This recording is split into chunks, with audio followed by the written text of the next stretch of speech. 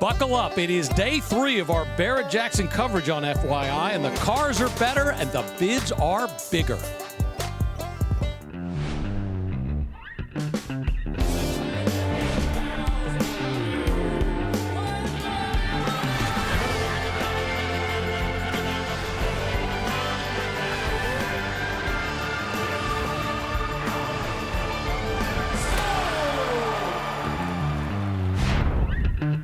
What could top Arizona's amazing scenery? How about spectacular machinery? It's day 3, Barrett-Jackson, the world's greatest collector car auction. Yesterday here at Barrett-Jackson saw something we have never seen this early on a Wednesday, a $300,000 car. It's this 2012 Corvette out of the Rustler collection, just 65 miles on the odometer, well into the 6 figures. What are we going to see today?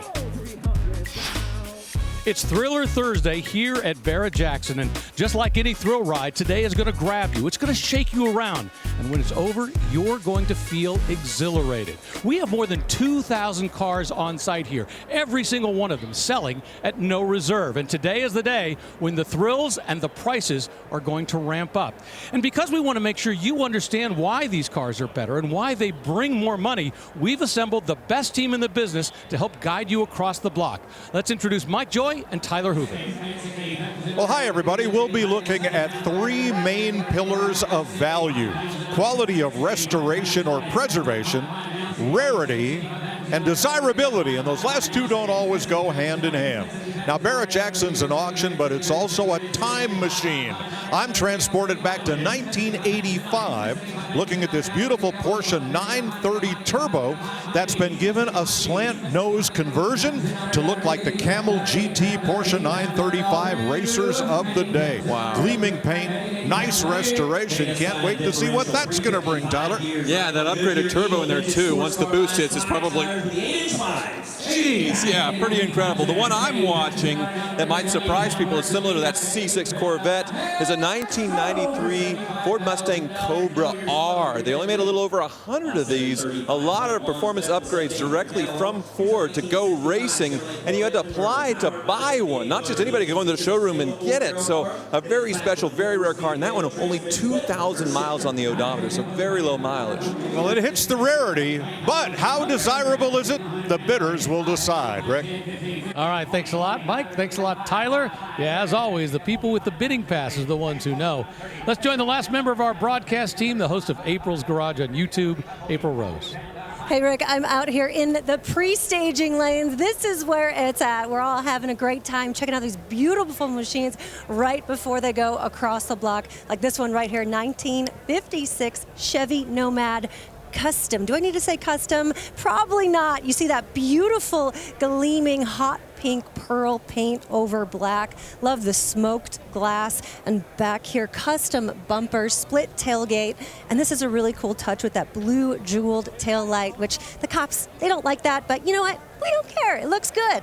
Now take a look at the heart, a ZZ3 350 V8 with custom fuel injection, automatic transmission. I mean, this ride is turning heads all day long. And then Consigner even went out of their way to make their own custom cards to hand out as it goes across here towards the block. Rick, I got a question for you. Are you man enough to drive a pink wagon? Absolutely. I mean, I want to be seen, and that's definitely the car to be seen in. I absolutely love the look on that. Up on the block, let's get to our very first car for Thursday that we're going to see cross the block during our television coverage, a 1965 Corvette. This one's a 327 with 350 horsepower. Milano Maroon with a white top, V8, upgraded 1968 rally wheels, one repaint to a very high standard.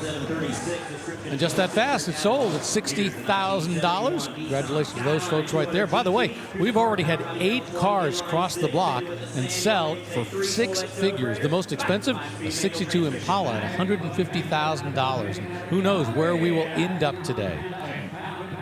Up on the block right now, a 1971 Nissan Skyline 200 GT Custom, and this is part of the Garage X collection. Yeah, I was drooling over this collection earlier, and this is one of the JDM Legends that he has in it that he's selling. So 1971 Skyline, this one's been modified. You can see the fender flares, lowered stance, side exit exhaust, but it still has that stock L20 engine, although it has been upgraded. So this one has been imported right-hand drive. They didn't really sell these in the United States, and it's sort of the precursor to the modern-day GTR, the Godzilla that we know. This is the humble beginnings here with the Nissan Skyline 200 GT. Beautiful body. So JDM indicates it's a Japanese domestic market car, and now current U.S. rules allow you to import these and register them provided they are more than 25 years old, and this, well, certainly fits the bill being 53 years old. But a lot of modifications, and Cliff's had to really wind this thing around the ramp so it doesn't high side, transitioning from the block to the ramp. Very little ground clearance here.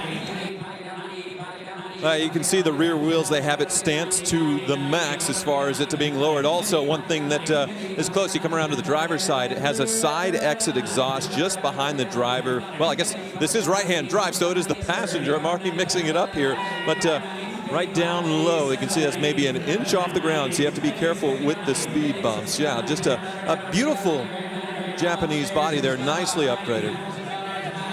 Now, these JDM cars, they always have the exterior mirrors way out here on the ends of the fenders rather than on the doors.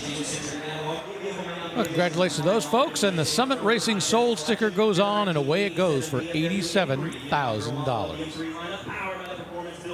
As I mentioned, that was from the Garage X collection. We've got another one coming right behind it, a 1987 BMW M3.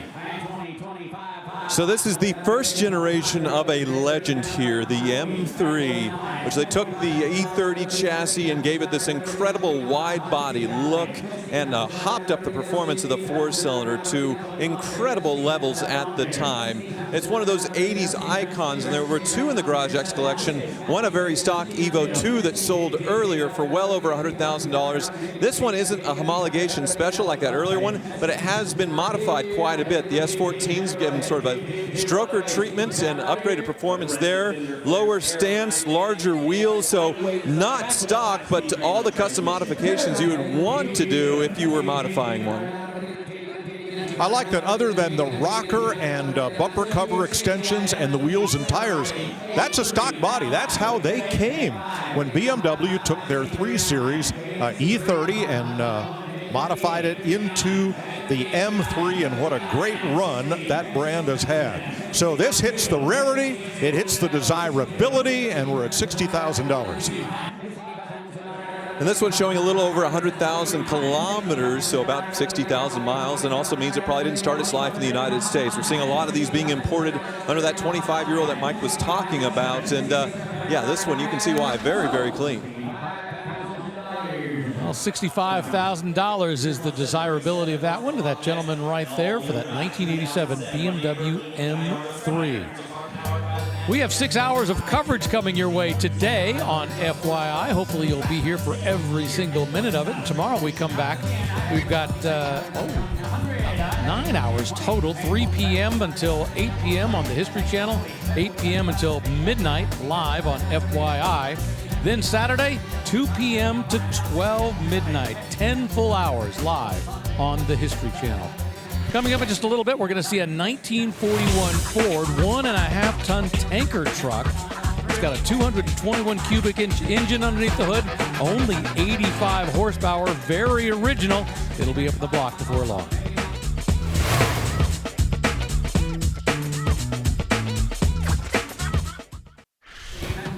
Well, just moments ago, another 6-figure car crossed the block.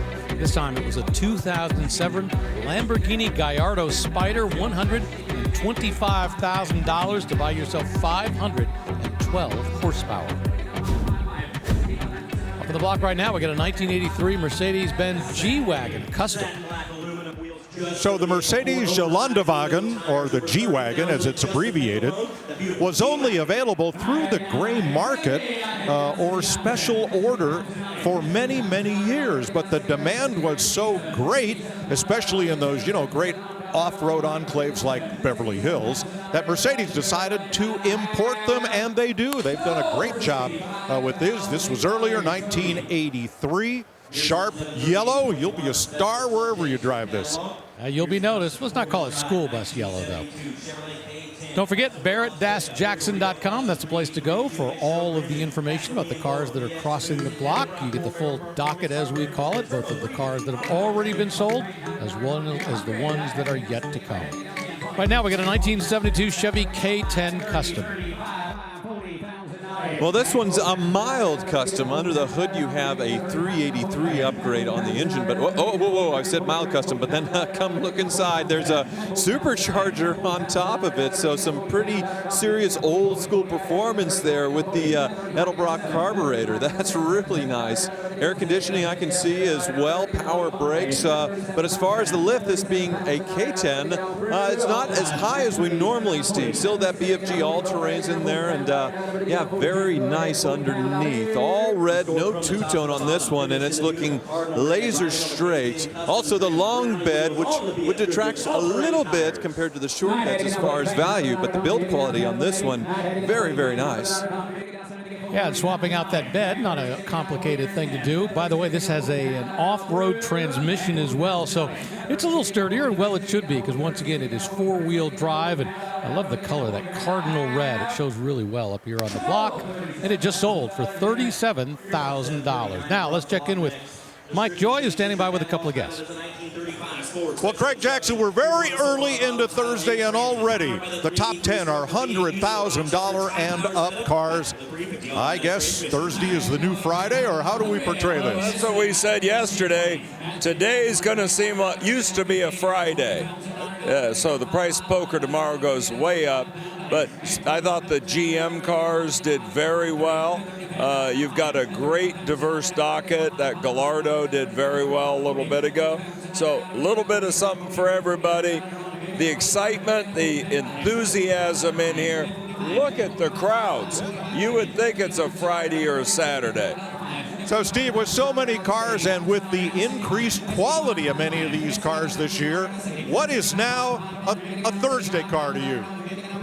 Like I said yesterday, Mike, I think we just skipped by Thursday. We're going to have multiple Fridays, seriously, because the quality of the cars, the depth of the docket this year, we processed more applications than in our history at Barrett-Jackson to get what we've got here. It was absolutely unprecedented. I mean, literally waves after wave after wave. It was incredible. And again, the proof in people wanting to come to Barrett-Jackson, sell their cars in a real marketplace for real prices at no reserve with real buyers. It's absolutely magic. Absolutely. Well, the car auction business is in great shape this year. We keep going up. Killing it. 115. Yeah, this is 100,000's the mark today. All right. All right, thanks a lot, Mike. Yeah, 115, now 117. And that's with this 1935 Ford Custom Convertible with a 383 stroker engine under the hood. Beautifully done. It got everybody's attention here in the room, and that is our 10th, number 10, six-figure sale of the day. And as those two guys were just mentioning, I think we're going to see a lot more before the day is over. Well, this is a truck we previewed just a little while ago, rolling up onto the block, a 1941 Ford 1.5-ton tanker truck.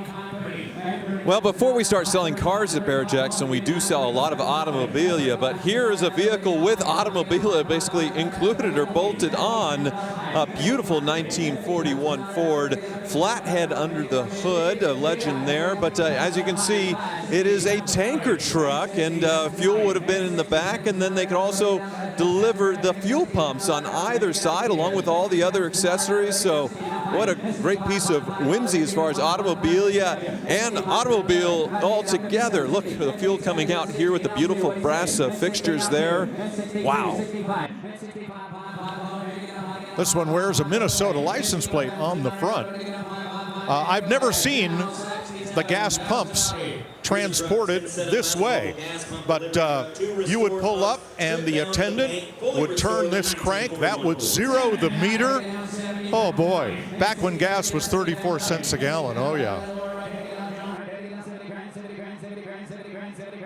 And you can see they labeled it. You have 3 tanks within that massive tank. So you have the fuel, you have the stove oil, and then the regular, all different gallons, and that's why they have the 3 spigots out the back. Yeah, that's a bit of whimsy. Actually, these trucks, you don't know what that compartment would be loaded with on the next load, because wherever they had to pick up next and you had an empty bay there, that's what they filled it with. So. Well, you just bought yourself a truck, a tanker, some automobilia, everything all rolled up into one for $75,000 for this 1941 Ford tanker. 2,000 cars, every single one, no reserve. Can't wait to see more of what's going to cross the block on this Thriller Thursday.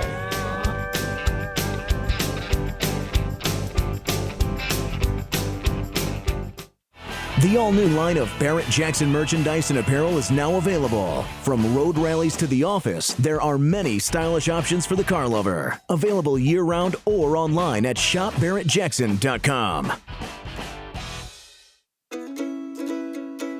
Welcome back to Barrett-Jackson here in beautiful Scottsdale, Arizona, where the rides are just eclectic. You never know what you're going to see, like this mystery machine right here. It's a recreation, and they've done a beautiful job. This is all correct and hand-painted. Just the flower details are out of this world. Now, this truck has speakers underneath, so you can play any kind of music you want, and I love that they have their build book. You see, this is completely custom made. Unbelievable job. You also get a pair of shoes, any size you want. Come on, I know you want to sport those. And I love this table back here. It's in the shape of a dog bone. Beautiful bench seat, and I love the shag carpet as well. Come on, we've got more in the back. Now, these are decals right here. Oh man, you know what, Rick? I want to spend the rest of Barrett-Jackson just riding in this because it is so comfortable. I think, is this Daphne here? Did you grow up watching Scooby-Doo? Well, I'm embarrassed to say Scooby-Doo was a little behind me in the cartoon world, but I'll tell you what, there are 3 mystery vans here this week, and that one, which is about to cross the block, is absolutely the best one that I've seen so far. Right now we got a 1965 Buick Riviera GS. Boy, this is pretty sharp, and note on the ends of the fenders, these open clamshell style to reveal the headlights, which previously were quad lights in the grille. This one's had a repaint and base coat clear coat, but it has its 425 cubic inch nailhead engine made into a 3-speed automatic transmission and a 342 posi rear end. This was the Executive Express in 1965. Well, I just deployed the headlights. If you come back up, it's a pretty cool clamshell operation here to see them go back and forth. I do believe they are vacuum operated, so they'll only go a few times before you start the engine again.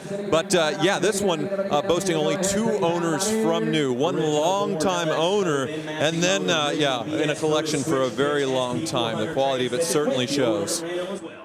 And most importantly, one of those owners was a very respected man within the Buick world. You know, somebody who was a collector who knew the best. And the fact that this was in his collection means this really does stand that test of quality that we are looking for in any car crossing the block. So the Grand Sport is the performance model of the Riviera, which was Buick's personal luxury car. You got the Wildcat wheels, as seen here. You got a wider tire, a little better suspension, a little more horsepower under the hood. Look at the bidder assistant, got his arm around the bidder. Like, you want to go up, you want to go down, you want half, you want to 5,000. How much you want to do? Right in his ear, and he's like, all right, giving him the bid. And away it goes for $68,000. And that man has a new best friend. Shake the hand, congratulations. And really, the bidder's assistants are very important for you, especially when you're up in a skybox, you're a long way away. They're the ones that make sure the auctioneer knows that you are bidding on a car. 1991 Nissan 300ZX Turbo. So when this came out in 1990, it was an instant hit in 2 seat and 2+2 versions. But this is a one-owner car, still on its original title, under 10,000 miles, originally sold in Camp Hill, Pennsylvania. And what was that invoice price? Still pretty expensive in its day, $36,227. So yeah, this one must have been the fully loaded. It does appear so. Yeah, leather seats, the manual transmission, the T-tops, and so well preserved. Many of these, went through a lot of different owners, eventually found their way to kids that ruined them. But this one has been just remarkably preserved original. Still wears the license plate frame from the selling dealer.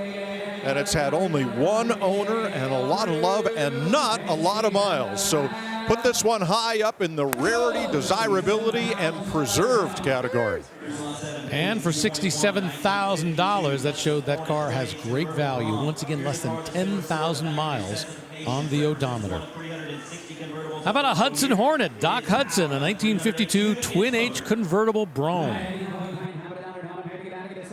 Well, the movie Cars brought Hudson back into the consciousness of kids and moviegoers of all ages, didn't it?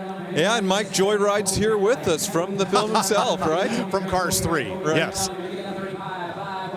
Yeah, this one, the convertible version. In the movie, it was a coupe. And yeah, this one, the higher performance Twin-H.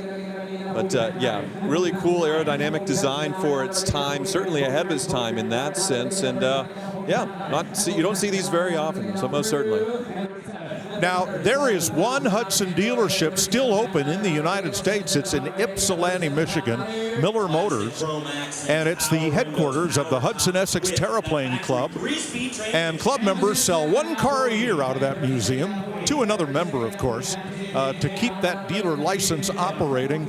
And all the neon signs, the parts department, all of the NASCAR heritage, it's all right there in Depot Town in Ypsilanti, and it's definitely worth a look.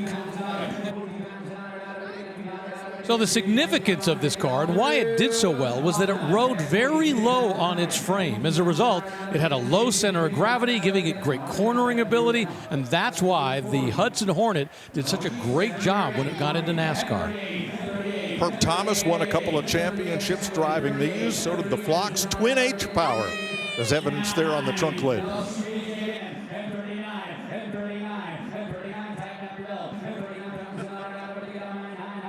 Look at that exhaust pipe, just a piece of art, and away it goes for $38,000 for that 1952 Hudson Hornet.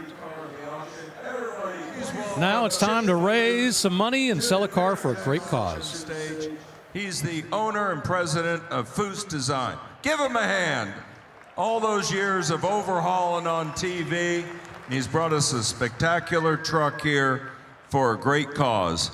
Chip, welcome to Barrett-Jackson. Thank you so much. It's an honor to be here, and I want to thank Real Truck and Progeria Research Foundation for the opportunity to bring this truck to you. Now, Real Truck, we're going to watch a video first. I'll just shut up. Add the legendary style of Chip Foose to your garage collection or off-road adventure. Real Truck presents the Chip Foose F-150 2024 SEMA build, featuring accessories including a custom recessed winch and fender flares, power step vision, and more.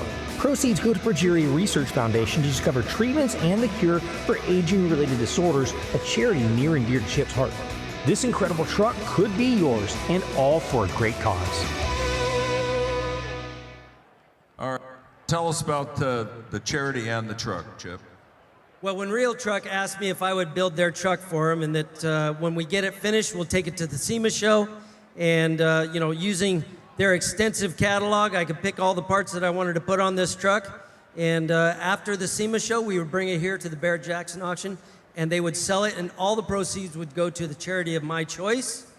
And what I chose was Progeria Research Foundation, which is very near and dear to my heart because my sister Amy Foose, who passed away in 1985, had progeria. And if you're not familiar with what progeria is, it's rapid aging. And at any one time, there are maybe 200 children around the world with this disease. And when you're trying to find a cure for a disease, most companies that want to create develop a cure, they're looking for people that need that. So with only 200 children that need a cure, it's hard to find funding. this is the way we're finding the funding. And the people at Progeria have let me know that they believe they're about 8 to 10 years away from finding a cure that will not only help all of these children, but that could help humanity, because they're opening the key and discovering what it is, how aging works. And if you want to help humanity, bid this truck up and take it home. Let's go, Joseph. All right, here we go. Well, progeria is a disease that affects young children, as Chip Foose was saying. It basically makes them age rapidly. It's nearly always, in fact, always fatal. So it's a very serious disease that impacts these children. Not a massive number, but those who are affected, well, once again, the outcome is never good. Nice that Chip Foose and Real Truck willing to jump in on this cause. So rarity, yes, it's one of one. Going for a great cause, you write your check directly to the charity, no buy fee, no sell fee. All the beautiful build of one of the greatest car builders and customizers of our time. A lot to like here. Yeah, Chip Foose, known for his amazing design work and drawings. You can see it in this truck as far as the Ford stripes. Here's Craig Jackson. And you write to he's what he said, you wrote the check directly to the charity, so for whatever purposes, as far as write-off or whatever. But yeah, you can see the off-road tracks and the Foose lettering in there. Also in the inside, too, the seats, all custom inside. A bench here probably folds down to a center console, but then there's that Foose lettering in the two-tone in there. So customized inside and out, lift kits, and pretty cool wheels, white and orange to match the body of the truck. Very sharp.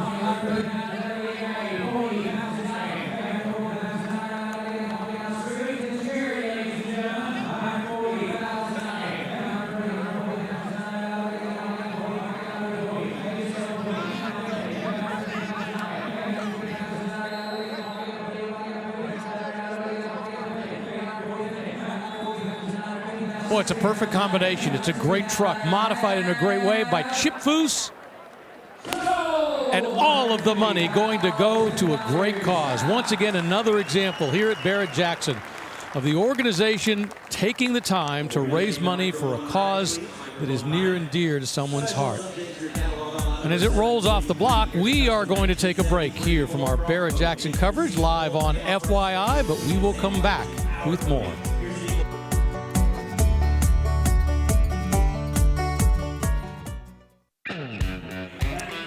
On the McGuire staging lanes, that is the last place the cars go before they cross the block, and that's where you get a chance to take one last look before everything gets very hectic inside. And you can see we got a Porsche there, we got a Corvette behind it, Hummer back behind them.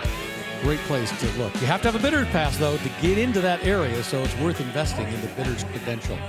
2013 Dodge Challenger RT. Yeah, you're noticing a lot of custom work. They've done it as a Daytona conversion. Well, we all fondly remember the NASCAR wing cars, the Dodge Daytona and the Plymouth Superbird. Somebody wanted a more modern version, and here it is. It has the slope nose with the pop-up headlights, very aerodynamic, just as in 1970. And that big, huge wing on the back where the wing end plates look like airplane rudders, because that's pretty much what they are and what they do.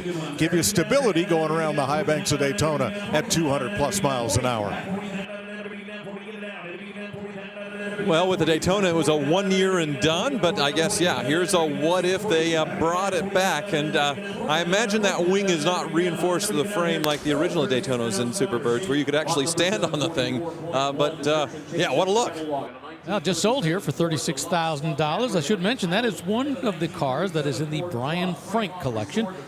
A longtime consignor, brings a lot of great cars, and the next one rolling up on the block is also part of that collection, the 1937 Ford Deluxe Club Cabriolet.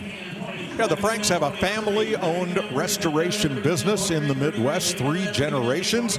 And as you can see, they don't differentiate between old cars and new ones, and do a fine job with all of them. This is a fully restored 37 Ford Deluxe convertible, an AACA Senior Award winner, flathead V8, dual tail lights. Yes, the second tail light was optional back in the middle 1930s. Steve Davis.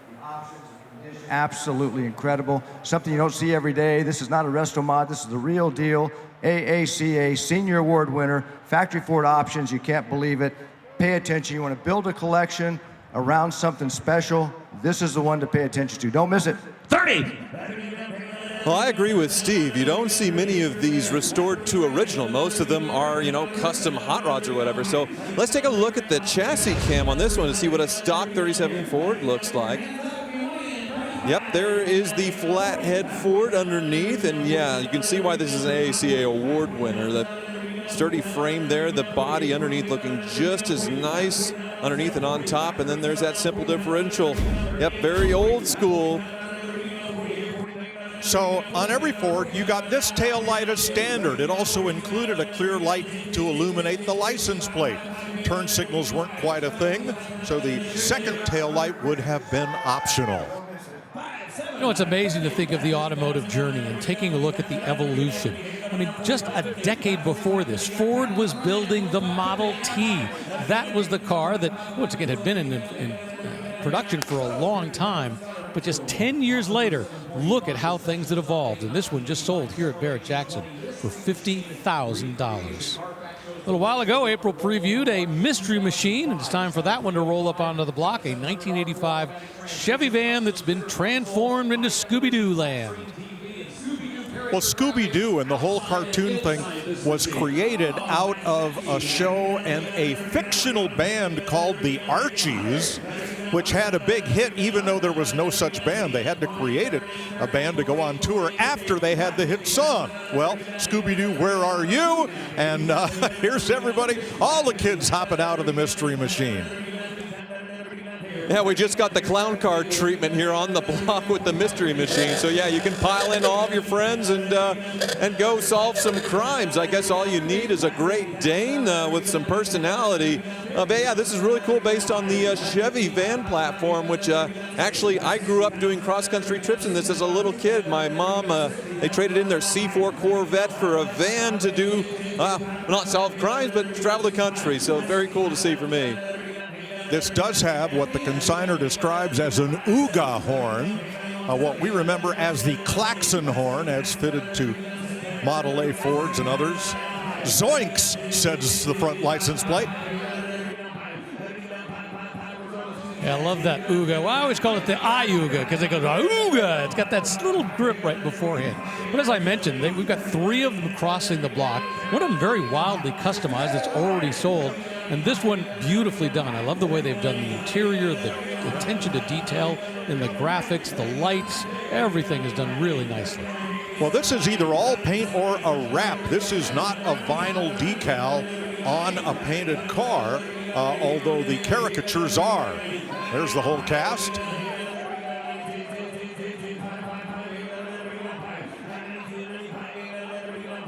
Yeah, as you can see, a lot more effort into this mystery machine versus the others where, yeah, they print on the graphics and, put them on as far as vinyl stickers. This one, holy moly, yeah, there's $100,000.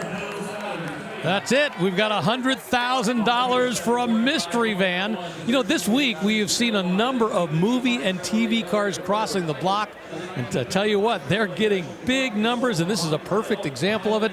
Just sold here at Barrett-Jackson for $100,000 for a mystery machine. All right, coming up, we're going to see a 2017 Bentley Bentayga. Check out that color. Pretty wild. 600 horsepower coming out of that W12 engine. That'll be up in the block very soon.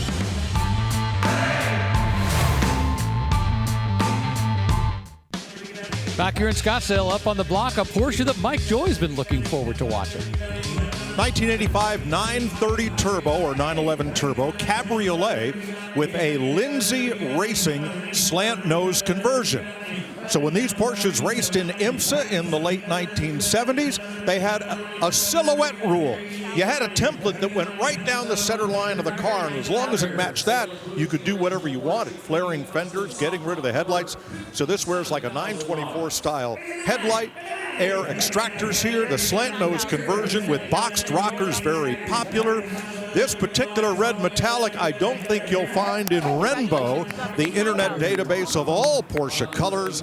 But here is the big T-tray spoiler and what we called the ET finger, the third mounted brake light. Cool car then, cool car now. Well, this one just sold for $89,000, and this one sold to a phone bidder. Remember, you can make arrangements to bid in multiple ways, and if you want to kind of feel like you're a part of it at the moment, they'll actually have someone sit on the phone with you while you make your bid. 1957 Corvette. Wow. Don't you love these pastel colors of the mid-1950s? And I really like them when they have contrasting coves on a Corvette, as this one does. Note that the wheels are painted the same color as the body. They built 6,339 of these convertibles in 57. This is one of the last ones. 283 V8, 270 horsepower. Of course, the highest option in 1957 for the first year was the Rochester fuel injection, which this one doesn't have, but it is one of the few from the factory, I believe, is what it said, with this color combination, which makes it pretty special in that sense. 57, you have the single headlights on the front. The next year, we'd go to the dual lights, but yeah, what a look in 1957. Holy smokes, that turquoise. Yeah, they sold about 6,300 of these in 1957, and they would take a big jump the next year in 1958. This was a simpler look than in 1958. You either like the bling, the chrome, the tusk on the back from 1958, or you like this simpler look. And when I say simple, it's not that simple. I mean, there's still plenty of chrome. I love those tail lights with that section that kind of comes out, the bright work, the bumpers. But once again, simpler in terms of overall chrome than the 1958 that would follow it. And this one looks like it was restored to a very high quality. It does have the NCRS sticker, National Corvette Registry, judged at one point, and yeah, still showing very well in this one. Has the hard top on, which is removable, and it's painted turquoise to match. Sometimes you see them as white. I think it definitely works with the turquoise on top.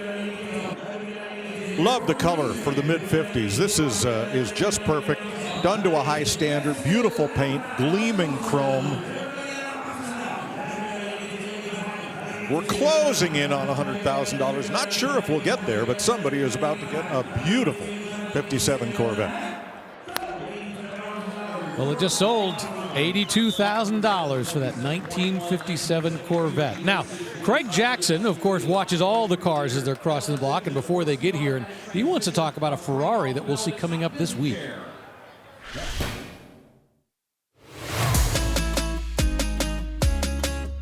We have a 2022 Ferrari SF90 Stradale with a powerful 4-liter V8 paired with the electric motors. This plug-in hybrid delivers a combined power of 986 horsepower, propelling it from 0 to 60 in 2.5 seconds with a top speed of 211 miles an hour. Its advanced technologies include an electronic side slip angle control, Ferrari's Dynamic Enhancer 2.0, and F1 traction control. With just 1,592 miles, this is coming from the Gilstrap collection.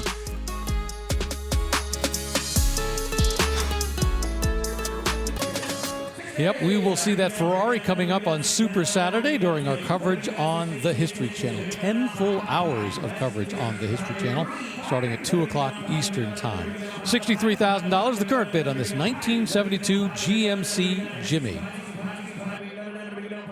Yeah, this one nicely upgraded with a 5.3-liter LS under the hood, but one different take that they did on this one as far as the color combo. Do something a little more subdued with a gray two-tone on white.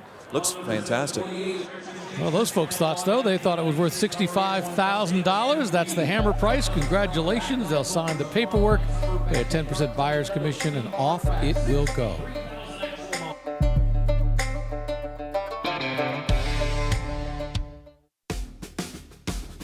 Plenty of cars, plenty of people, and a great day here in Arizona. Beautiful weather all week. Feel sorry for a lot of you in the southeast who got some snow this week, and of course some pretty cold weather up the northeast as well. And hate to rub it in, but there's been sunshine every single day here, which has brought out big crowds.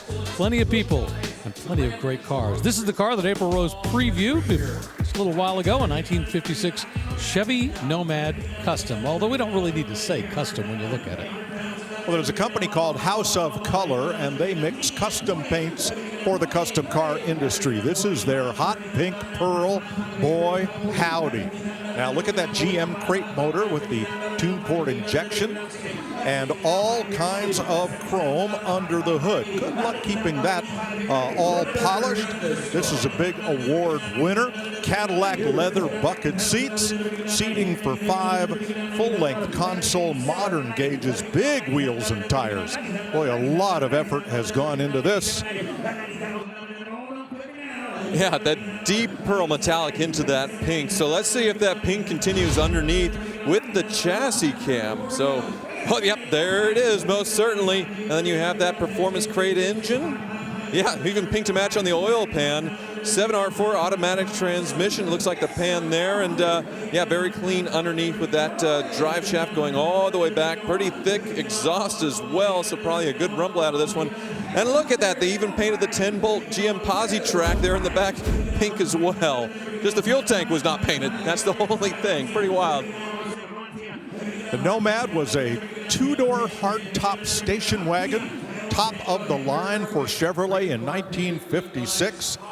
Little blue dot tail lights, that's a cool little hot rod touch. It's got the little blue reflector in there, and from a distance it makes the whole tail light look purple. You had to be in the 50s to know. But very, very cool and very nicely done. I'll tell you what, $100,000 seems to be the entry price for Thursday afternoon right now. That one just sold for $110,000. All right, Fantasy Bid is back in 2025. If you'd like to test your collector car knowledge and maybe grab a great prize in the process, you'll want to play Fantasy Bid, brought to you by Dodge. Just go to promo.barrettjacksonfantasybid.com to register and to play. You'll try to predict the winning bid on a select auction vehicle that will cross the block this Saturday, January 25th, a bunch of them. The overall winner at the end of all the 2025 Barrett-Jackson auctions will win the grand prize this year. It's an all-new 2025 Dodge Hemi Durango. And if you're really on top of your game this week and you can predict the exact final bid of all 12 Fantasy Bid vehicles, you could win $100,000. It's the Perfect 12 jackpot, so make sure you register so you can play. Terms and conditions apply. You must be 18 years old to play. Just visit promo.barrettjacksonfantasybid.com for all of the official rules. On the block right now, a 1979 Ford Bronco Custom. All right, Ford fans, just put your hands over your ears. You're not going to want to hear this. This one has a Chevy V8 engine swap. It's an LS swap. Why did they do that? I have no idea. But you got a Chevy and a Ford, if that's what you like, on the big Bronco, the 1979. Well, the aftermarket support is so good for LS swaps. You can literally put it in anything. As you can see, in a Ford Bronco, it definitely works. I imagine a Coyote or something, it's a little more specialized, but I don't see any foul with this one, and it's very well done otherwise. The laser straight black paint and the black top, natural sort of saddle-looking interior, so very well done. It is. It's beautifully done. I'm guessing this just sat in the shop with an empty engine bay, and it just begged to be filled, and it was. And sometimes you just go with what you got on hand. $80,000, the sales price for that 1978 Ford Bronco, or 79 Ford Bronco. Rolling up behind it, we got a 1970 Chevelle SS. Okay, rare and desirable because this one is said to be an LS5. Here's Steve Davis. Need to sell the Chevelle. Long as Just had a everybody little knows we're confusion buying in the room Chevelle, because they had the wrong pay attention picture to up on the stage and screen. Auctioneers will get there we go. Now we're cooking. Got to remember, everybody in the room, they have monitors so you can see what's up on the block, and they want to make sure that people don't get confused about what they're bidding on. I mean, it's pretty obvious when the car is center stage, And but just to be sure. They've got, they still have the Ford pickup up on the monitors. Now we have transitioned to the Chevelle. So as you were mentioning, an LS5 engine underneath made it up to an automatic transmission and that 12-volt differential. Well, I just had the opportunity to drive an LS5 Chevelle not that long ago. My dad's buddy Dwayne has one in his collection, and yeah, of course the LS6 is the one that gets all the fame, but the LS5, plenty of power, that 454, you know, a lot more livable as far as something if you're going to drive a lot more, and you get more options like air conditioning and things versus the stripped down LS6. This one, automatic transmission, didn't look like it had AC under the hood, but yeah, very high quality restoration, and it does have that iconic cowl induction. And of course, it's that cranberry red color which is so popular. I mean, short of having a manual transmission, this pretty much has everything you want. I mean, yeah, it's not the absolute top, but it's a great package.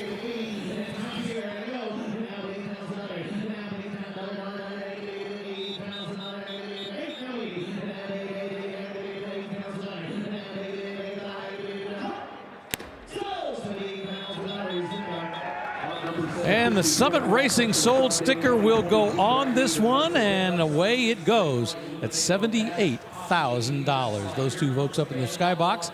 And one guy didn't look like he was breathing the entire time. He was pretty happy when it finally was sold. Congratulations to both of them. I think that's exactly what they wanted to come away with. 2020 Jeep Gladiator custom pickup truck up on the block right now.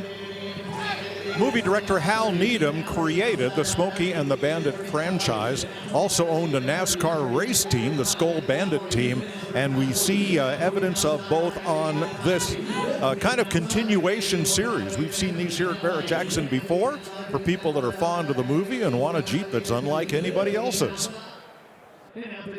Well, and one big change is unlike any other Gladiator is what's upgraded under the hood, the 392. They did do that in the Jeep Wrangler, but not in the Gladiator. And early on they said, oh, there's no way we could fit a Hemi in there for crash testing and all that stuff. Well, they figured it out and sold it to the public. It was a big hit, and I believe this was the final year, 2024, where you're able to get one, but not in the Gladiator. So somebody went to all the trouble to fit a 392 along with the lift and all the Bandit graphics on it. It looks fantastic. And Craig was just saying how much of a buy this is. To buy a stock Jeep Gladiator, just a normal V6, say a Sport, or you know, this is cheaper than a Rubicon. It's incredible for, you know, what you get as far as the upgrades, as far as all the styling with this one. So good buy right now. This one was #1 of a planned series of Bandit Outlaw Edition Gladiators. No idea how many were actually built.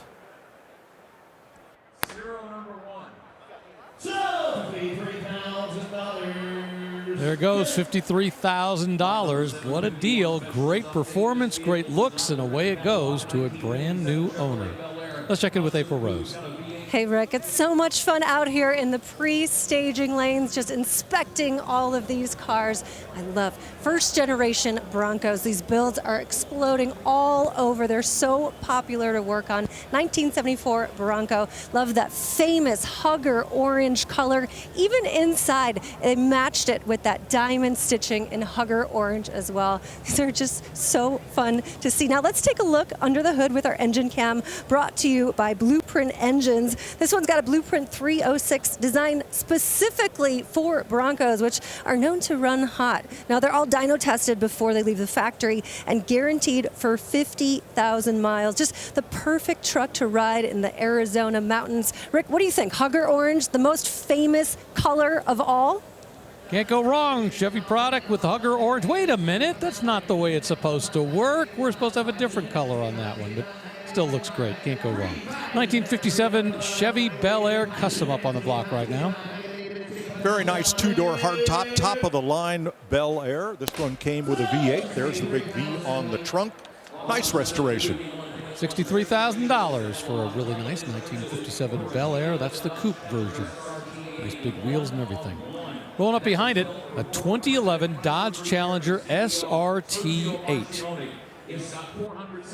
The Challenger, designed after the E-Body car from 1970 to 74, and the reboot here on the much larger modern Charger platform, handily outsold the original. Has some of the same styling cues, but this with a 392 Hemi and a just triple black presentation. Everything, including the wheels, are black. There is a phantom black stripe down the hood, down the roof, and the trunk lid. The only piece of chrome I see on this car is the fuel filler cap on the left rear quarter panel. Yeah, and this one is a one-of-one that was ordered originally for, at the time, Chrysler Group Chairman Sergio Marchionne. And yeah, this thing was only 29,000 or 2,900 miles on the odometer, 6-speed manual transmission. So, let this gentleman introduce himself and tell you what he did to this car and all the cars that we enjoyed today. Thank you. Yeah, so I was the chief designer of Dodge and SRT along with Ralph Gilles, and we did this car for Sergio Marchionne as a gift to him. I actually hand striped this car. This was a very special car. We did it within our design group in Auburn Hills as well. Our paint shop guys painted it. We all signed it under the hood. Sergio signed it. It was a great special moment for it. He loved the car very much. An absolute piece of history, folks. Don't miss this. Where are you going to ever duplicate it? Here's an opportunity. Yeah, a lot of great provenance there. I mean, you know, not just another owner, the guy who was the head of the Chrysler world for some time, and then you've got the designer who worked for Chrysler, who was responsible for putting this package together. So not just another Dodge Challenger SRT8. Under 3,000 miles on the clock, so virtually brand new 2011 SRT8.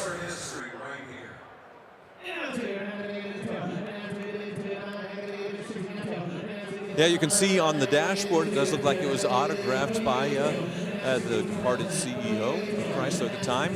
Yeah, very clean on the inside with that 6-speed manual. You know, we're a few years away from the Hellcats and the Demons and all that. This was the highest performance you could get in the day, 2011.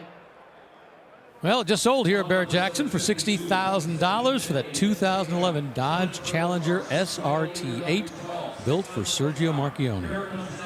All right, next up, a vehicle we previewed just a little while ago, SUV time, but this one's a Bentley Bentayga.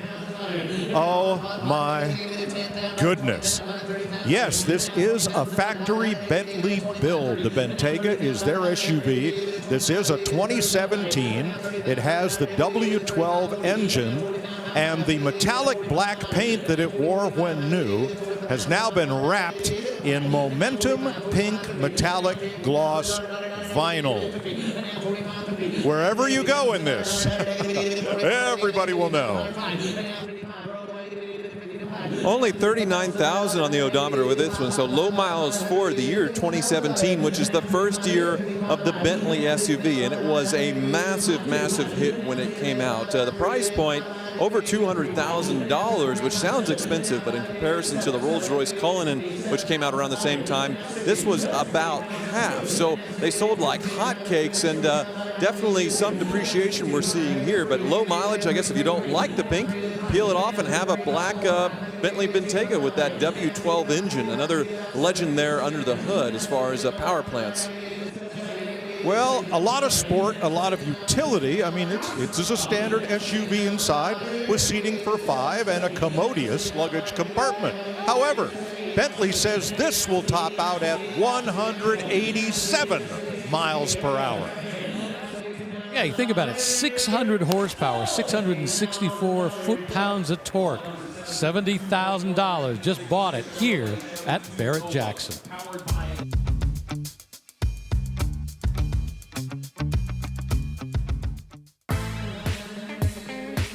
Back here in Scottsdale, the room is packed. Plenty of people on site to see all the cars crossing the block. And right now, we have a truck up there, a 1969 Chevy C10 custom pickup. An LS swap and a turbocharger added to this one. Most of the trucks we see at Barrett-Jackson are lifted. I like them when they're lowered and stanced, have some big sway bars, and they're built to handle, just like this one is. And the bidders like it too. We're at $89,000. Yeah, very well done with the stance, and this one does have the LS under the hood with the turbocharger, so big performance. Capable of supporting E85, which you put the ethanol fuel in there, and it can get huge power. I do like how they did the red interior, and then you look at the truck bed, they sort of did a cherry finish on the oak bed to match. Nice little touch there. And the paint you will recognize as Audi Nardo Gray. Sharp. $90,000 for that C10 from 1969. Time for some Hagerty Fast Facts on our next vehicle. It's a 1964 Amphicar 770. These were made in West Germany. Remember West Germany, back before there was just a Germany? The engine was from a Triumph Herald, a 1200. And the U.S. Coast Guard actually mandated they had to have navigation lights because, yes, this is basically a boat. Yeah, red right return. Red to starboard, green to port. No, other way around. Red to port, green to starboard. Oh, whatever. It wasn't a great car. It also wasn't a very good boat, but it was the only thing you could buy that could do both. 4-speed manual transmission, 1150cc engine, and a complete restoration in October of 23. There are the propellers that drive it and the wheels that drive it on land. Yeah, engine mounted in the back, and you can see the fins on top for the cooling as far as the bonnet, and the exhaust mounted high enough to where it doesn't sink underwater. Dual propellers underneath that do spin as you go down the road, and yeah, very beautiful styling as well. Here, Mike's popping the, well, what would we call this? Hey, guys, before you go too far, we got to talk about the price. Whoa. We're closing in on $150,000 for this Amphicar. Rare, and oh my gosh. Yeah, as you can see, everything's sort of above the water line as far as the radiator not getting dunked, the battery, everything else. They were thinking about it. You also have an extra seal in the door that you have to remember to secure when you close it. Otherwise, it's not watertight. And yeah, you forget, you'll find out pretty quick. All right, they did dial it back a little bit. Now they're saying the current bid is $135,000, but I have to think this is a record. I remember a few years ago we sold one for maybe $115,000. Now we're at $140,000, and this Amphicar just sold here at Barrett-Jackson, and that is now the #2 sale of the day so far on Thursday, the Thriller Thursday. Wow, an Amphicar 770 that just rocked the block at $140,000. Barrett-Jackson.com. If you want to go back and find that other Amphicar that sold and set a record here a few years ago, that's where you can do your research. The website for Barrett-Jackson. Once again, Barrett-Jackson.com. A 1934 Ford Phaeton 4-door custom. And the consignor, George Lyons, just lifted the hood on this one. This is a beauty because look at the Ford small block that lies underneath here. This one has been all restored and then customized, given a big heart transplant. Yeah, I believe it said in the description, actually, that it's a Chevy 350, but they have the Ford badge on it. Yeah, it looks like it, so easy one to miss there. They kind of disguised it, but... Yeah, of course, and here's how you tell. Look at the exhaust pipes. 1, 2, 1 with the center 2 cylinders, kind of all but Siamese there. Yes, that's a Chevy small block. George, you put one over on us. But what is real on this one, which is a pretty big achievement, this is a Ford steel body. So all the modifications they did, including, I believe, a tub to the rear, that's all done with the metal work. And I haven't seen one of these with a Phaeton body. It looks really cool. Beautiful. And yes, sitting there out back, that is a trunk. And it's got a third brake light built into it. But that's how the trunk in the rear of your car got its name. And late model Porsches, some of them also have a frunk in addition to a trunk. Yeah, much larger tires in the back than in the front, completely different diameters. The 2 spares, sort of similar to what you would get in 34, and that classic grille. They really didn't want to mess with perfection in the front. I totally agree with what they did here as far as the modifications, what they didn't touch and what they did touch. Overall, a beautiful presentation. Well, those folks up in the Skybooks appreciated it. $54,000 for that 1934 Ford Phaeton 4-door custom convertible. Nicely done on just about every level. Getting that black paint right is so difficult to do, and making sure the body underneath it is just perfect. No shortage of great engine compartments. Check that out. Those are all crossing the block this week.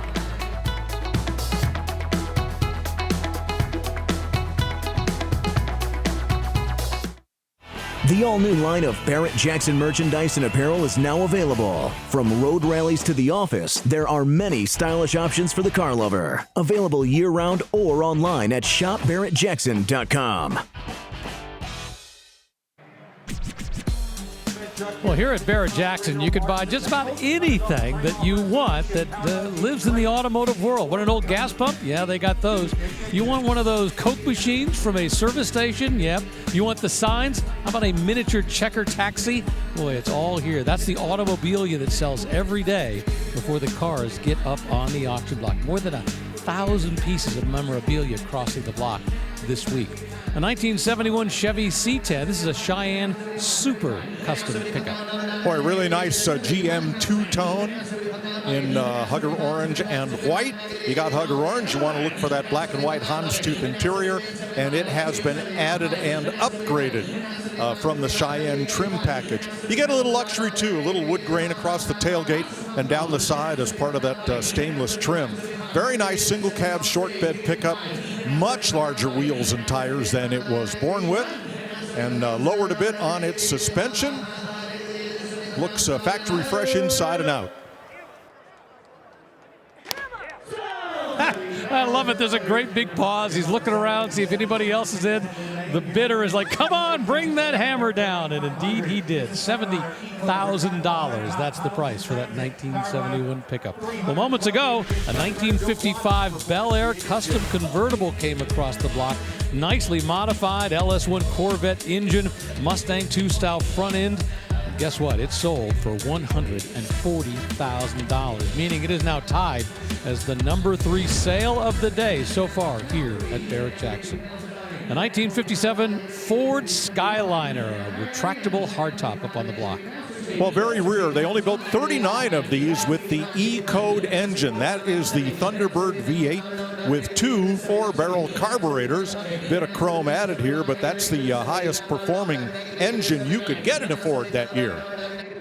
Yeah, and beautiful presentation as far as the restoration. And this one, very rare, also because it's the Skyliner, so that big retractable hardtop, an absolutely massive thing that added 400 pounds of weight to a normal Fairlane, and that's because of the top and then the massive hydraulics to move the massive top up and down. So this trunk that's wider than, or longer than most cars' hoods will pull up, and then you have a giant top and a little space for luggage in the middle. So this trunk lid is hinged at the back. It opens this way for the top to go up and down. And while a lot of these hardtop convertibles are hydraulic, this one is all electric. Worm gear and, I don't know, 600 feet of wiring to make all this work. Rare and desirable to the tune of $67,000 for that 1957 Ford Fairlane Skyliner. Much more modern Ford rolling up behind it, a 2019. This is a Bullitt Steeda Performance. 800 horsepower. Well, Steeda was one of a number of companies that have been modifying Mustangs way above what Ford offers for public use. And in Highland green with no Mustang badge in the grill, that means this is a tribute to the Steve McQueen car in the movie Bullitt, and one of the most famous movie car chases of all time. Yeah, they've done 3 Bullitt tributes starting in the 1990s as far as doing it in Highland green like this or black. But from the factory, it would have been a 5.0 Coyote under the hood. Plenty of power, but this one's been upgraded with a Whipple supercharger and 800 horsepower. And just for reference, like a GT500 with its supercharged V8 under the hood, 760 horsepower. So you get that Bullitt look and better than GT500 power. And a big plus with this is you have a manual transmission. With the GT500, you only got a dual clutch, a fantastic transmission, but you can't row your own gears. I really, really like this one. Well, the folks in the room do. We're closed in on $100,000. The current bid is $97,000. Now that gas cap looking thing on the back calls this a Steve McQueen edition rather than a Bullitt edition, so very interesting. $100,000 for this 2019 Ford Mustang Steve McQueen Bullitt type tribute. Let's check in with April Rose. Hey, Rick, I'm in love. Oh, my goodness. 1987 Buick Grand National. That's the year you want. But dare I say, custom. Yeah, you don't mess with perfection, but they did a good job. Very subtle touches, bigger wheels. These are 20-inch, but they do look like the originals inside. I am, partial to the mouse fur, but they did keep that two-tone look. This one is with vinyl. And I will say about Grand Nationals, the radios are awful. This one's upgraded, and you got 2 speakers in the doors. Love to see that. Now, they did keep the 3.8 V6. You don't LS swap a Grand National ever, but they did upgrade it with a bigger turbo and a heat blankie right there to go around it to keep it from scorching the hood. I approve this custom, Rick. I need to take it for a test drive. What do you think? And it matches your outfit. I think you got it. Take it away, and it might come back. 1969 Mustang Mach 1, 428. This one's a Super Cobra Jet. Yeah, my favorite year of Mustang with a shaker hood, spoilers, and slats. And the big V8. The only thing that'll hold this back might be that automatic transmission. I'd love to see this where you could stir it with a 4-speed manual. Yeah, I certainly agree, but a very high-quality restoration. The other thing that might be a bit of a ding, which is pretty common, it's a period correct but not numbers matching engine. $90,000 for that 1969 Mustang Mach 1 Super Cobra Jet. Well, coming up in just a few minutes, we're going to see a 1966 El Camino Custom built by West Coast Customs out of Burbank. It's got a 383 cubic inch engine under the hood, 4-speed automatic transmission, and a nice interior.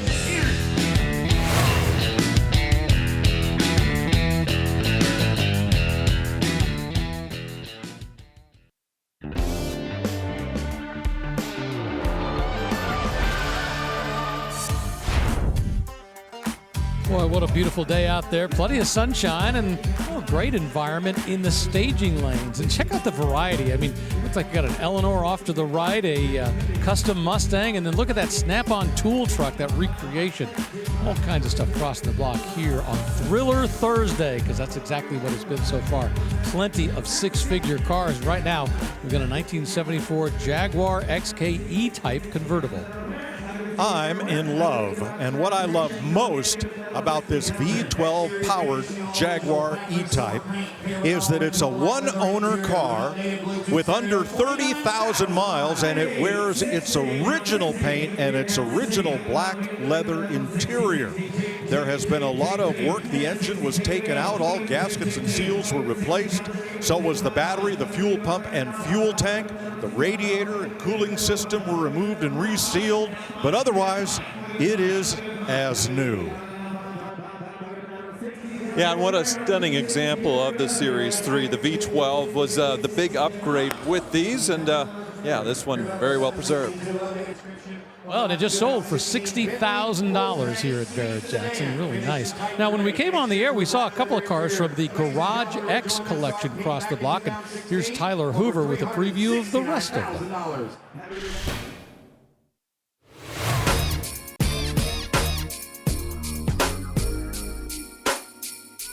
With the Garage X collection, I wish my name could be on the X, but sadly, I can't write the check. But it's the most amazing selection of European classics I have ever seen at Barrett-Jackson. And let's start with the Porsches right here. 1993 911 Turbo first. The end of the era for the air-cooled Porsche right here in the 90s, but it still had that classic look with the whale tail and the wide body. I just love these things. But next to it, another icon, 2007 GT3 RS.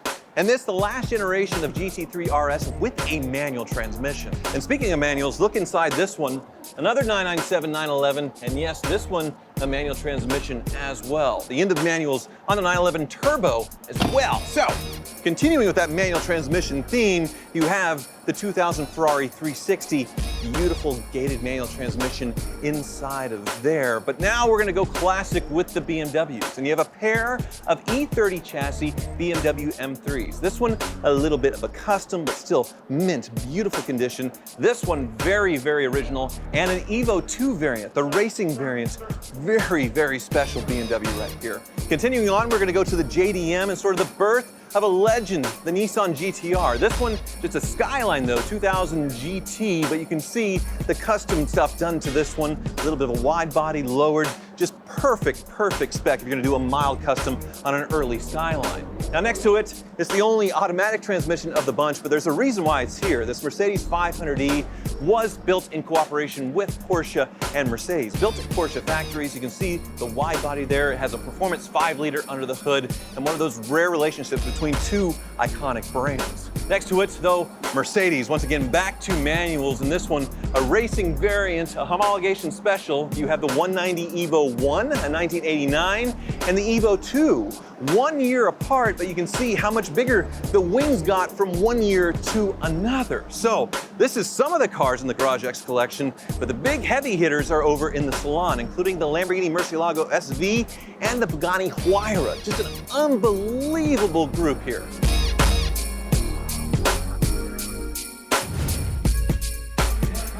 Wow, what a collection of cars. As I mentioned, some of them have already crossed the block, but an awful lot of them, most of them, are still yet to make an appearance. And I can't wait till they do. Yet another six-figure car here at Barrett-Jackson on Thursday. This one a 2017 Bentley Continental GTC. 31,000 miles on this one with a 4-liter V8 producing 500 horsepower. The color is not tuxedo black. A tuxedo wouldn't be nearly exotic enough for Bentley. The color is beluga, as in caviar.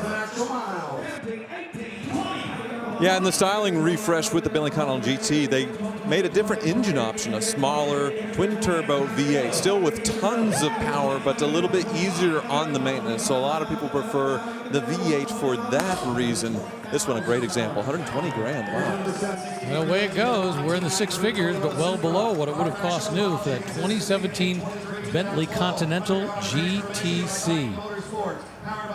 Where else can the auction block share luxury from a Bentley and performance from a Toyota Supra? This one from 1993.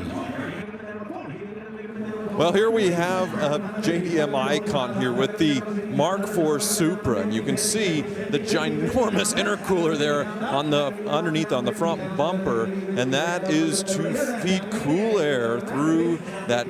Oh my goodness, look at the size of this turbo on the 2JZ motor. This thing is built. It's pretty easy to find 1,000 horsepower plus out of one of these engines, and they're so stout, so sturdy that they can handle it. So this one, boy, I wonder what the dyno sheet says. It says 1,300 horsepower. Holy moly. So yeah, the beautiful body kit as well, aftermarket roll cage. So yeah, this is definitely a 10-second car made famous from the Fast and Furious film where they rebuilt it in the movie to a race car.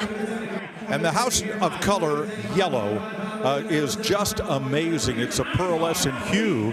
In fact, earlier we sold a car from the founder of House of Color, and that was that 34 Roadster Phaeton that George Lyons brought up with the Chevy small block disguised as a Ford. Founder of House of Color, that was his car. This color is just amazing, and so is this build.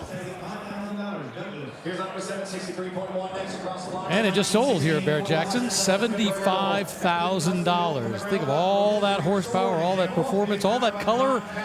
Oh, what a great deal, I think. Let's roll the clock back to 1968.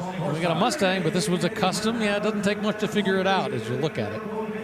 Well, they're calling this a Boss 429 custom convertible. The problem was the Boss 429 didn't exist until 1969, but look under hood, and there it is, the big 429 cubic inch engine that was homologated in 69 and 70 Mustangs to race in NASCAR. Those are the early magnesium valve covers. The later ones got less expensive aluminum covers. I don't know. I think you got to be pretty brave to take this Boss 9 engine and put it in an earlier Mustang, but wow. Definitely works for me, and the body kit looks like that of an Eleanor, the Gone in 60 Seconds Mustang with that front end of the side exit exhaust. But of course, that was a fastback, so this one has the roll bar, sort of the style hook that you would have seen in a 68 Shelby, and of course those Shelby rear taillights. So.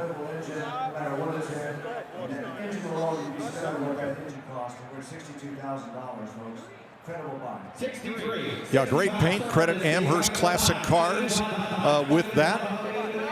and it is PPG Custom Deep Impact Blue Deltron paint with Wimbledon white stripes. And look how they adapted the factory gauge positions for, looks like Dakota Digital gauges there. The tachometer would be revving up here, showing only 300 miles since the build. And ostrich dashboard. So a lot of style choices here, sort of a mishmash of a lot of different things. Very interesting, very cool. Yeah, a lot of different themes going on here. And look at that shifter. Is that a Go Baby Go button on the top of the shifter? Sure it is. You know, this is a John Case engine, and I'm pretty sure they start at like $30,000, and that's for the entry-level price on this thing. And this one, the way it's been built up, I mean, it's got to be half the price right now of this $80,000 car at least. Closing in on six figures, up to $90,000. Guaranteed you won't see another one.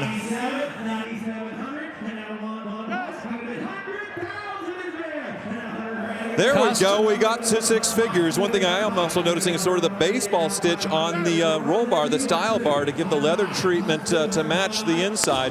Ooh, very soft leather too. Yeah, premium quality here. Well, looks like it just sold for $102,000. Customs and Resto Mods absolutely bring big bucks here at Barrett-Jackson. And custom means different things to different people. Somebody did a great job in customizing this old International Metro truck panel van into a Snap-on Tools sales truck. Remember, this is what used to come to your local mechanic and sell tools. Well, sure, and if you've ever worked in a garage, you know the Snap-on guy, he knows you, and after 78 more payments, that 10mm combination wrench will be yours. But, yeah, this is what they used, was a Metro, and they had to be outfitted with real heavy-duty springs in the back because of all the weight of the tools they carried and had to get those boxes in and out. Sharp. Yeah, chances are you're still making your payments to the Snap-on Tool Man if you're a mechanic. So when the truck pulls up, you're kind of scared, and also you're looking to restock on your tools. But yeah, this one's stocked with everything you possibly need. You can see the wrenches, you can see a sander here. It's set up to actually go around and make the round sort of the period. Even a vise, I see a heat gun, a lot of cool stuff in here. Remember, just a moment ago, we saw that custom Mustang sell for $102,000. This one is currently bid to $115,000. I think some former mechanics are in love with what they used to see. So these Metros were called step vans because the driver could just easily step out of either side. They were built by International Harvester. And boy, there were a lot of them on the streets of America. $125,000. That's the sales price for this amazing 1964 International Metro Snap-on Tools recreation.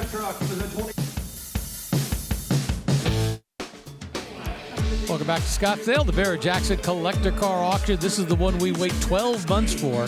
Truly the mothership. More than 2,000 cars, plenty of records that are broke. And I tell you what, the folks up in the Skybox, they're talking a lot about what they see up there. Right now, we got a 1970 Chevy C10 Custom. This is gorgeous. It's subject to a 3-year frame-off restoration. Every nut and bolt was removed. Most of them replaced. An LS-V8 swap, 5-speed manual, and only 60 miles since it was finished.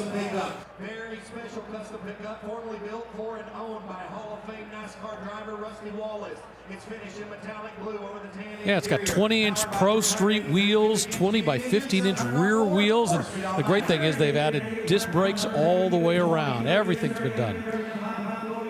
All right, the car we previewed is a 1966 Chevy El Camino custom pickup truck. Looks black, but it's midnight blue. It was built by West Coast Customs in Burbank, California, for NASCAR champ and Hall of Famer Rusty Wallace. A very nice tan interior with modern bucket seats and a bespoke full console. Those look like 20-inch wheels and big bare brakes, front and rear. Yeah, 383 stroker under the hood, so sort of an old school power plant. But yeah, a lot of nice modern upgrades and some other cool touches. Unique wood there in the bed. The El Caminos definitely didn't have wood from the factory, but I like that touch. The interior, a lot of leather, a lot of nice touches in there as well. Majorly upgraded. 1966 with the El Camino, you can see it has those inboard tail lights, which is something that they corrected in the following year. You go from the outside and the visibility's not really there to see your taillights, so it's something they needed to correct the style for that 1 year later. Great build, a lot of Edelbrock parts on that 383 stroker, 350 V8, 4-speed automatic transmission, 9-inch rear axle like a NASCAR Cup car could wear, and a big X exhaust with a crossover with big, huge pipes, so a lot of NASCAR in that one.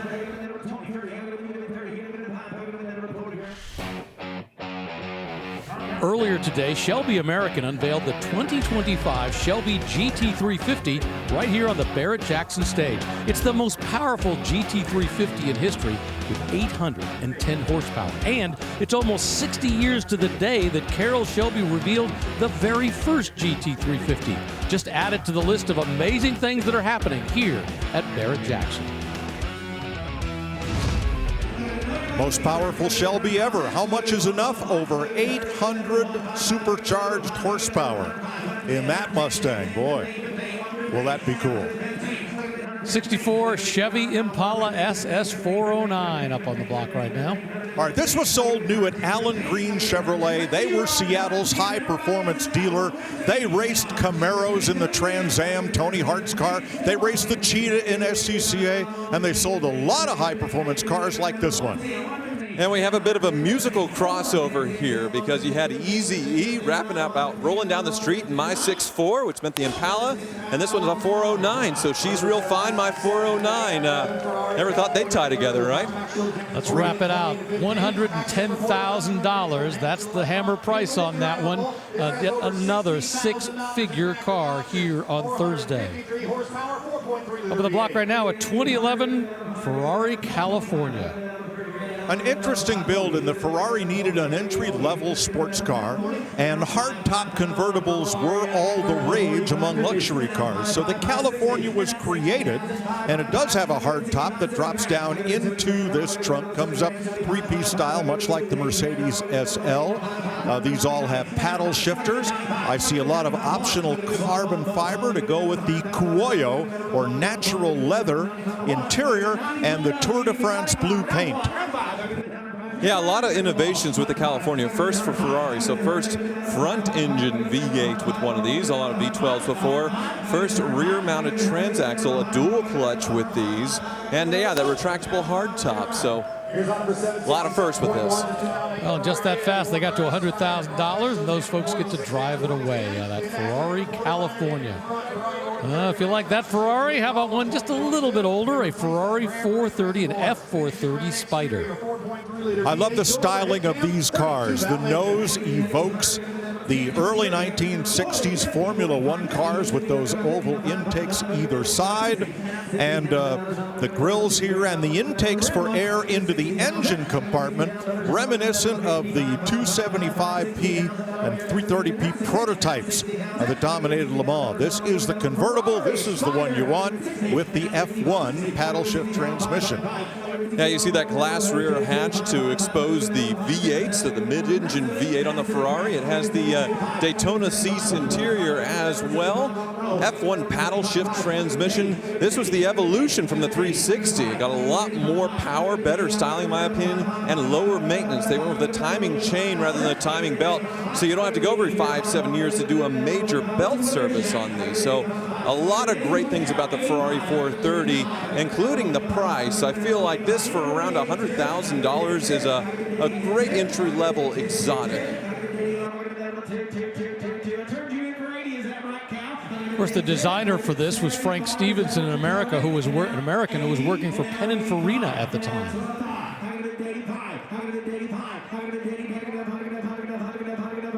Minor damage to the front in 2010, but otherwise, there you go.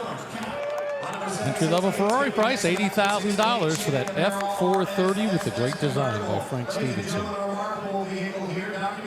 Well, let's see. Resale red in a Ferrari works. How about resale red in a 1968 Camaro RS SS convertible? Well, this one was a special build. It's said to have been a GM executive car, and the GM execs were allowed to choose combination of options, let's say, that maybe you couldn't get from your regular Chevy dealer. So this has a correct 396 cubic inch big block, 325 horsepower, turbo 400 automatic, and a 12-bolt posit traction rear end. Matador red is the color with a white top. And the first retail sale of this car was made in Chamblee, Georgia in 1968.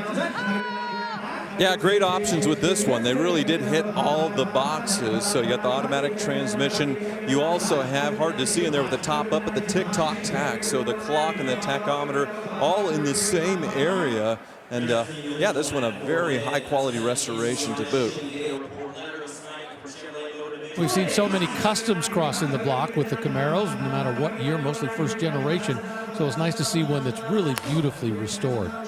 That taillight panel is flat black, as it should be on a big block SS. $93,000 for a 1968 Camaro RS SS, just a 3-owner car. Well, 3 owners after that GM executive had it for just a couple months. Right behind it, we got another Camaro from 1969. This is a Z28. This is a Jerry McNish certified Z28. He has become the go-to guy for decoding and determining if these cars are as they were built. And this one beautiful in this dark green with a complete concourse. They call it a frame-off restoration. This doesn't have a full frame, just a front subframe, but it was taken completely apart, and yes, 69, so this is Fathom green with white stripes. And pretty impressive that it is a numbers matching Camaro as well. That Fathom green, a great color with a green interior. So a high quality restoration of an amazing spec of Z28.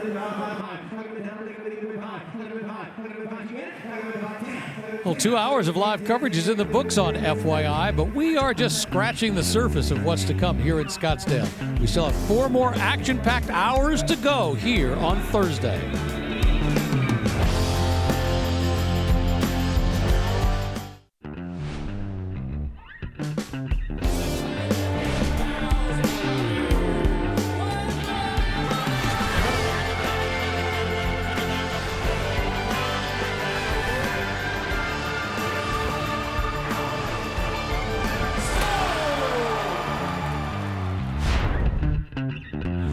Hello and welcome to Barrett-Jackson, the world's greatest collector car auction. I'm Rick DeBrule, and we have 4 hours of, you have to call it automotive bliss, coming your way here on FYI. The quality of vehicles is soaring, and so are the prices, so let's not waste any time. Get right to the block with 2 of the best in the business, Mike Joy and Tyler Hoover, and a Camaro. The car was restored about 30 years ago, and it's one of the nicest I've ever seen. It retains the original engine, transmission and rear axle, and the interior in this car, the houndstooth black interior, is all original to the car. It's an amazing car. Don't miss out on this. It's Rally Green, 396, one of the best you'll find on the property. Yes, that is Jerry McNish, and his business travels America decoding and verifying that rare Camaros and Chevelles have the equipment that they were built with. So that is quite a seal of approval. How about that Rally Green? That was an optional color for 68 and 69 on Camaro, and boy is it bright. Well, let's take a look at the chassis cam, because the restoration does look pretty incredible. There's that L35 396, 325 horsepower engine from the bottom. Turbo Hydromatic 3-speed. Yeah, big exhaust. All the correct markings as far as on the drive shaft. Yeah, very clean underneath as well. 273 gear ratio in the back, and everything looking period correct, like factory fresh. What a restoration. Z21 style trim group, Z87 deluxe interior, big block. So you get the ice cube trays here on the hood. And as Jerry mentioned, the houndstooth upholstery in the cloth inserts for these deluxe seats. Yeah, totally original. I can't believe it, honestly. It looks like mint brand new. I'd expect some sort of patina with it, but just shows how well this thing was preserved before it was restored. Showing 12,000 miles on the odometer, so I believe it was a low mileage car, never turned over. Well, just sold here at Barrett-Jackson for $82,000. All that originality, Jerry McNish certification. Sold up in the skybox, a 1968 Camaro SS 396. A 1999 Ferrari 360. This is a Modena F1 model. So this is the first year of the 360, a major upgrade from Ferrari for the 355 when it came to livability, daily driving, and maintenance. Of course, the styling evolved quite a bit as well. Mid-engine V8 family, F1 paddle shift transmission, and yeah, this one a coupe, which is more desirable than the Spyders in my opinion. But yeah, the F1 paddle shift transmission. Let's see, the mileage probably pretty low on this one. Yeah, 40,000 miles. So in the Ferrari world, that's driven some, but pretty low for the year.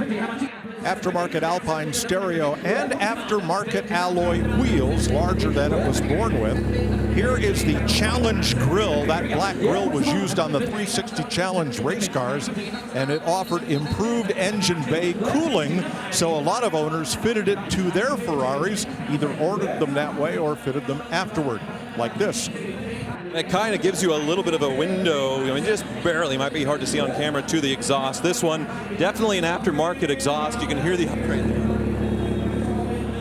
These things sound so sweet when they're revved up. Of course, that mid-engine Ferrari right behind your head, screaming to high RPMs. Fantastic machines. Tubi was the exhaust system of choice back then for these 360s. I think now it's the name of a video streaming platform. See those Ferrari shields on the fenders. This one also has a front PPF on it to protect from rock chips. Nice to have, so you can just drive and enjoy and not have to worry about that. Daytona seat? No, not the Daytona option in the interior, but yeah, this thing does look very well kept, totally stock other than the aftermarket wheels. I never understood buying those Cloisonne Ferrari shields. I mean, you know it's a Ferrari. Do you have to spend another $1,500 to show that to everybody? But then if you own a Ferrari, you get the hat, you get the shirt, you get the jacket, you get the shoes. So why not do that to the car? Well, it just sold here at Barrett-Jackson for $72,000. Kind of fun watching that bidder involved. You get a little frustrated when somebody bid it for $70,000. The Summit Racing sticker goes on, and away it goes for $72,000. From one Ferrari in 1999, we're going to move forward a couple years to 2001 and another 360. Well, key differences with this one, the very obvious one is it's a Spider, a convertible. Also, in the interior, it has the Daytona seats that harken back to the old vintage Ferraris. The mileage on this one much lower too, 15,000 miles, so driven quite a bit less, and Mike just popped the engine hatch. Well, here's your aftermarket exhaust. No trunk in this one. It takes up what would have been the exhaust area, and yes, it gives up a lot of heat. That's the reason for that Challenge Grille. And these have a dry sump oil tank, so a high oil capacity, which is pretty common with high performance engines. The oil fill very easy right on top. You can see through the glass there. The red crinkle paint on the intakes, dual intake as well. Yeah, what a great design. Now, Tyler likes the coupe. I prefer the Spider. I figure you're going to have all that money, you're going to have all that noise from that V8 right behind your ear. You might as well enjoy the breeze as well. And you can have one of each. That's maybe the best way. Tyler, explain what dry sump means. Well, it has a smaller capacity oil tank, and you correct me if I'm wrong, and or oil pan, and a big dry sump tank, and that way there's better oil cooling to go through the engine. The higher capacity, the more the oil doesn't overheat, I believe, right? And also, if you don't have to have the oil sump below the crankshaft, you can set the engine lower in the chassis. better way of delivering the oil, making sure it's more effective and giving it a lower center of gravity. Wow, this one just keeps cranking. We're up over 125, 127 the current bid. Well, it just shows you what lower mileage can do in the Ferrari world. 15 versus 40,000 is a big difference. Wow, the bidder on the block was willing to go in one last time, but he waited a little too long.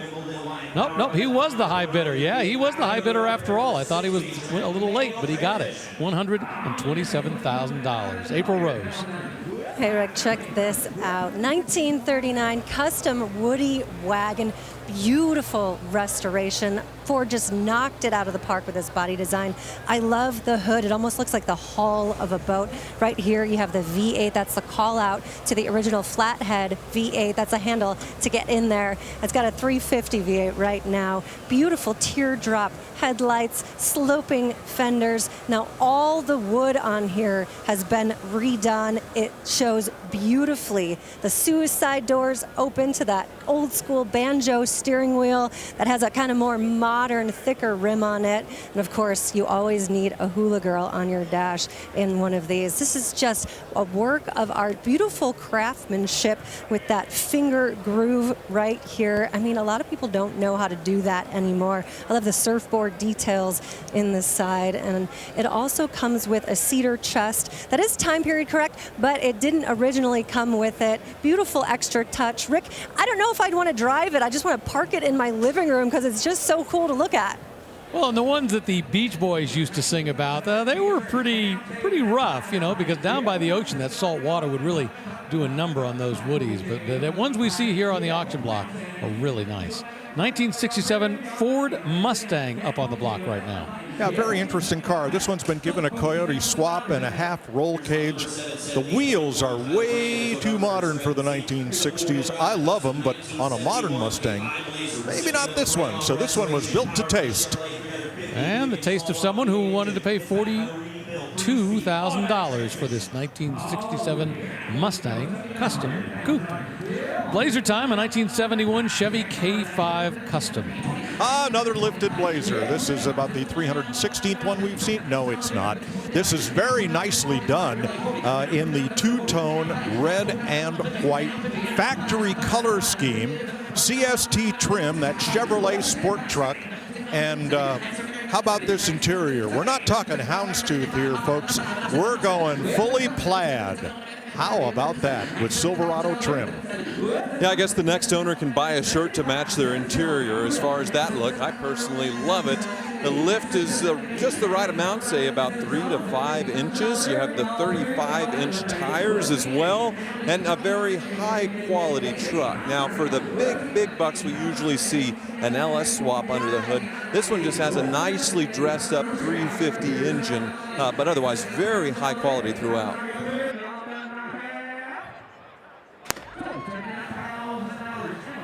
She looks pretty happy about that. $79,000 for a 1971 Chevrolet K5 Blazer Custom with a 350 cubic inch small block V8 under the hood. So much to see and do here at Barrett-Jackson. This manufacturer showcase, like you see right there. And then, of course, all the cars that are going across the block are all on display almost here all week. If you want to check it out.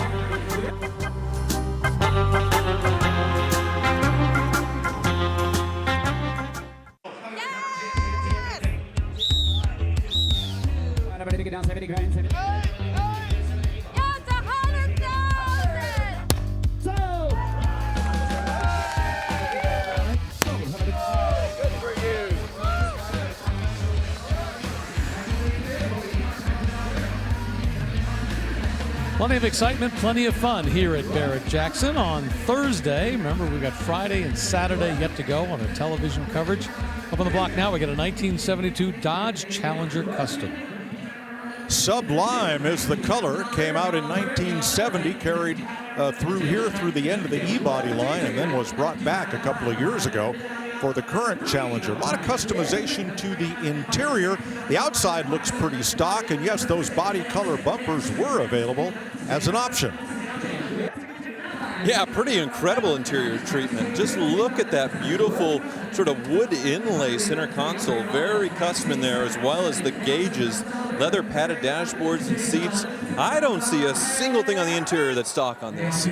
Credit Sam's Upholstery in Winterset, Iowa for all of that zebra wood trim and two-tone tan leather.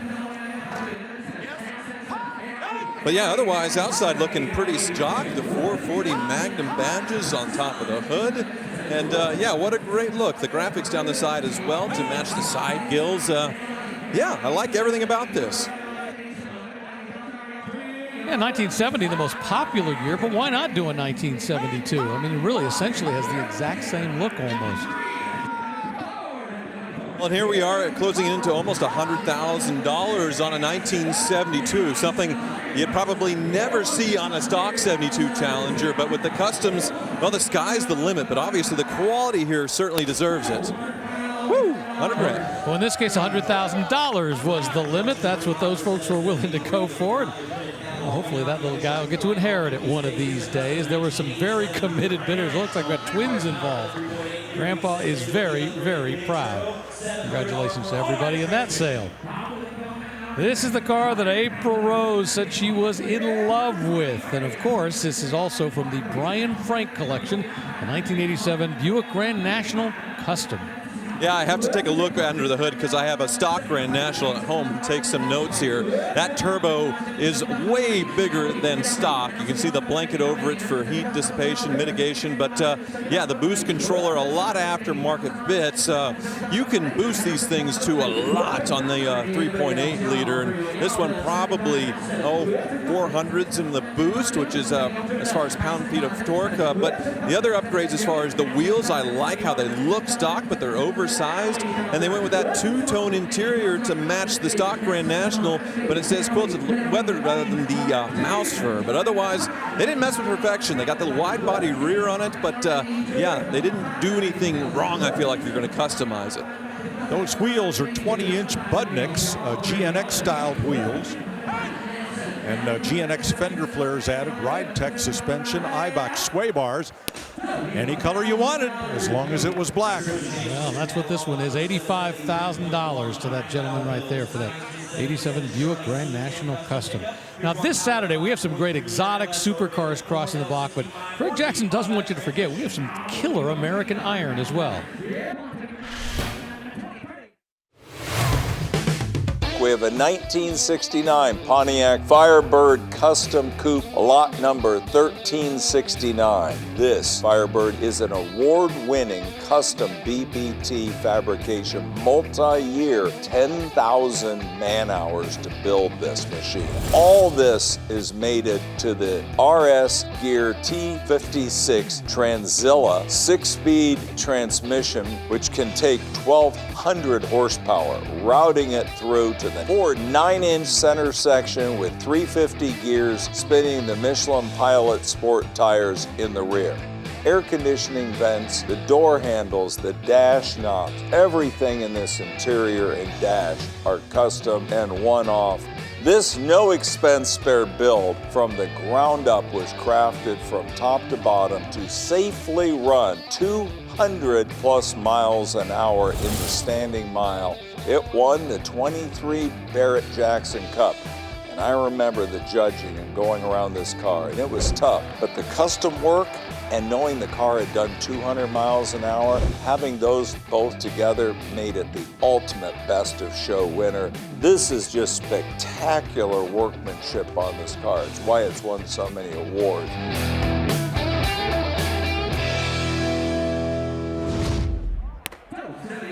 Your chance to buy not just a great custom, but an award winner, the Barrett Jackson Cup, as Craig mentioned. Up on the block, a 77 Chevy C10 was just hammered sold at $70,000. April Rose previewed a 1974 Ford Bronco, and it's up on the block right now. Frame off restoration for this one, upgraded with a Blueprint crate motor, 306 cubic inches, C4 automatic transmission, Atlas transfer case, but it retains its factory frame and axle housing, but it's been upgraded with a 3-inch lift. Yeah, these do look so great with the lift and the flares and the cut rear quarters to make room for the oversized off-road tires. That Blueprint engine, more classic than many Bronco swaps we see as far as, Coyotes or whatever else. But yeah, nicely upgraded on the interior with a diamond stitched leather interior, full roll bar for the front and rear passengers, and yeah, nice sound system. I love the black dash as well, and it looks like the gauges have been upgraded, but they're in the factory spots. Vintage air, so this thing has all the modern comforts. Got modern bucket seats with diamond stitched upholstery. Fender flares. The fender wells have been cut for added clearance as part of that lift, and we're over $100,000. And that's where it sells, $105,000 for that 1974 Ford Bronco. And yes, the color is Hugger Orange. Maybe out of place on a Ford product, but it works. Coming up, boy, something completely different. A 1915 Hudson Boattail Roadster. Look at that. Now, this actually uses an original 1950 Hudson engine in it. Amazing. We'll see it shortly.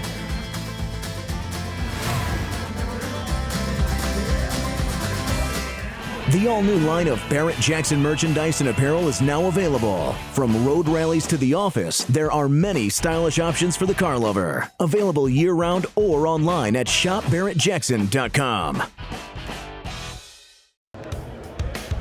Well, the sun's getting low, so the lights have come on out in the McGuire staging lanes, although there's still plenty of sunshine outside. And that's where all the cars congregate right before they get up on the block. That's where all the potential buyers congregate as well. One last chance to check things out. Those are the prices of the last three vehicles across the block. And check out that 1965 Lincoln Continental. That was a stock one that sold for $100,000. And that 71 Custom C10, $122,000. Like I said, $100,000 entry price right about now to get into the big stuff. $60,000 is the sales price on this 1965 Backdraft Roadster. Of course, a Cobra recreation with a 452 cubic inch, 575 horsepower engine. A 1956 Ford F100 custom pickup up on the block right now. Nice resto mod here, meaning it's restored to look original on the outside, but all modified underneath. It's got a modern 428 cubic inch V8, C6 automatic transmission, a Curry 9-inch chromed rear end, and it sits on a TCI aftermarket frame and rides on Budnick wheels. Garnet red is the color, custom grille, and a 1940 Ford tailgate. Vintage air inside. Nicely done. Oh yeah, absolutely. Another very high quality custom truck here with all the right touches, the perfect stance, the aftermarket wheels, but they didn't do anything to spoil any of the originality, any of the great parts of this as far as the chrome and the treatment of the front, the beautiful 56 F100 as far as the grille, that V8 badge, and yeah, way nicer in the factory when it comes to the paint, anything they could do in 56. Well, is it as nice underneath as it is up top? Here's the chassis cam. 428 engine with headers, the C4 automatic. And there's that Curry 9-inch rear end with a chrome cover. Nice new wood, beautiful build. And $60,000 the sales price for that 1956 Ford F100 pickup truck. Staying in the Ford family, but yeah, something completely different. We're going to see crossing the block in just a moment a 1967 Ford Mustang Eleanor replica. And I'll tell you what, there's a number of them that we have here at the auction this week. You know, once upon a time, they were pretty rare to see up on the auction block, and now, well, we get a bunch of them. The great thing about this auction, you can walk around and look at everything right before they hit the block. And this is that Eleanor replica. In pepper gray metallic. So Eleanor was the star car in the remake of the movie Gone in 60 Seconds. There was an Eleanor in the original version, but it was a later Mustang, very different from the one here that became famous. Stuntman, director, writer, and star of the original, Toby Halicki, wrecked 93 cars in the making of the original movie. But this one from the Nicolas Cage version of Gone in 60 Seconds, this Eleanor is the one everybody wants. So a 347 stroker under the hood of this one, so not what you would have found in a GT 500. We do see a lot of engine choices. The 347, a fine engine, automatic transmission on this one, so not a manual as you would see in the movie. It looks like it does have an upgraded suspension in the rear as far as some upgrades. One thing I don't see is the nitrous mounted in the back and the Go Baby Go button, which if I bought this, that would be the first thing that I did to make it more screen accurate. But yeah, a beautiful body kit they did on these, the Eleanors in the remake with Nicolas Cage, and yeah, everybody loves this movie. Well, at least the chase scene. Yeah, ultimately, it was all about the chase scene when you get right down to it. It's all about the cool cars. And, you know, to Mike's point, the original one was a 1969. It was yellow, completely different than this one. Bidder on the floor with the phone to his ear. Is he asking for guidance or permission?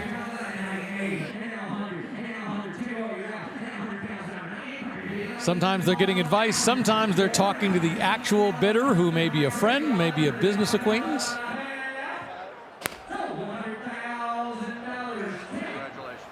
$100,000 for that 1967 Ford Mustang, done up as an Eleanor replica. Plenty of cars left across the block. We have hours and hours to go of our Thursday coverage here at Barrett-Jackson.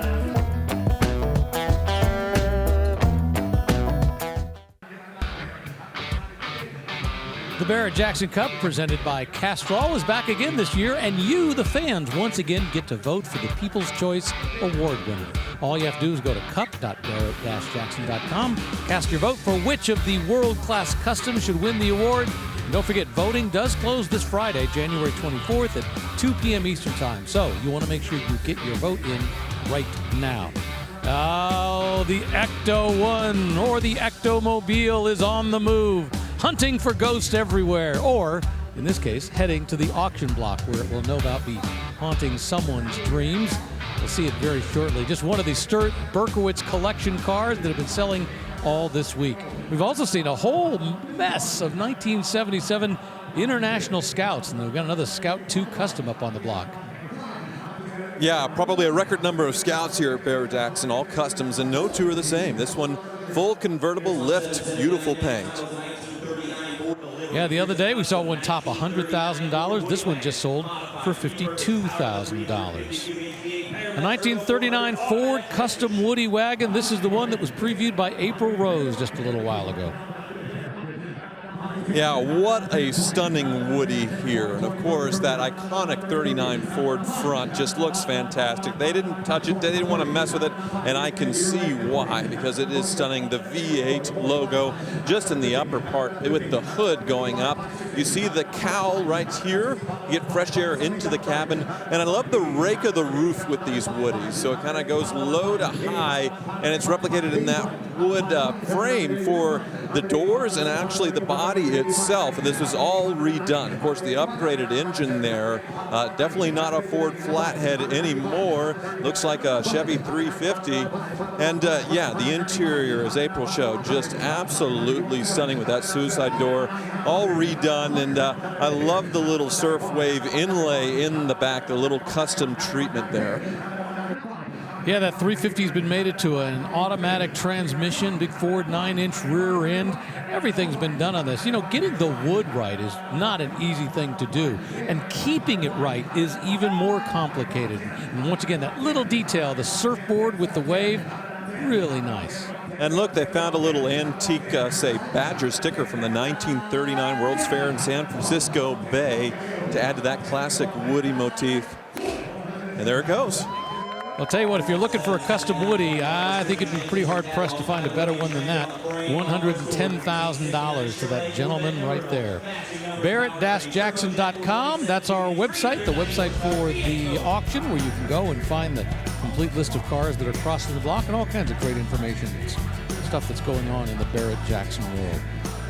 1969, I should say, Corvette, a 427 cubic inch, 390 horsepower, convertible big block. Yeah, what a spec with this color. And the 427s, of course, had that big bump forward, the big block under the hood.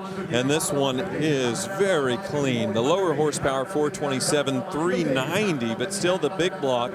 And you look at the interior, blue to match. This one, the manual transmission, everything looking very stock inside. And they have the boot up for the soft top. So you do have a little bit of storage in the back, as you can see, because no trunk with the second generation Corvette.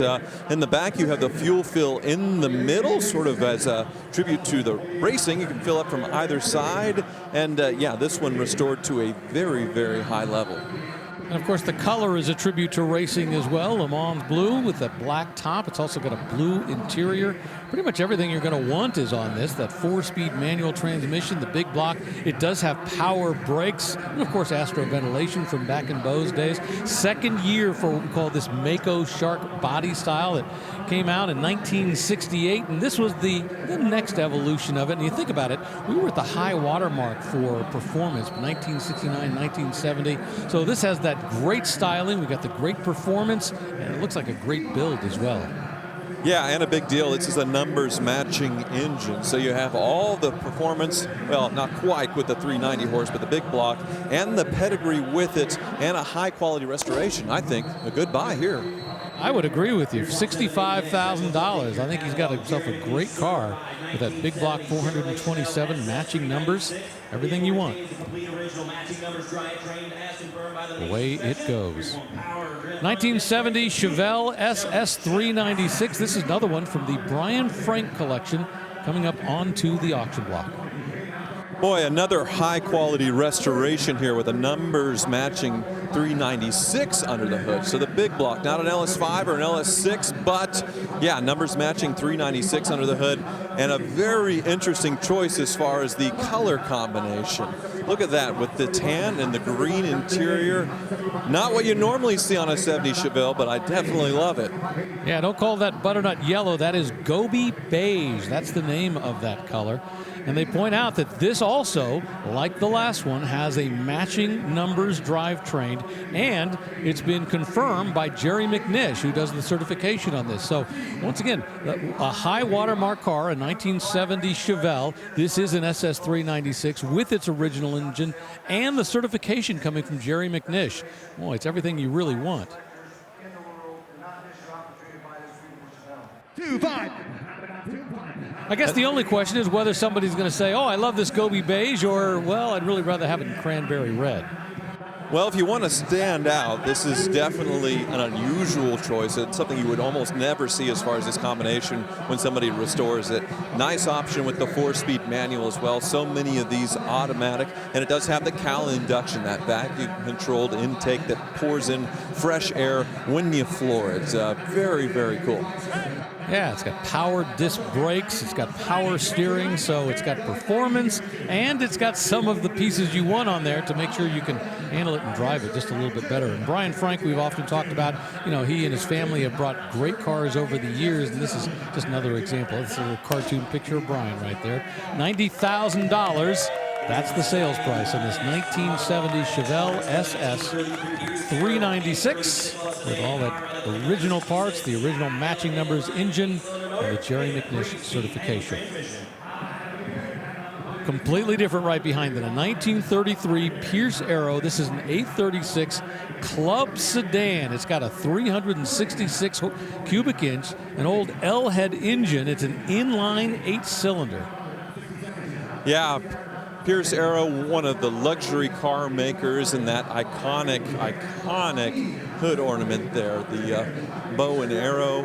And boy, the pre-war styling on this thing is just incredible. Although a little more evolved, you can see the headlights are sort of mounted into the fenders. They're not just tacked on. So we're seeing some evolution there. The louvers down the side, yep, are wide open for cooling in the engine bay. Spare mounted tires on both sides on the fenders, the running boards, and the suicide doors, but a beautiful high quality restoration on this one.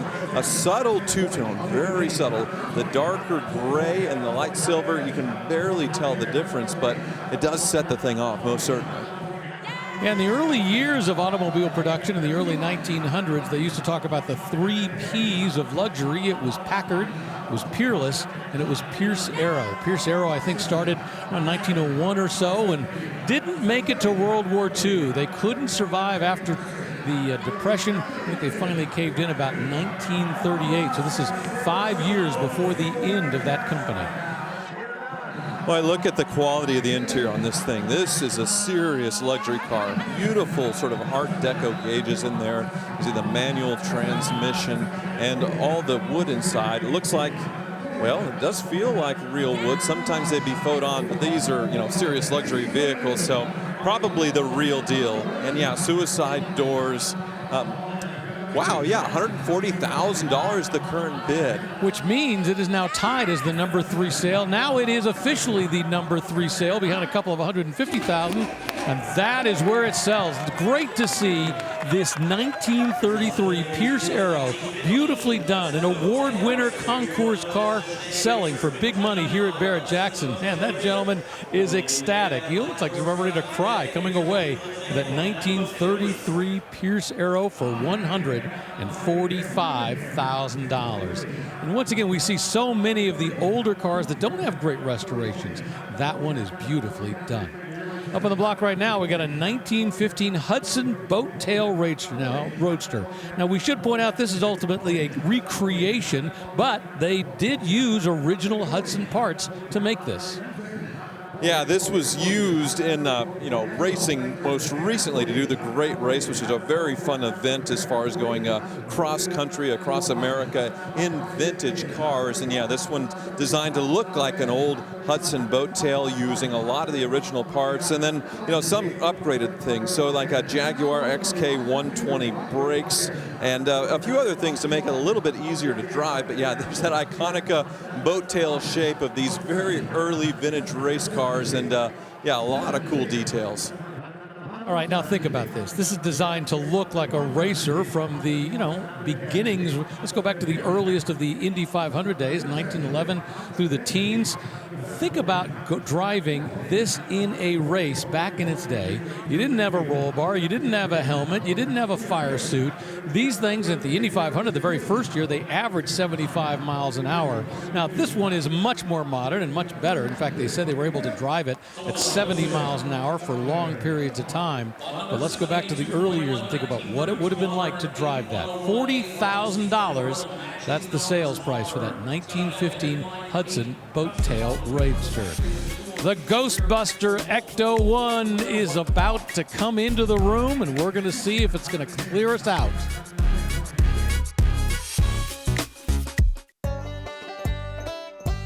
Back here in Scottsdale, sun's starting to go down outside, but inside, plenty of cars. They're going into the staging lanes. It'll be crossing up on the block very soon. You notice a lot of folks wearing sweatshirts. It gets a little chilly in the desert out here at night.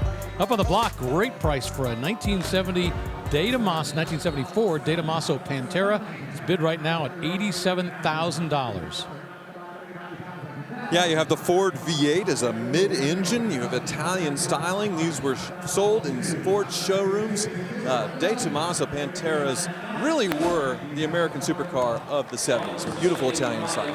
Yeah, they had a number of build quality problems in the beginning, but as always got better. $90,000, the sales price for that one. All right, we've talked about it. It's finally arrived at the Ecto 1, a 1959 Cadillac Miller & Meteor Ghostbusters Ectomobile recreation. Well, who are you going to call right here? The Ghostbusters Ecto 1. This is a tribute from the Berkowitz collection, and it's very hard to find a 59 ambulance or hearse as a basis for one of these for the replica. But, of course, in the film, they built this to go hunting ghosts, and this one is a very screen-accurate tribute with everything on top as far as the ghost sniffer, the radar, you have the siren, you have the place to store the ghosts after you capture them, and we're already into the six figures, over $100,000. Yeah, take a look inside, too. Sort of the ambulance or hearse setup, and lots of props inside. Dr. Berkowitz in New Jersey collected movie and TV cars as this becomes the top seller of the day. He wanted to build a museum for them, but sadly passed away before his dream was realized. And so many of these great movie and TV cars and replicas, if he couldn't get the original, are here at Barrett-Jackson. And listen to the crowd as we pass $200,000 bid. It's important to remember, this is not the original. This is a replica, highly done, very nice. And once again, as you point out, on a 1959 Cadillac, we're at $255,000, and I think we're still going. Well, you can see they have the mounting areas for the proton packs. I mean, this is a really screen-accurate replica of just one of those iconic movies that just, passes generation after generation of kids and adults alike loving it. It's easy to see why the current bid is something that somebody would bring home and want to hunt ghosts themselves. What an amazing build. Hey, $270,000. Wow. So we have 3 phone bidders involved. We have an internet bidder, and we've got a bidder on the floor. And it just sold no ghosts. over the internet. Maybe it was a ghost on the internet for $270,000 here at Barrett-Jackson. This Ecto One replica has found a new home. Way to go, Ghostbusters. All right, now the question is, what is your favorite movie for a replica? If you like the Ectomobile, great, but this one is really popular. A 1983 DeLorean. It's a Back to the Future recreation. Well, here's another one where the car is one of the stars of the film. They took a DeLorean, made it into a time machine. Doc Brown modified it to where if you hit 88 miles an hour, you'd see some mysterious, well, you know what. Thanks to that flex capacitor in the back, you can see, you can set the date as well. Went back to 1955 to some calamity when Doc Brown discovered or invented time travel, and Marty had to fix things up after he messed up his parents. But this one is styled after the later film, so you don't need plutonium to go back in time. Mike's got the future technology right there. Yeah, this is the Mr. Fusion, and you load it here, and coffee. Mr. Fusion was a movie. It was a parody in the movie on Mr. Coffee, which was a home coffee brewer. Who was it? Joe DiMaggio? Who was it? Some famous athlete was pumping Mr. Coffee, and it's like, okay, it was Joe DiMaggio, so let's do Mr. Fusion. So this car is missing one thing that the movie car had to have. What's that? A speedometer that goes up to 95 miles an hour. Back then, they could only go to 85, so technically this could never make 88. How many gigawatts did you need? 1.21 gigawatts. Well, okay then. One other key difference I'm noticing also, it's an automatic transmission. In the movie, it was a manual transmission. Really, these DeLoreans from the factory would struggle to do 88 miles an hour, but of course they wet the roads and sped things up to make it look like they could go faster. But yeah, very screen accurate stuff here, huh, Mike? Yeah, look at all this junk, all of these batteries and heat sinks and electronic stuff. But it's all beautifully cabled and tie wrapped, and everything plugs together. I would call this a very believable replica. Believable to the tune of $120,000. You don't care what's underneath engine-wise. All you care about is all that great movie stuff on the outside. Let's check in with April Rose. Hey, Rick, I'm with this really sweet 1967 Corvette. This is the last year of the C2. And I just love the look of that two-tone with the Stinger hood popping out up front. Just really sweet lines. Lots of options from the factory. You got factory side pipes up here, and of course, the beautiful gills right there. Now let's take a look under the hood with our engine cam, brought to you by Blueprint Engines. It's got its matching numbers, 427, 400 horsepower, 3 two-barrel carburetors. You know, I think it probably has a bit more horsepower than that. Now, more importantly, it's an NCRS Triple Crown winner, meaning this Corvette is as correct and original as it can be. 100% classic American sports car right here, Rick. Yeah, I love every inch of that one. And up on the block now, we've got a Toyota Land Cruiser, an FJ40 from 1976 that is up on the block. This one, incidentally, was actually delivered brand new to Venezuela. Now, this one's been subject to a 2-year frame-off rebuild where nothing was left untouched. SGM Custom Vintage Trucks from 2017 to 19 restored this one. It has the 6-cylinder 4.2-liter engine rebuilt to OEM spec, 4-speed transmission. And this truck was stripped to bare metal before it was all put together. This is a custom shade of Axalta paint inspired by the Toyota factory olive green. Kind of looks like the Wagon Queen family truckster color to me. Metallic P, I suppose. Very stock with a few upgrades like the Vintage Air. One thing I always thought was funny with these old FJ Cruisers is you can see the passenger seat go low, and the passenger is actually sitting on the fuel tank. If you back up a little bit, you'll see the fuel filler as far as the top there going in. And yeah, not something you probably do today with modern safety standards, but they wanted to make things simple and easy to fix with these things, to go into the bush, go off-road. And yeah, the Land Cruiser got its legendary reputation from this model. Seats 2 in the front and 4 very close friends in the back, 2 on each side of the facing rear seats. Spare tire mounted out on the back door, so it didn't intrude on cargo room. These things have a very avid following. They've become very popular. We see a lot of them here at Barrett-Jackson.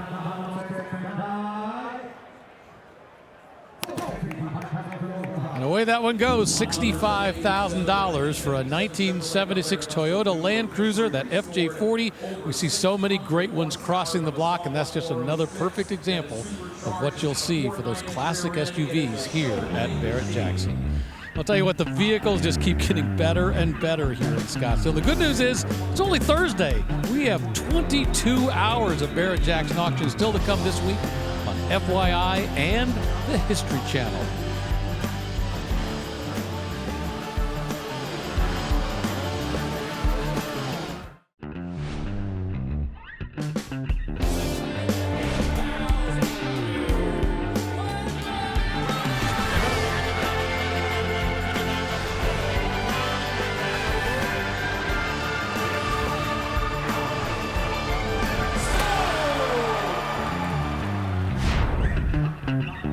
Hello and welcome to the world's greatest collector car auction, Barrett-Jackson in Scottsdale in January. This is the mothership, the biggest of the Barrett-Jackson auctions. More than 2,000 cars crossing the block this week, a new record for Barrett-Jackson.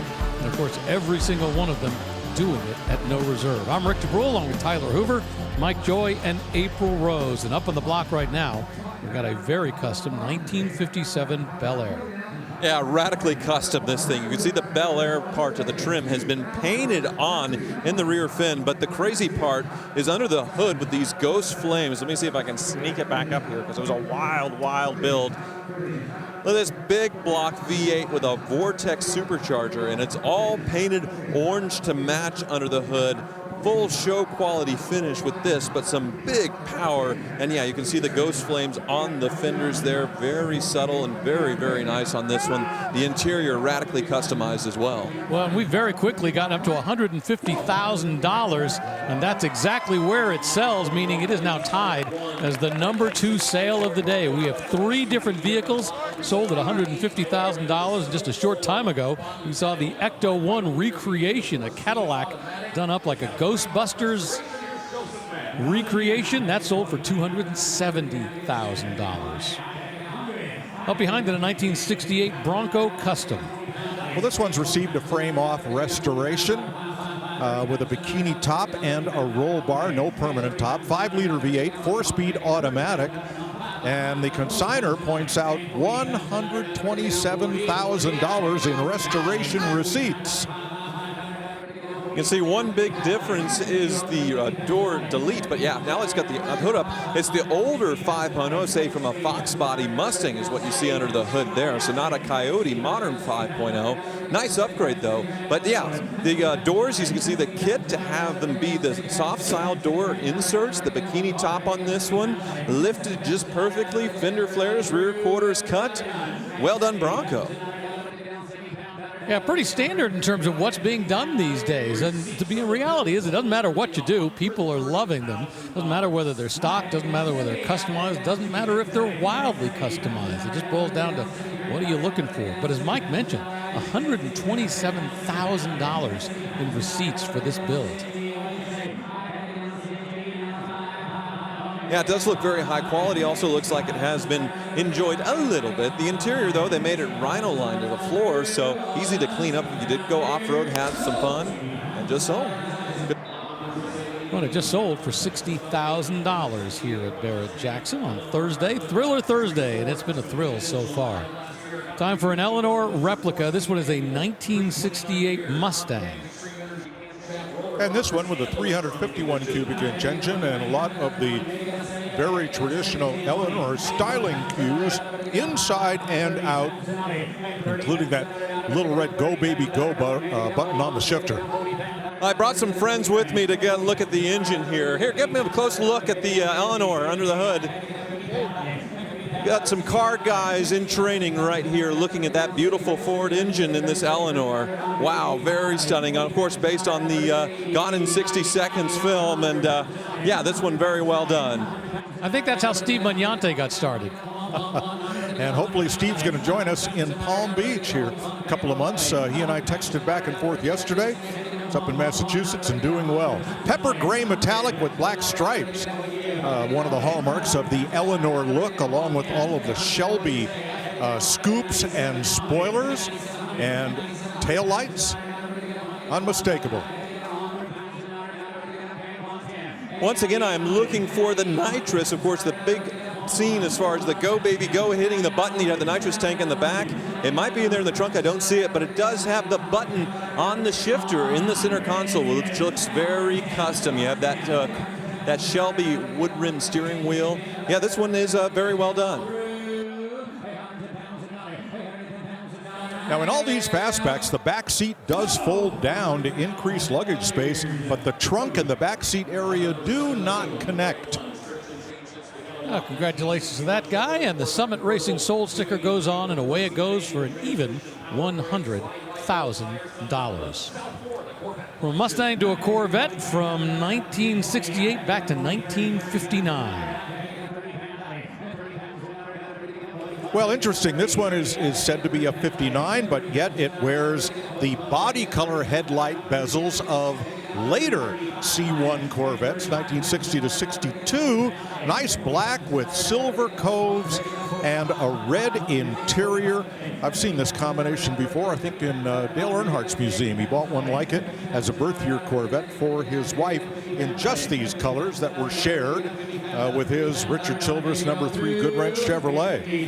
Pretty sharp. Yeah, correct 283 under the hood, 4-speed manual. This one showing somewhere as far as being an older restoration, but yeah, the great spec of that red interior, the two-tone with the black and silver in the gills, and yeah, I'd say this one is a driver, but a very nice driver. Now let me correct, it was listed on as a 59. This is a 61, so the body color headlight bezels are correct. 61, the first appearance of the Stingray style rear end, shared with the 62, and of course we all knew what came after that. Yeah, every now and then they'll juggle the docket around some car for one reason or another, might not be able to make it up to the block, and in this case it just happened to be 2 Corvettes in a row, so it was a little bit confusing. $75,000 the current bid though on this 1961 Corvette Tuxedo Black and Inca Silver. Last year for contrasting coves on the Corvette. The 62 had the same body shape, but they came only in a monochrome paint job. Oh, you see that Pearl Corvette badge on the rear hatch, and yeah, the interior has the centrally mounted tachometer in between the steering wheel. All factory gauges as far as the clock around the 4-speed, the dash-mounted mirror, and yeah, this one's still getting some love, $110,000. Tell you what, that doesn't even make it into our top 10. You want to make it into the top 10 now, you better sell for at least $125, and that one just hammered sold at $120,000 for that 1961 Corvette convertible. 283 cubic inches under the hood. Barrett-Jackson.com, the place to go to get all the information about the cars that are crossing the block here during our thrilling Thursday of Super Barrett-Jackson coverage. Right now, we got a 1962 Corvette Custom. I don't understand how this is titled as a 1962. It wears a 1962 style body which has been stretched to fit on this 1999 C5 Corvette. This long sweeping windshield, you'd never have had that in 1962. The interior much more modern, but the exterior styling very period. Yeah, and they sort of made the LS from the C5 match the older Corvette as well, so a nice touch there. I know these were built in some numbers during the period, and pretty wild. Obviously, a resto-mod in a different way. Now we have roadster stop chassis and other ways to make a full normal body Corvette look vintage, but this is another way to go, just to making a C5 Corvette look like a vintage Corvette. We'll see what the result is price-wise, but yeah, 6-speed manual on this one. I do like that the 1962 style body does include an opening trunk lid on this 99 build. To your point, Mike, this is not titled as a Corvette at all. It's titled as a kit car. The car card here at Barrett-Jackson is calling it a 62 Corvette.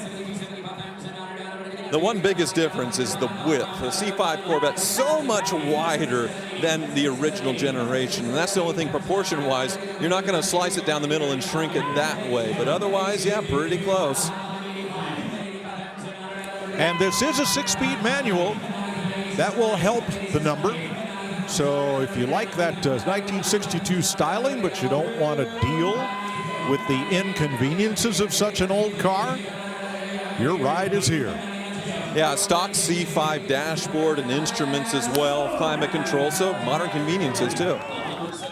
All the way to $90,000 for that 1999/1962 Corvette. Congratulations to those folks right there.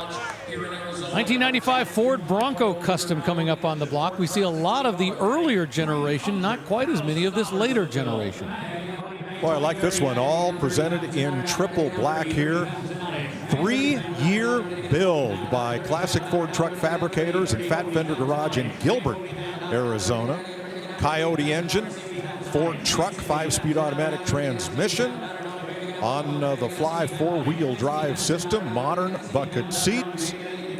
All in black, but for the rocker panels and steps and rear roof here in silver. So get this, Mike, I was drooling over this earlier. It's a $300,000 build in receipts with this Bronco. Yeah, full-size Bronco. Unbelievable. So you can see all the touches there. You have, say, 2015 or newer Mustang seats, an F-150 center console from, say, 2012 or 13-ish. And, yeah, the Coyote V8 under the hood. But, you know, nothing like visually from the outside to make it look different from stock Bronco, other than the lift and the wheels. They just wanted all the modern comforts, conveniences, and a really high-quality restoration of what the Bronco was born with, body-wise. And you say no expense spared? That is Mercedes-Benz Maybach carpeting. Well, it just boils down to what is your favorite generation of Bronco, for example. I mean, if this is the one you grew up with and you wanted the ultimate one, well, you better put up your hand because it's up here on the block right now. $130,000. See, he gets a fist bump right there for that 1995 Ford Bronco. Coming up, how about a 1969 Dodge Charger RT? This one's custom. It's got a 528 cubic inch engine under the hood, capable of 625 horsepower and a 5-speed manual transmission.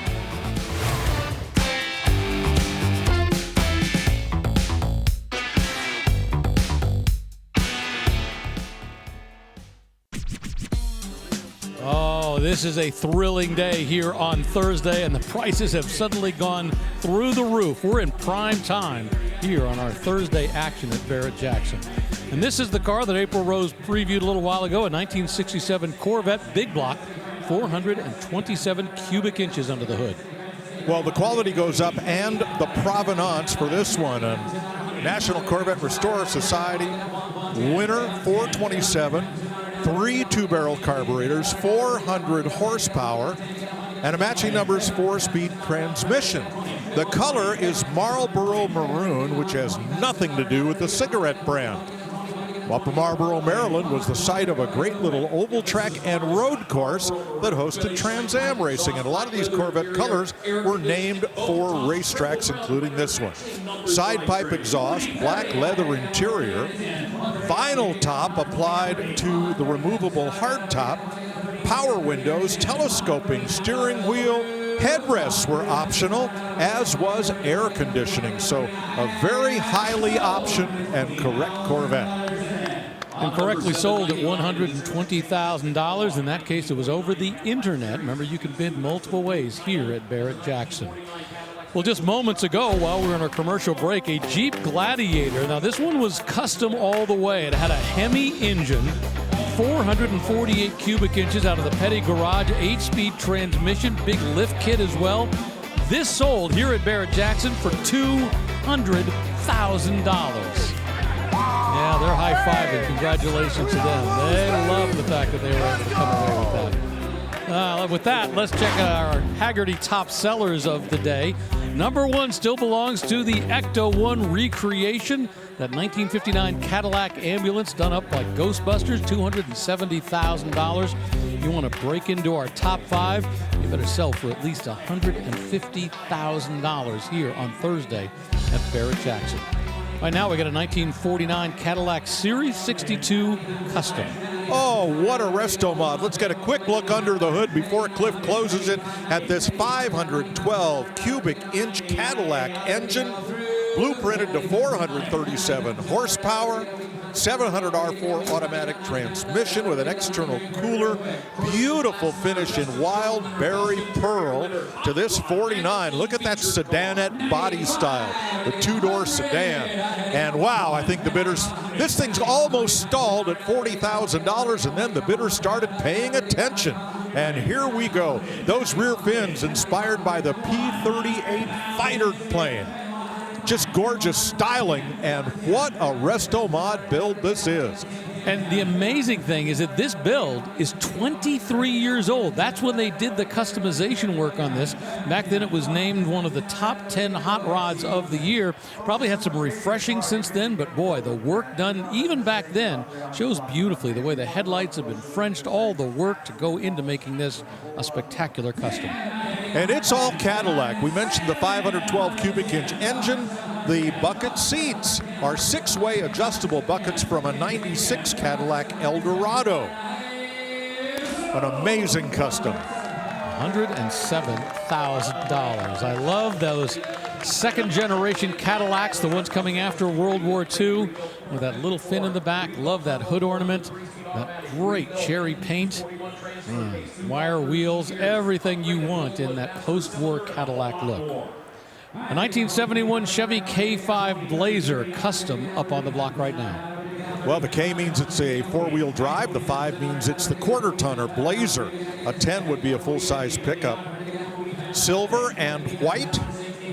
It has a lift, 17-inch KMC wheels, a 4-inch suspension lift, Willwood brakes, turbo 400 transmission behind that rebuilt big block, displacing 454 cubic inches. And this one has the CST, or Chevrolet Sport Truck trim, so a very highly optioned K-Blazer. Well, you could argue that Chevrolet was a little late to the SUV game. Of course, the Bronco came out in 1966, and similar to the Camaro, you know, they let the Ford world kind of control things for a few years, but then they took a good long look at it and said, you know, what can we do better? And the thing that was so significant about when they came out with the Blazer was that they put it onto a truck chassis, and eventually Ford had to follow with the Bronco as well. Yeah, the full-size K-Blazer pretty much dominated. It established a market all of its own.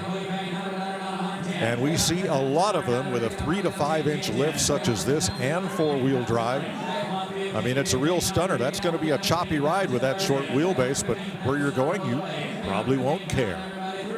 And once again, this is all about the look and all the customization that's gone into it, and it just sold here at Barrett-Jackson on Thursday for $110,000 to the folks up in the skybox right there.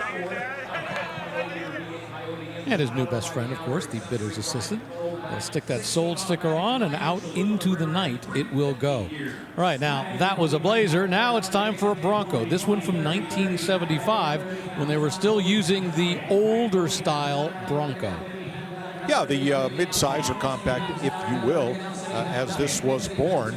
Now, this one has a 5.0-liter Coyote V8 engine, 6-speed automatic transmission, Dana 20 transfer case, a 9-inch aluminum rear end with a 350 gear. So a lot of work. It looks black. It's not. It is a very deep green, and the fender flares, roll cage, and center of the hood done in Cortez silver. Very high quality build right here. Not sure if this has a convertible top that comes with it, or if what you see is what you get. There's a guy in Phoenix who drives around in an old Bronco that is just beaten and abused, probably got a gazillion miles on it. And every time he drives by, I think, do you know how valuable that thing is? Because just a donor vehicle right now has gotten really expensive in the Bronco world. Now, this has a lift, but it's done a little differently. It's a 2.5-inch suspension lift and a 3-inch body lift on the frame to clear those big BF Goodrich tires. 17-inch Vision beadlock wheels and what looked like about 35-inch BF Goodrich all-terrain TA tires. Yeah, we were nearing the end of the original Bronco run with this Bronco style and this length of chassis. By now, Ford had figured out that what was going on in Chevy and the Blazer world was working, and they were already starting to think of how they could put the Bronco onto a truck chassis, which is what they did just a few years later. Big money for a little Bronco, and a nicely done one at that. $135,000 for that 1975 Bronco SUV with that 5-liter V8 Coyote engine under the hood. Let's check into the McGuire staging lanes. Yeah, it's dark. It's getting a little chilly out there as well. But the great thing is, check to the side of the McGuire staging lanes. You've got all those places you can sit and eat and watch the cars as they roll right past you. So it's the perfect place to hang out. And of course, if you're a potential buyer, that is the perfect place to be to check out the car before it gets up onto the block. Right now, we've got a 2023 Dodge Challenger. This one's an SRT Demon 170. Only 1,200 miles on this one. Beautiful in B5 metallic blue. It's a Demon 170, which means it has a supercharged 6.2-liter V8, 8-speed automatic transmission, 1,200 miles on the clock, and it's said to have been stored indoors and never driven in winter. So an all but brand new car here, and an instant collectible.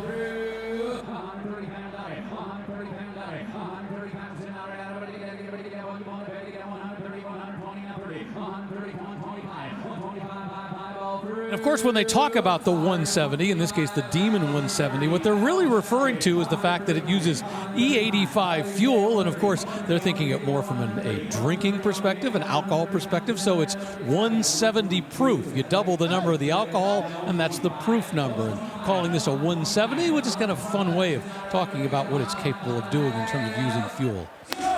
$122,000 for that 2023 SRT Demon 170. All right, let's check in with Mike McCullough, who's the Vice President of Consignments here at Barrett-Jackson. He's got a pretty cool, smaller car.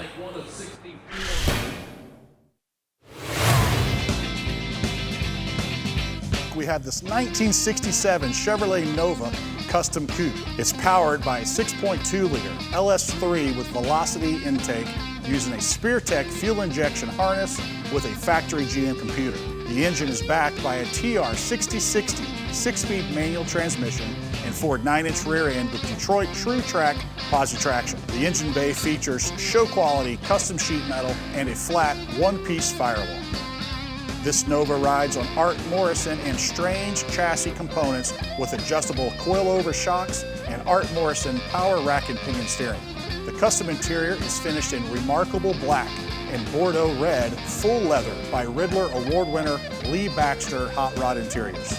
Lizard skin acoustic and heat shielding insulation throughout, including the trunk and roof. The car was refinished in Mercedes graphite gray, and all chassis components have been painted body color. What a beautiful, beautiful example of a custom Nova.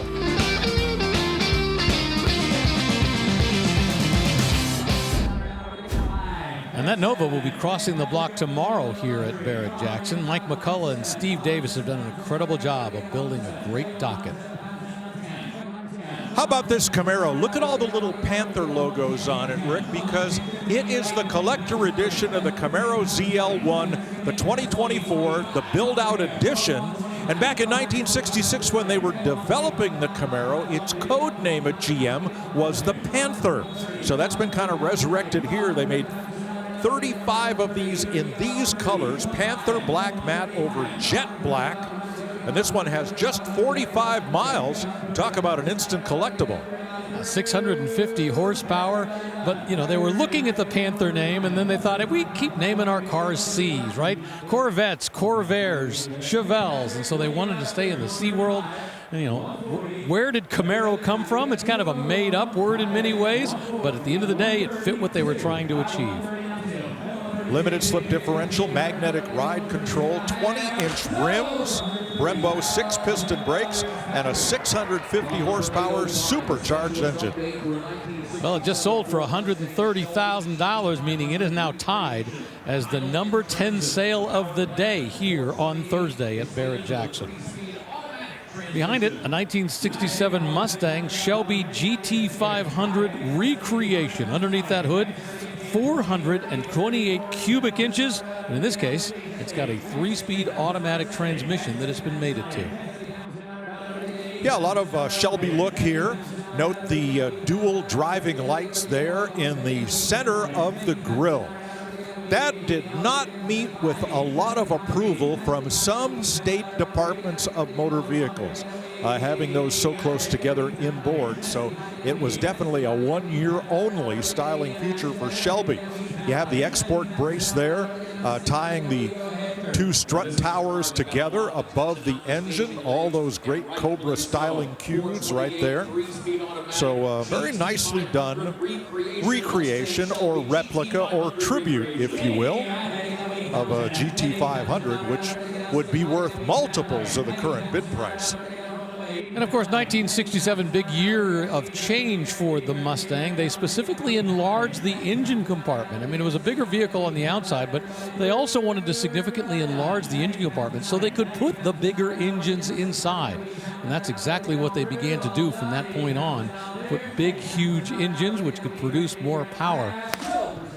And this one just sold here at Barrett-Jackson for $75,000 for that 67 Mustang Shelby GT500 recreation. It's got that pepper gray look with the back stripes. Not an Eleanor, just sort of that look. Beautifully done. Really nice. 1969 Chevy C10 custom pickup right behind. Yeah, kind of a familiar look here at Barrett-Jackson. Black on the outside, red on the inside. This one with a frame-off restoration. 6.2-liter LT1 here, later than the LS engine, so a very, very recent Camaro donated its power plant to this build. Behind it, an 8-speed automatic transmission and a Ford 9-inch rear differential, 22-inch intro wheels in the front, and 24-inch hoops in the back. Less than 600 miles on this one since its completion. And we've talked about the fact that these C10 pickup trucks are really so popular right now. The value of just getting a donor truck has gone up, but the great thing is there are so many aftermarket parts available. You want a new tailgate for one of these? You can buy one for maybe $400. This one, for example, has no Chevrolet name on the back panel. You can buy it without a name. You can buy it with the Chevrolet name. So they've got a variety of ways you can customize it, all buying brand new parts.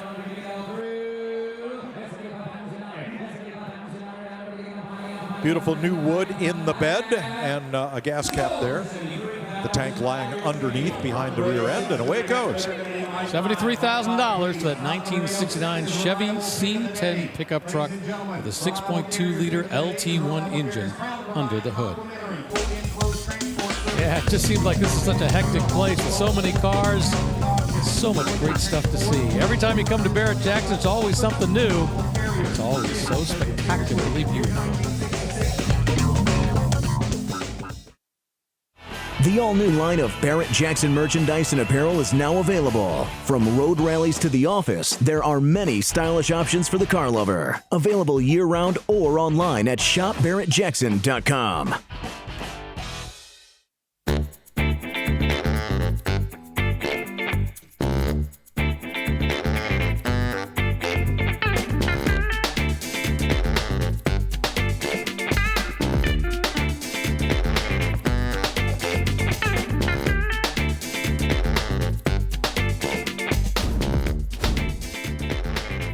Back here at Barrett-Jackson in Scottsdale, already big money, $140,000. The current bid for this 1956 Chevy 3100 custom pickup.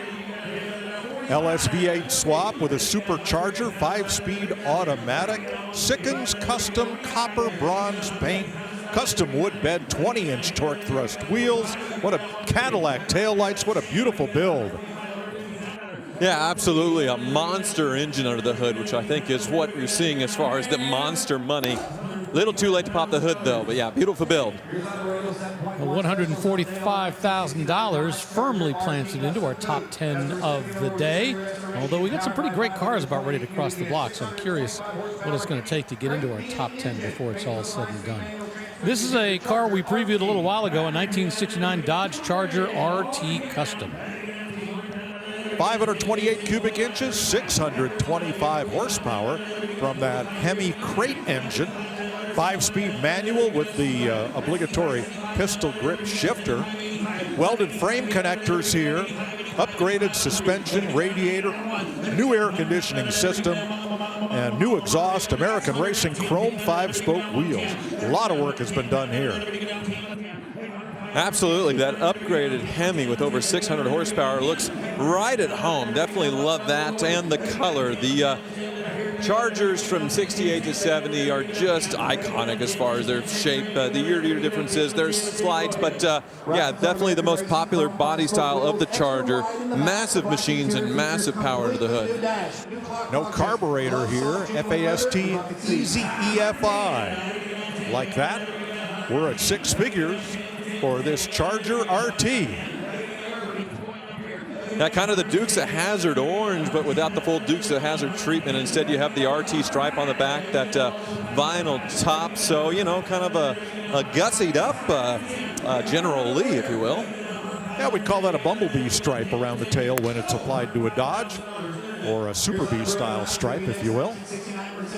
$105,000, that's what it would take to buy that 1969 Dodge Charger RT with that big, huge Hemi engine and all that horsepower.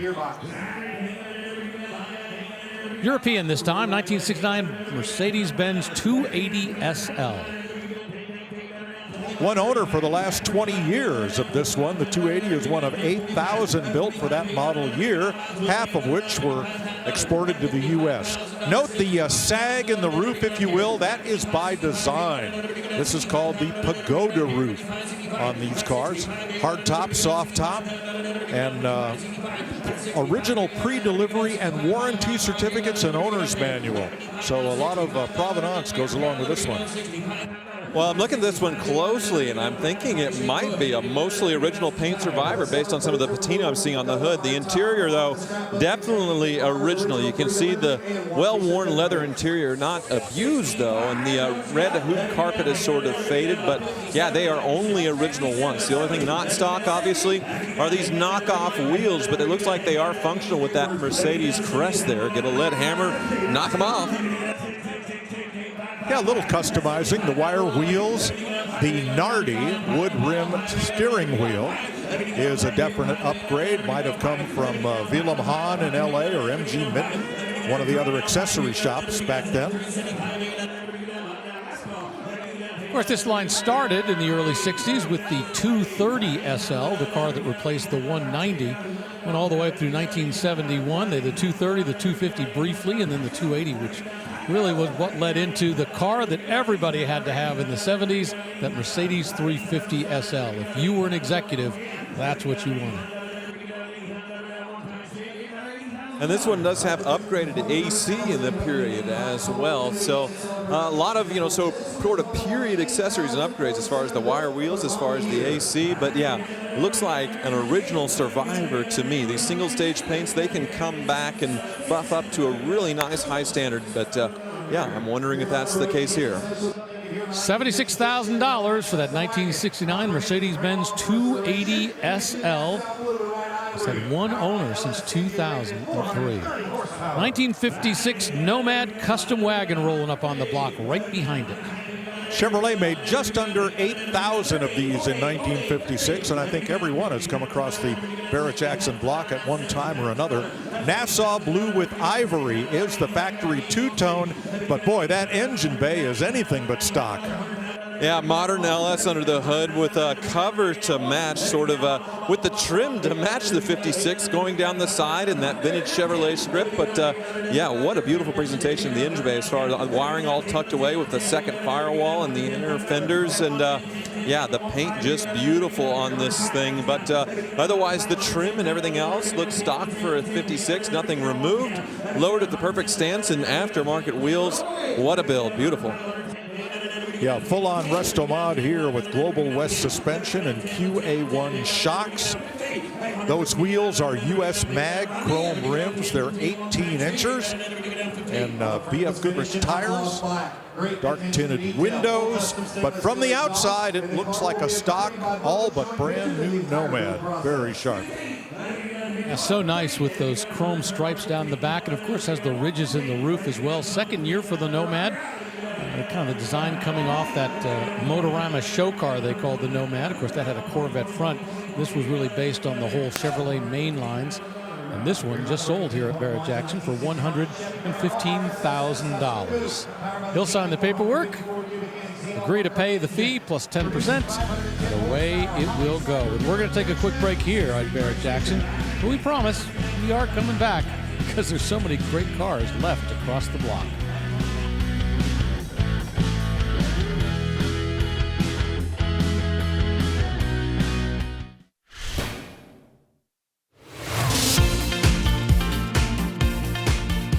Barrett-Jackson Scottsdale is always the biggest auction of the year. And being a new year, we're going to set our goals high and find our dream cars. Now let's see what people are looking at.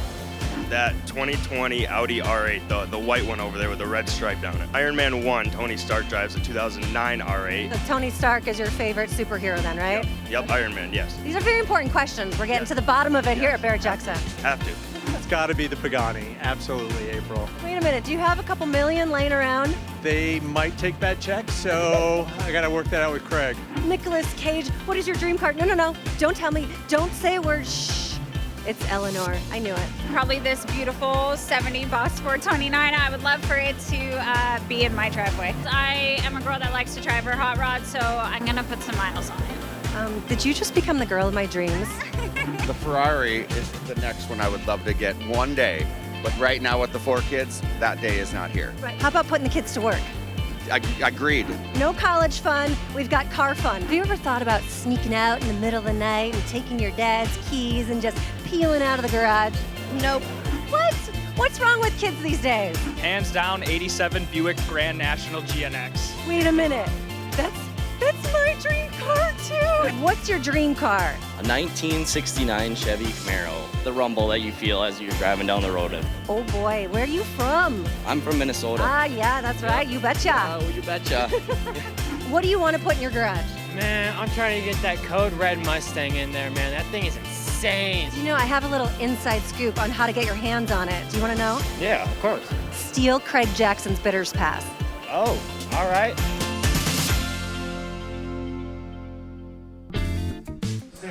Back here at Barrett-Jackson, 93 Mustang SVT Cobra R up on the block. And this is the one that Tyler Hoover at the beginning of our broadcast said got his attention. Yeah, only a little over 100 of these built, and you had to apply to Ford and have some racing pedigree yourself to get one.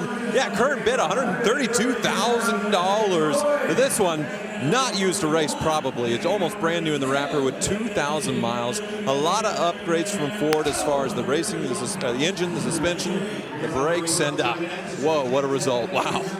$131,000 for that 1993 Cobra R Mustang.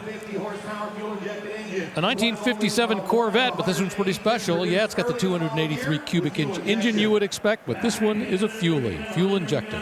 Yeah, fuel injection, one of only 182 produced early in the model year with fuel injection. This one with a 2-speed Power Glide transmission. This original Rochester fuel injection was said by some to be troublesome, but in recent years, specialists have come up and really figured these things out, and they just deliver smooth power, much more so than a carbureted car. Yeah, it's definitely a strange addition to the engine bay as far as it looks, but the performance undeniable. A big boost with that fuel injection, a big deal at the time as far as technology. And I know they built a lot more numbers in 1957 as far as the fuelies. I think they have it worded in that it's sort of in the early Corvettes to have the fuel injection. But yeah, a big boost in price as well with that option. And this one restored to a very high standard. Inca Silver and Ivory said to be only one of 10 in this color scheme, but this is modern base coat clear coat paint, not the original it was born with. Note the Ivory also repeated there in the dash with the Wunderbar radio. $110,000 for that 1957 Corvette and the 250 horsepower. Let's go out to April Rose. Hey Rick, check this out. 1971 Torino Cobra in a beautiful pewter color. I love the look of these. Their bodies are just gorgeous with that pillarless look. C-pillar coming down, just swooping through the back. Real meaty hips and these sport slats on the back. Mag 500 wheels down here. But let's take a look at the heart. Yep, under the hood with our engine cam, brought to you by Blueprint Engines. It's got a 429 cubic inch Cobra jet, 375 horsepower with that sweet Ram Air shaker, 4-barrel carburetor, just tons of torque. This was meant for NASCAR racing back in the day. This is such a sweet ride, Rick. And nothing not to love about that. I love that generation of Cobra, the Torino, that beautifully done. Up in the block right now, we got a 1958 Corvette. We just saw a 57 roll across. Now it's time for a 58. Yeah, this one in Panama yellow with a couple of one-year-only styling cues. These fake louvers, we called it the washboard hood, and don't worry, you're not old enough to know what a washboard is. Also, the tusks on the trunk lid, as they're called, were also a one-year styling feature before Bill Mitchell at GM decided the Corvette just had too much chrome. Some of it had to go. Yeah, this one not a fuelie. It would have been the second year for fuel injection, so not this, the normal 283, but a high-quality restoration. Well, it just sold here for $57,000 for that 1958 Corvette with a V8 engine and 4-speed manual transmission. Off-road showpiece based in North Carolina, built options in this SUV, including manifold, performance fuel exhaust, Tri-Line custom aluminum radiator, just $5,276. All right, up on the block, we got a 2023 Osprey Defender Custom SUV. Everybody had to clear away from in front before it could finally go onto the center stage, and there it goes. Well, this is really cool right here. A Defender with all of the upgrades, 6.2-liter LS3 under the hood, the right amount of lift, and all blacked out. But the coolest detail, I think, on these, if you come around to the black, it's the hard top, and they changed the glass out to where it doesn't have any trim. So you can see cut glass that's just sort of seamless going to the body and around to the back. And what a really cool effect on these hard tops. The aluminum bodies, of course, on these don't rust on these Defenders, and the upgrades really cool on this one. This one built to order by Osprey Custom Cars in North Carolina, has a 6.2-liter LS3 V8 and a lot of NASCAR type accessories like a Fluidine radiator, dual Permacool electric cooling fans, stainless steel lines, and heavy-duty front and rear axles and CV joints. So an awful lot of customization going on here, and since its completion, just 5,000 miles. Yeah, it looks like Yeah, still the solid front axles, so that old school off-road treatment that you would want with the Defender, but the upgrades are really nice. Wow, I'm taking a look at the interior here, and yeah, they found a modern center console. It looks like a clock and vents out of, say, a Range Rover from the mid-2000s. Take a look at this. Really cool upgrade in the dash there. Modern instruments, so yeah, high dollar build here.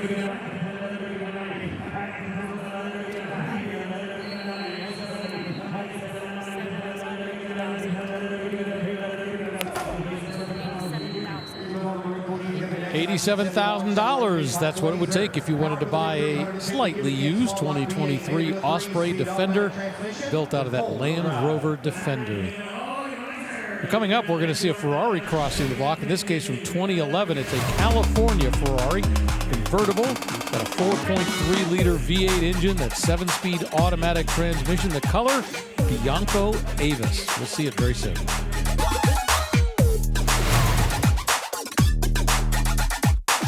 Right now, we got a 1969 Camaro Custom up on the block. Well, this has had a complete restoration with the front subframe removed from the body, powered by a 5.7-liter fuel-injected LS engine, 4-speed automatic overdrive transmission. Tubular front control arms have been added with coilovers and a new exhaust, 17-inch cast rally wheels, fully refreshed suspension. Yeah, the 5.7-liter would have been the LS1, and I do like the rally wheel look, but having it slightly oversized. Interior has the pretty houndstooth, which you would have found in 1969, so the upgrades are subtle from the outside, but that LS power plant, a huge improvement.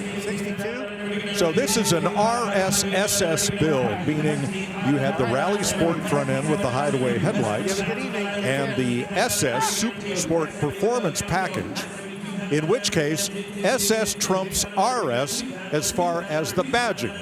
I have seen one Camaro that had both. It said Rally Sport on the side, SS in the front and rear, but just that one. $70,000 for that Resto Mod 1969 Camaro. Now, a little earlier, while we were in a commercial break, a 1955 Bel Air Custom across the block. And a modern LS engine, everything you can ask for, beautifully done. And this one sold for $150,000. In fact, at this point, we have 4 cars that have sold for $150,000, and that's tied for third on our top 5 for the day so far here at Barrett-Jackson on Thursday. Speaking of Bel Airs, we got a 1956 Chevy Bel Air. This one another custom up on the block. Well, look at the stunning engine bay. Come take a look at this. I mean, not an LS swap. This one went, what the size, 350, 383, or a little bit bigger, but the intakes, individual throttle body, modern fuel injection, and you can see the trumpets there as far as the individual jets going into the cylinders, making it almost look like sculpture with all the chrome. Just absolutely stunning on this 56. Yeah, that is an LS2 swap, and a very nicely done one at that. Beautiful on top. Let's have a DuPont salmon orange and cream white. Let's have a look underneath at that LS2 engine.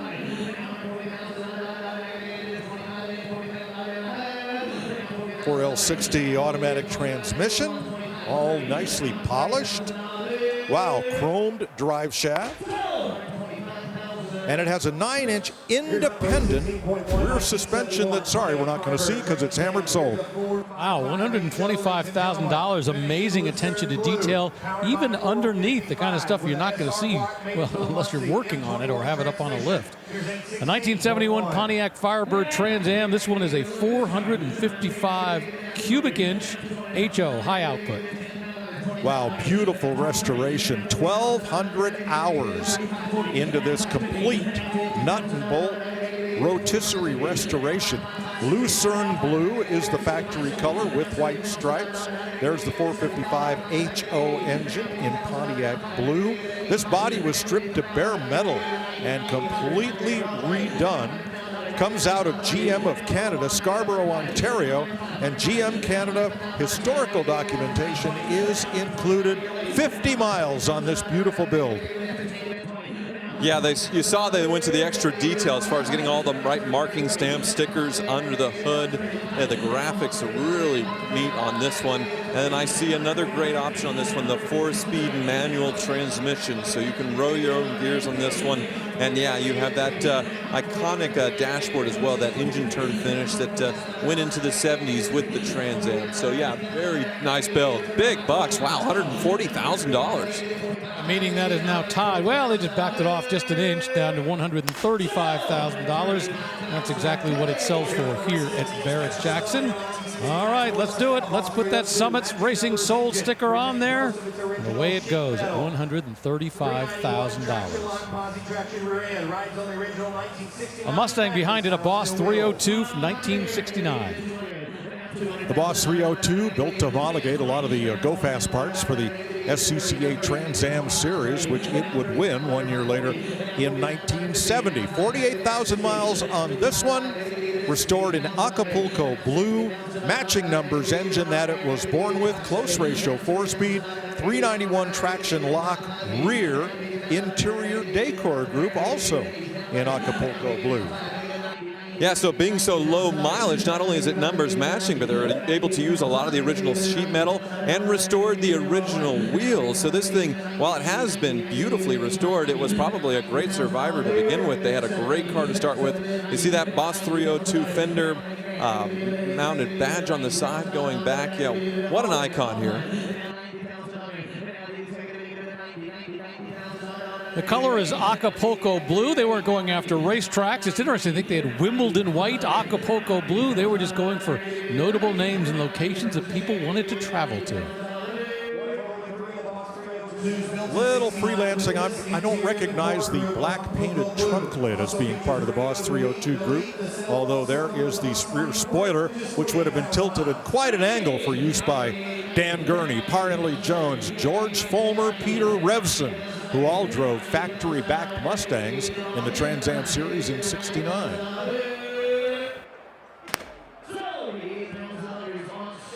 $88,000 for that 1969 Mustang Boss 302 Acapulco blue, 302 cubic inches underneath the hood.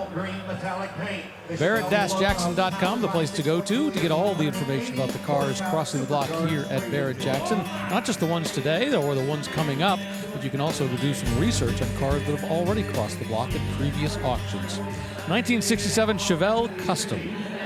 Yeah, this is a full custom with an LSA GM crate motor, 6.2 liter, 580 supercharged horsepower, running through a 411 Moser rear, Ride Tech suspension, just a whole lot that you can't see in addition to what you can. The color is described as gunmetal green. Looks a little like metallic Army olive drab to me. It sure is different. I like it, and they went with the color on all the trim as well, as far as the grille and the bumpers and the mirrors. Trim delete in some places, or color matched. Yeah, certainly much wider in the rear as well. You have Foose wheels with the matching spokes. Whoa, holy moly, yeah. Wow. Just hit $200,000. How about that? Now tied as the #2 sale. Now officially will at least become the #2 sale. Can it make 270 and become #1? Let's wait and see. What a beautiful build, a full custom all the way around, top and bottom. Gorgeous. Yeah, interior completely custom on this thing. Once again, something that probably matches the original '67 Chevelle. Leather padded dash, $220,000 now. Look at the switchgear down there for the power windows. Boy, the quality, unbelievable. And the price is starting to match it. Wow. Well, watching the bidders here is a lot of fun. That gentleman in the skybox keeps laughing every time he gets outbid, and he has to think about it, and then he comes back for more. Now his hands are up. He's like, no, I think I'm maxed out. And he says, I'll do it again. Just when he says no, he comes back one more time. Well, it's cool to see this on a '67 Chevelle, because custom Chevys see Camaros or a '70 Chevelle. What a number, wow. Well, as I said, sometimes people say, I'm out, I'm done, I'm not going to bid anymore. That's exactly what that gentleman did. The bidder's assistant said, are you sure? And he goes, okay, one more time. And that's what happened. And he came away the winner at $245,000. Now, the number 2 sale of the day on this Thursday here at Barrett-Jackson.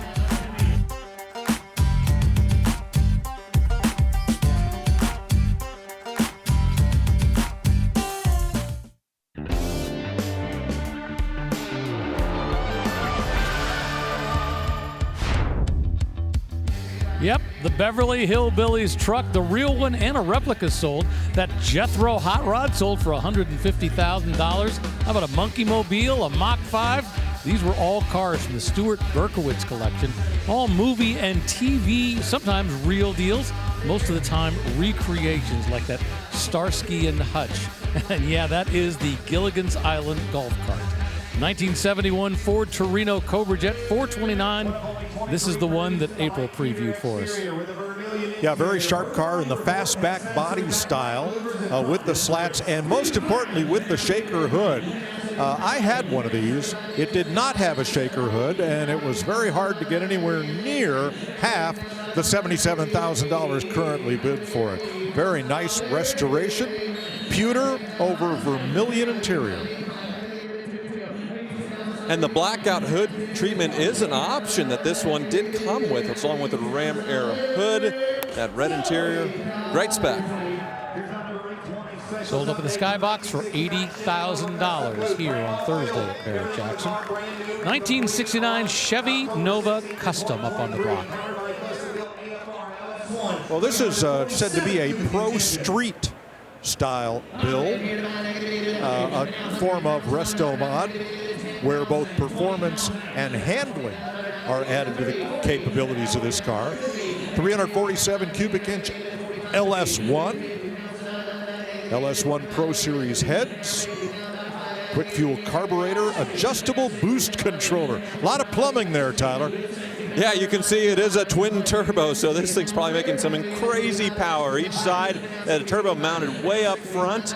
And going to the headers, you can see out the exhaust. Instead of them going down, they're going up into the turbo and then looped around back into the intake eventually. Amazing welding there and all well done. And you can see it definitely hooks up in the rear because that back end is tubbed and those rear tires are wide. A roll cage in it as well, probably because this thing can do some great passes on the quarter mile. You need roll bar to do that as far as I think under 11 seconds on the quarter mile. 411 gears with Curry axles, that 9-inch aluminum center section gets all that power to the ground. Billet Specialties wheels and Hoosier tires. Well, it seems to be the $80,000 hour for the second vehicle in a row. That was the price, $80,000 right there. Well, if you'd like to try and sharpen your bidding skills and perhaps snag a great prize in the process, you'll want to play Fantasy Bid, brought to you by Dodge. And right now, April Rose is going to preview one of the cars that you will try to predict the price on. That's right. I'm in the Showcase Pavilion with this gorgeous 1951 Mercury Custom. When you're talking about a lead sled, this is what we're talking about right here. It's been chopped and slammed to the ground, Frenched in headlights up here. Just tons and hours of work went into this build. Gorgeous blue color.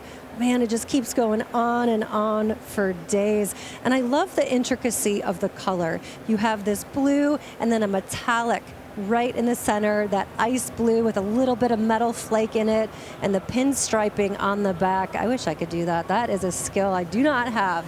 Now, it's powered by a 502 big block, power rack and pinion steering, upgraded suspension and rear end. And take a peek inside. That wheel is just stunning. The dash looks stock with upgraded gauges. And that massive floor shifter, that's for the automatic transmission. Man, they don't make them like they used to, Rick.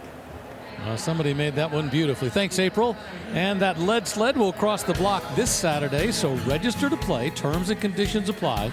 You must be 18 to play. Don't forget, visit promo.barrettjacksonfantasybid.com for the official rules. Who knows? You could walk away with the grand prize, an all-new 2025 Dodge Hemi Durango. Up on the block right now, we have a 1969 Camaro RS SS Custom. In McLaren Azure Blue with carbon fiber bumpers.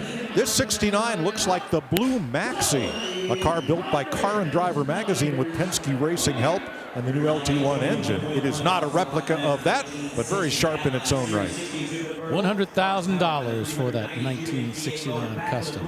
Want something bigger, and I mean much bigger? How about a 1960 Cadillac Series 62 convertible? Boy, what a great boulevard car this was and is. The big Cadillac overhead valve, 390 cubic inch V8 engine with its turbo-hydromatic 3-speed transmission and fully loaded power brakes, power steering, power windows, power top, dual side mirrors, power antenna, fender skirts, riding on 15-inch steel wheels, wearing Cadillac Crest hubcaps. What a beautiful parade float this is. Oh, absolutely, Mike. In 1960, we saw the fins shrink on this one considerably. Here's Steve Davis. Absolutely amazing 60 Cadillac. Very rarely are we seeing these. This is an opportunity to buy one that's dialed in, drive it anywhere, coming from the top consigners at Barrett-Jackson. So the styling, no, you didn't have the big bullet taillights like on the 59. You had taillights in this oval, vertical oval, which 1 year later for 61 would get turned horizontal because every year the styling had to be just a little different. And look at the beautiful dashboard in this thing as far as the instrument cluster, the speedometer going to 120, 74,000 miles showing, all drivers focused. This one looks like, yeah, optioned with air conditioning from the factory. So what a thing. Now up on the center of the dash, that little sensor is the Twilight Sentinel, which will automatically turn your high beams on and off.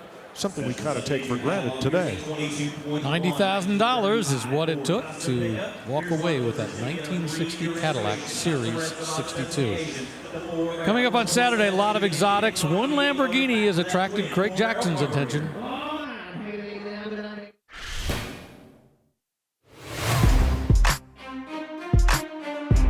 We have a 2022 Lamborghini Aventador LP780-4 Ultimate. It is finished in Viola Pearl Effect, and it is #1 of 350 coupes that were produced in the final year of production. Part of the limited run of 600 units, including 250 roadsters for that model year. It also marks the last year the Aventador was ever made with a naturally aspirated 6.5-liter V12 delivering 780 horsepower and 531 pounds of torque.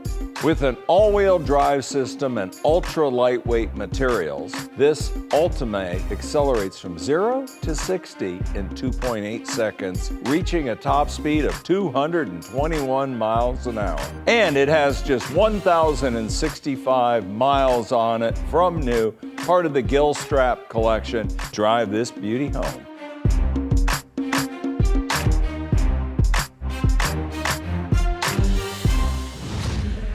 Just make sure you bring your checkbook with a big balance to drive it home. And once again, that's one of the cars we'll see cross the block on Super Saturday. 1935 Ford Custom Pickup, $120,000 the current bid. That's because this one is ready to haul.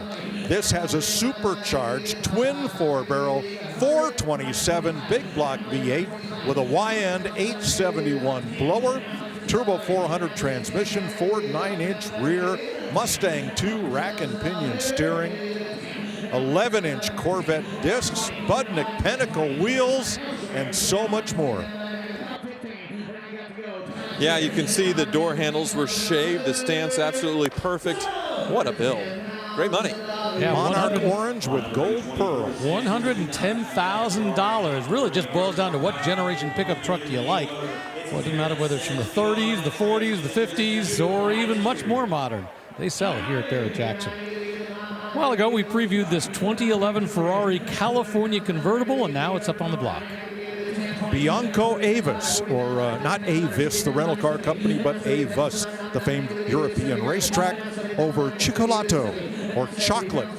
interior with white diamond stitching for this front V8 powered retractable hardtop California.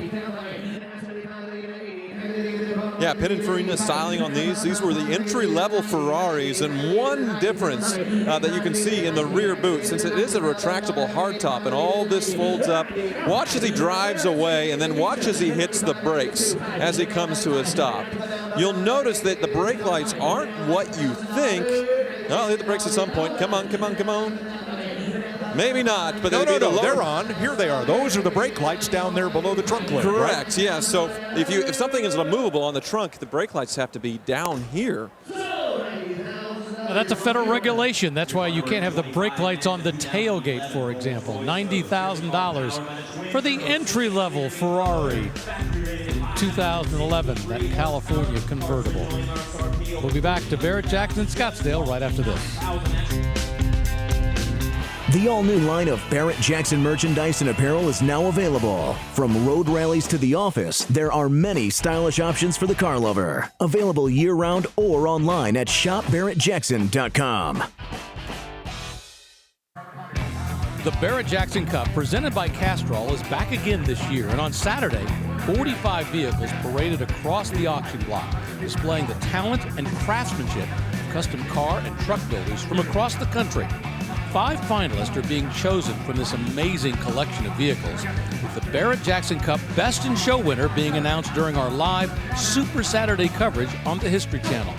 And today, another finalist was announced. It's this 1969 Ford F-100, built by Scott's Hot Rods and Customs. So good luck on Saturday, and we'll see if this F-100 will win Best in Show.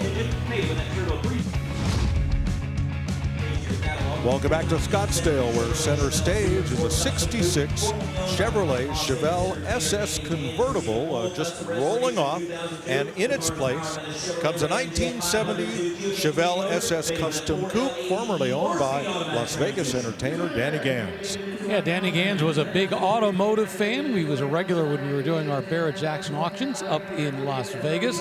Interesting, we just saw that 1966 cross the block. That was a big block engine that went across, but that was supposedly a matching numbers engine. This one, well, a Rusto-Mod, a 502 cubic inch V8, made it to a 4-speed automatic transmission. About the same color, it's that cranberry red, so it's kind of a Rusto-Mod, big tires all the way around. Yeah, I think they went just as wide as they possibly could in the back without tubbing the rear. That 502 cubic inch, obviously putting out some big power, so you want something that can hook up. And overall, the quality of this one does look very, very nice. I do like the Chevelle stripes and, yeah, the color combo. And they've worked with a lot of options on this as well. It's got air conditioning, power steering, power front brakes, custom fuel tanks. They've done a lot of work to this to make it just a much more drivable car. They've also, most importantly, added a much bigger radiator up front to make sure they can cool that big, huge 502 cubic inch V8. Yep, you can see the collet shift automatic down there. And yeah, it looks like air conditioning. Very tidy inside and out. Consigned by the Gans family out of their collection. Hammer price $98,000. We'll stay in the Chevrolet theme, but we're going to back up a decade. 1957 is when this Chevy Bel Air convertible was born. Well, in some ways, this is the car that was never supposed to be produced. You know, Chevrolet really wanted to go to the 1958 body style for 1957, but they just didn't have enough time. They were really worried about the cars that Ford and Chrysler were going to come out with. And so as a result, they just dolled up their 1956, but most importantly, they kept that V8 engine under the hood. Now this one has a 350 under the hood, but they've done a great job of, you know, keeping it with the style from that 1956 and moving into the 1957 realm. Yeah, a lot of upgrades for comfort and drivability. You saw the aluminum radiator for better cooling, 12-volt electrical, and new wiring throughout. But yeah, 350 cubic inch V8, a major upgrade as far as what they would have had in 1957. And yeah, great price so far. Wow, we're already at $125,000. Well, when restored to stock or even stock appearing, these 56 and 7s are still blue chip collectibles. $120,000 is the hammer price. All right, to Dearborn, where Ford Mustangs were born. 428 cubic inch CJR. Don't call it a fastback in Mustang parlance. This is a 1970 sports roof. Well, that's right. I mean, we all call them fastbacks, but Ford, well, that's not the official name they use. They called them sport roofs back then. And what's under the hood is what's important. Now, let's take a quick look. That 428 cubic inch Cobra Jet. Yeah, look at that big induction underneath there, the shaker hood, everything you want to see on top. You know, this was an engine that they created to go racing with, and it's important to point out that they really, we talked about this, in 1967, widened the engine compartment so they could put these big engines under the hood. Yeah, you see the functional shaker that sticks out of the hood when enclosed, connected right to the engine, giving it a nice little jiggle. The rear louvers that are known with these Mustang 428 sports roof and the Mach 1 badge and spoiler on the back. Another really high quality restoration here.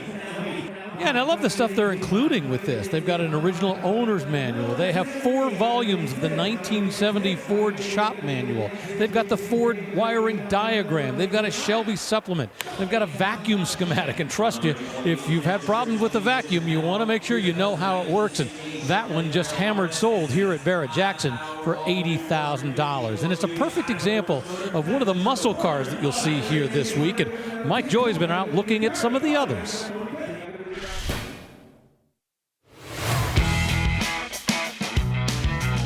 At the very top of the collector car pyramid are the ultra-rare, ultra-restored muscle car.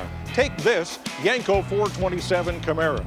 It has the right radiator cap, the right battery clamps, the tar top battery, the right hose clamps, the stampings on the hoses and on the firewall, the right etching on the windshield and all the glass restored to as new. Or this double Copo Camaro, a very rare piece ordered from Chevrolet's central office. Chrysler, you like wing cars? Well, who doesn't? Roadrunner Superbirds, 2 of them surrounding this Dodge Daytona. Has it got a Hemi in it? All 3 of them do. And the Ford fans are not left out. In 1969 and 70, Ford built 1,350 Boss 429 Mustangs to homologate this engine for NASCAR racing. There's 4 of them here to choose from. Ultra-rare, ultra-restored muscle cars are always a hallmark of Barrett-Jackson Scottsdale.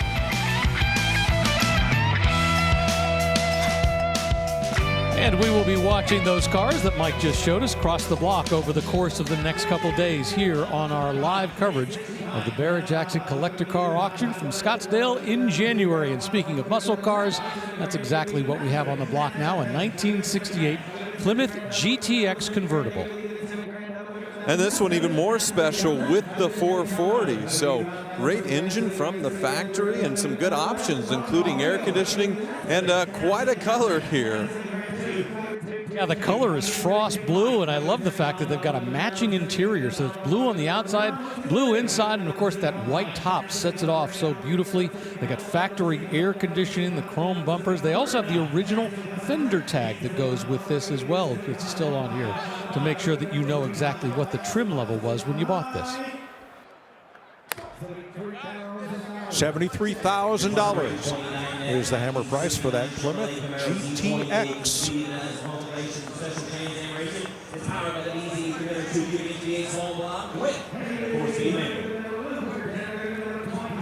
On to this 1969 Chevy Camaro. RPO, regular production option Z28, and that became the model name for one of the most famous Camaros ever. You know, Mike, I attended my first Barrett-Jackson auction in about 1980. And back then, it was all the pre-war classics that you would see crossing, a lot of big stuff. We couldn't imagine back then that we were going to see a car that at that point was, you know, not that old, just, 11 or 12 years older than this, coming across the block. And then the resto mod, the custom world, and of course the muscle car world came on strong, like this 1969 Camaro Z28. And of course the Z28 designed specifically to get into the racing world for the Trans Am for Chevrolet, and it was done very effectively with Mark Donohue and Roger Penske winning the Trans Am championship. Yeah, my first Barrett-Jackson was 2004, and at the time the thought of a custom doing more than a perfectly original stock Camaro, no, you're crazy. There's no way. But of course, that's been proven the opposite with the customs that we have. But this one, yeah, a very nicely restored original Z28 here, and great options. Yeah, this particular one of the early built Z28s without the cowl hood that most folks would have expected, but apparently they say this is correct, and that color is Daytona yellow. And the hammer price is $70,000 in Daytona yellow with a chambered exhaust. And that Z28 has a new owner. Lots of automobilia on display and available for purchase at auction here at Barrett-Jackson every day before they start selling cars.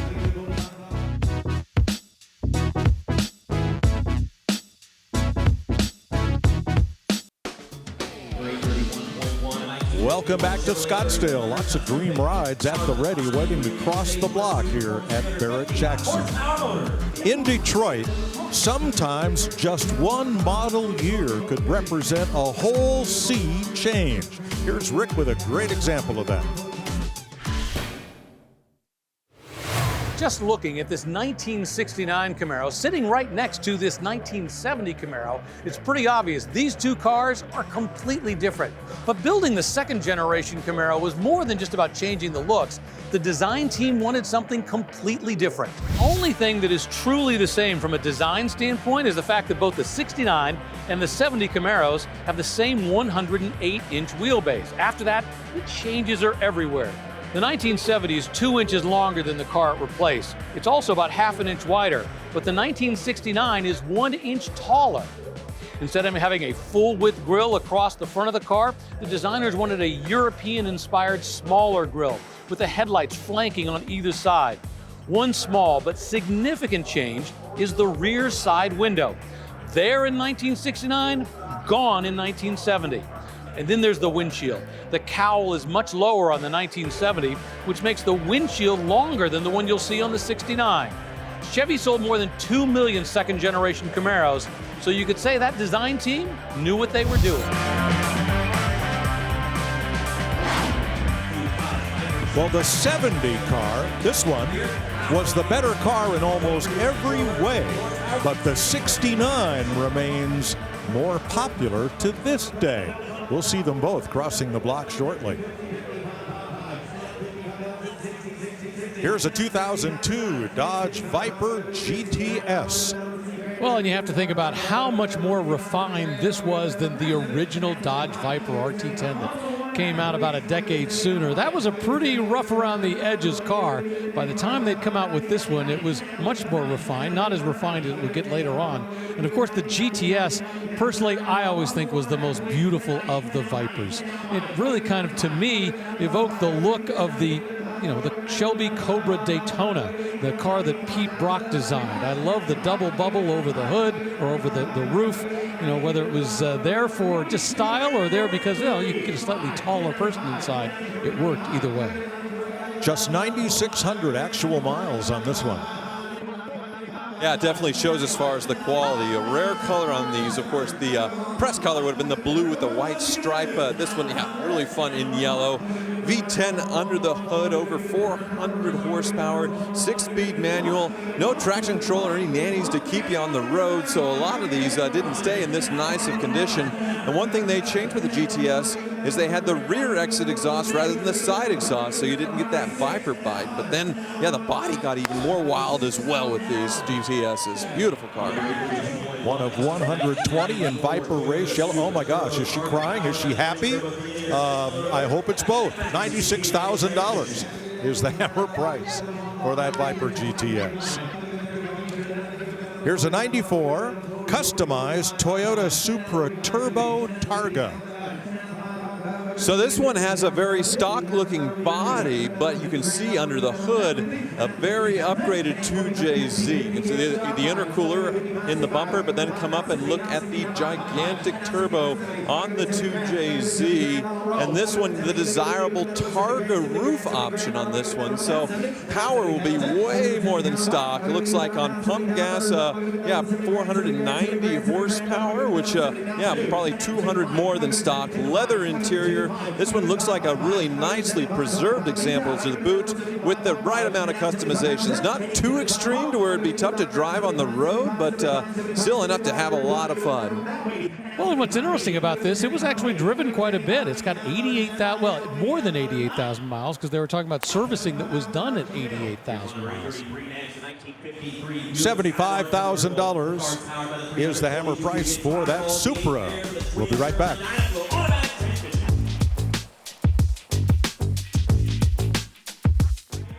That 69 Chevy Camaro Copo Recreation that Rick showed us earlier is currently bid to $72,000. Yeah, they did a lot of work to get this like a Copo. For example, the fact that they, made it look everything the bit on the outside, which is very simple, right? But then underneath, all the work to make it just like it would have been as a central office production order car. Well, it drew one more bid and hammered sold at $73,000. Here's a 1967 Chevy Chevelle Malibu Custom SS Tribute. Well, just as that was a recreation Copo car, this is an SS Tribute. It does have a 396 cubic inch big block engine. They point out it's got an upgraded cam, polished aluminum intake, and a nice aluminum radiator so it can cool. And of course, they've done all the detailing in the engine bay. Once again, pretty much better than new for this 1967 Chevelle Malibu. I can see the Hurst quick shift shifter in there to surprise people at the stoplights. The chrome wheels are oversized in the back, so it hooks up as well. And yeah, the Super Sport badges throughout on the 67 Chevelle, which from 66-67 got more raked in the front, and then the full wraparound taillights. This one, high quality paint job as well. Yeah, they've also improved the brakes up front, still have the drums in the back. And of course, the 1967, the last year for this body style. In 1968, it would change pretty significantly. It was that body style that we would see evolve in, of course, the 1970 that is so popular here at Barrett-Jackson. Hammer falls at $62,000 on that 67 Chevelle. Well, here's the other half of that feature Rick did, and this one would be my choice, the 1970 Camaro Z28. Well, to your point, Mike, I mean, this is simply a better car than the 1969 in many ways. They really made it much more of a driver's car from a performance perspective, had better cornering capabilities. It was wider, just a little bit longer, and of course it was a little bit lower, so at a slightly lower center of gravity as well. And significantly, we want to talk about what's on the side, and that's the fact that we've got this big, long window right here because they eliminated the rear window. The result was you had a massive door on the side. I think it's about 8 inches longer because that made it possible for people to get into and out of the back seat. Not that most people carried many people in the back seat of these things. Yeah, this one nicely specced out with the orange and the rally stripes and the 4-speed manual transmission inside. So roll your own gears, have fun, but still a lot of the luxury options too. Looking very stock on the interior. Well, the bidders have decided the 69 Tribute did $73,000. The real deal 70 Z28, $60,000.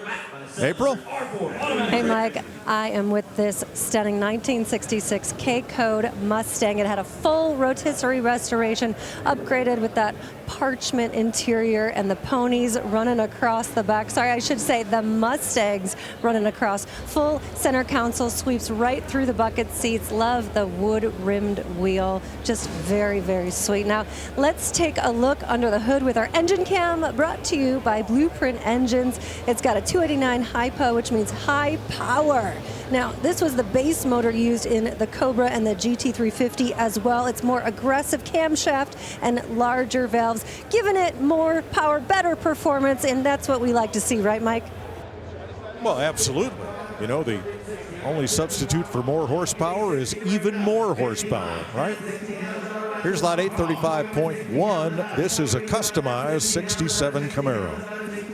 Yeah, a lot custom about this. We'll start with that paint job. It's a burgundy paint that I don't think was available back then. And it's got a big block engine under the hood.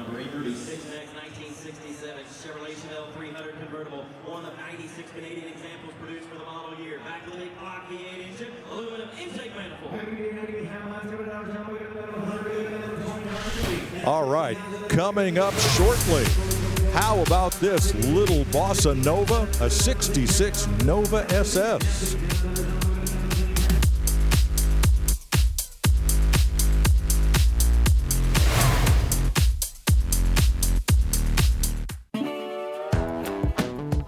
There's that pretty little tropic turquoise 66 Chevy Nova SS with a 327 and a 4-speed, a 373 posi rear, and it has a new home for $100,000. We'll move on to the 68 Chevy Camaro RS SS convertible. Yeah, custom is the word, both inside and out. You can tell with that custom hood that they put on it. Fairly stock looking beyond that, but under that hood is a 502 cubic inch, 502 horsepower engine. And of course, plenty of GM performance. That ramjet, all forged bottom ends, got plenty of torque. Made it up to a 3-speed automatic transmission. And the back end, it's got a 12-bolt rear end. $65,000 plus the 10% buyer's premium will send that to its new home. Well, we're going to stay in the Chevy family for this 1987 C10 custom pickup. Well, here's something pretty neat. Square body short bed given the drop treatment. And look at that engine bay. Beautiful 6-liter Vortec LS with the engine cover to match the two-tone paint job and modern air conditioning and everything else to upgrade. But these square bodies, they didn't have the love before as far as the customization to this level, but we're seeing more and more of it recently and bidding to match the enthusiasm. Just shy of $50,000 already. Well, let's go back to the point that people tend to buy the things that, you know, have some memory to them, whether it's a car they owned or perhaps a car that they grew up with, that their parents might have had. And in this case, you had a 1987 pickup truck, and you've got an entire generation of people that grew up with these, and now they might be able to afford a custom, so that's what they're reaching into. $50,000 for that Chevy C10. Now in 1969, Ford built only 62 428 Cobra Jet notchback coupes. Here's one of them. Yeah, big change in 1969. Of course, the 1967 and 68's very similar, but in 1969 it just got bigger and bigger. And of course, not everyone's a big fan from 1969 of the notchback. Of course, we love the Mach 1 and the fastback, or what we call the sport roof. But once again, the important thing was the fact that they had that big engine compartment and the ability to put a 428 cubic inch Cobra Jet engine under the hood. Yeah, they stuffed the 428, and you saw the factory air conditioning as well with that big compressor. This one, yeah, very unusual with the coupe and the vinyl top is what makes it so rare. And I personally like it with that shaker hood to match the black vinyl top. This is one of only 62 made in this configuration. Most people who are going to go for the Cobra Jet were going for the sport roof, so to have a notchback like this was unusual. Craig Jackson was on the speaker just a moment ago telling the crowd that this is a pretty rare find, rare bird to be able to see this type of notchback with the big, huge engine under the hood. You know, the notchback wasn't that associated with high performance back in the day. So I think here we have an example of a car that is very rare, but do the bidders see desirability here? I'm not sure. Well, the color royal maroon with that black vinyl roof. You know, this has that kind of Mustang Grande look, which wasn't quite as popular for the aficionados. It hammers sold for $70,000. Now, Barrett-Jackson VP of Consignment Mike McCullough has a car he wants you to take note of.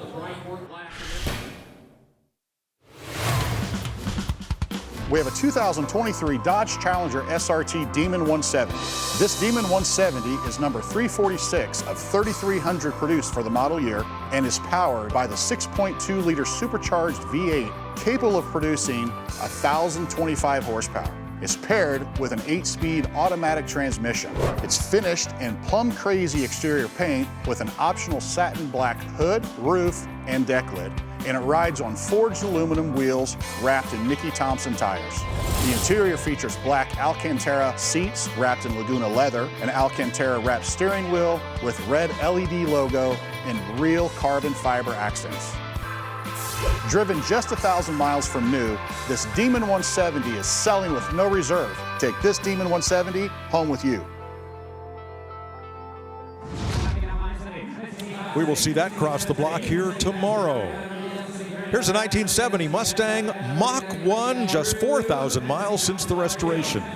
Yeah, really, this is the car that spelled the end of the Shelby GT350 and the GT500. Why'd you have to buy those when you could just get a Mustang Mach 1? And this was everything you wanted coming out of the factory, a 351 cubic inch and a select automatic transmission. $75,000.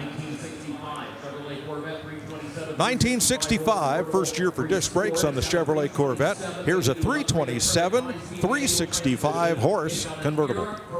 Yeah, so this one, the higher horsepower 327, though not the Fuelie. This would have been the last year for the Fuelie, and then overlapping with the bid block 396, the last year of those two being together and the fuel injection. But this one, yeah, 327, not numbers matching, and one big upgrade they did is a 5-speed Tremec transmission. That extra gear for the highway is definitely a must-have if you want to go modern highway speeds with these. But otherwise, very stock looking as far as the color, the side pipe exhaust, the knockoff wheels, and in very nice shape. Looks like a pretty fresh restoration. Yeah, customized on the inside as well. So what brought an end to the fuel injection in the Corvette?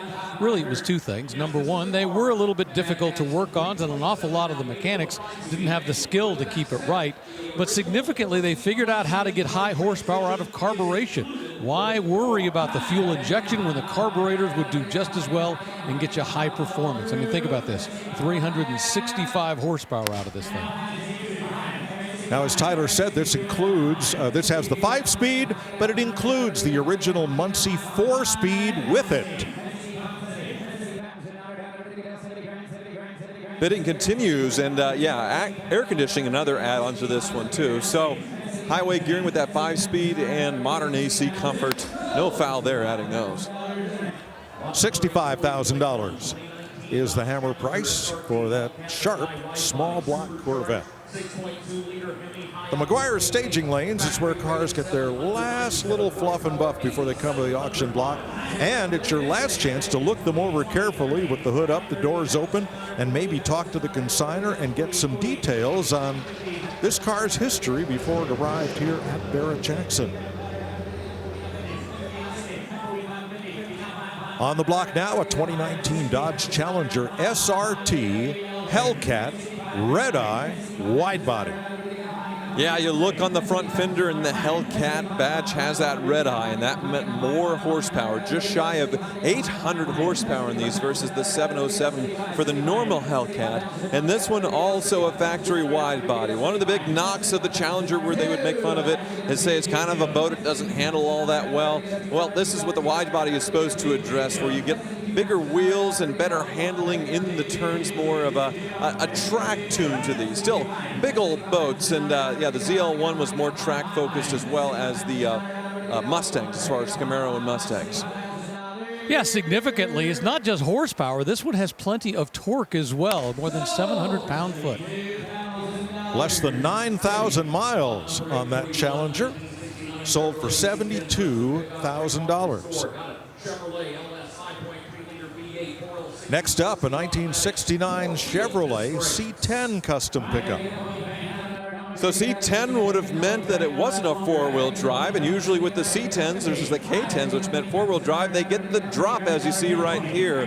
This one has the nicely upgraded 5.3-liter LS engine, so this is something you would have found in, say, a 2000 Chevy 1500, and they even went and put the old Vortec engine covers you would have found, say, in the 2000 Chevy as well. Obviously an aftermarket intake, but looks like, yeah, air conditioning added into it, and yeah, beautiful stance on this one, lowered just right, and two-tone pegs.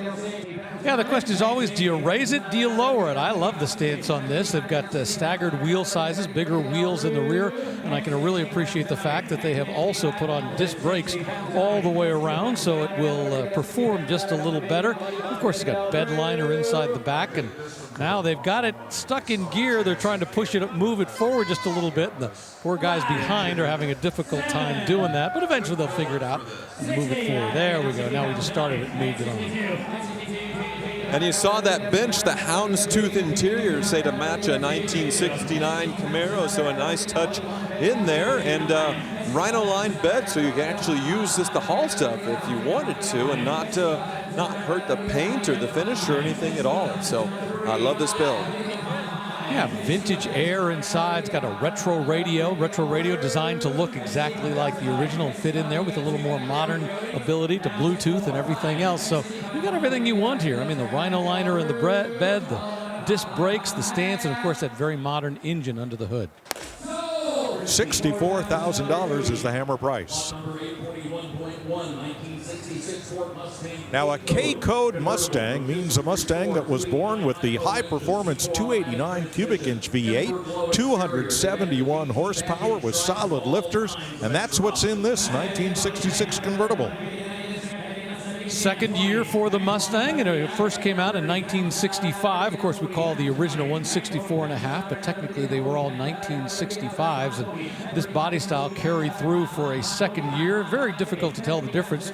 Got the GT lights up front, but significantly, as Mike mentioned, it's got that K-code 289 high-performance engine, made it up to a C4 automatic transmission. It does have the pony interior. I think this is the one that April was showing us with the, as you can see, it's called the pony interior, where the horses are galloping across the seats. And you can see it has the column-mounted clock and tachometer to give it more of that performance cred with that high-performance 289. Unique color there, like the dual exhaust coming out right by the reverse lights. Now they're saying this has the GT options, but we don't know whether it's actually the GT options that came with it. It's got the Cobra intake, the fog lights, the trumpet exhaust. These are the trumpet exhausts you see right here. They have just a little bit wider look on the back side. GT pack, you also got the rally stripes down the side and the fog lights in the grille.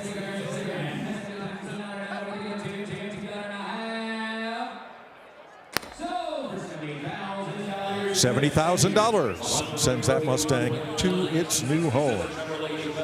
Coming up, Chargers, Challengers, Chevelles, and more. Oh my, at Barrett-Jackson.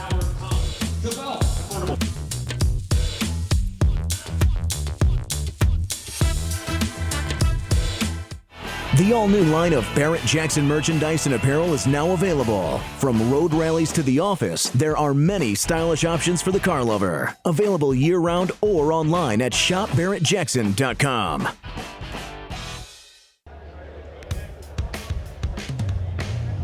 Getting dark here in the Valley of the Sun, but the bright lights are still ablaze here on the auction block at Barrett-Jackson. 2,000 cars here this week, all to be sold with no reserve. They will all find new owners. Now, last fall we were here, as we now have 2 Scottsdale auctions every year. And here is a great moment from last October.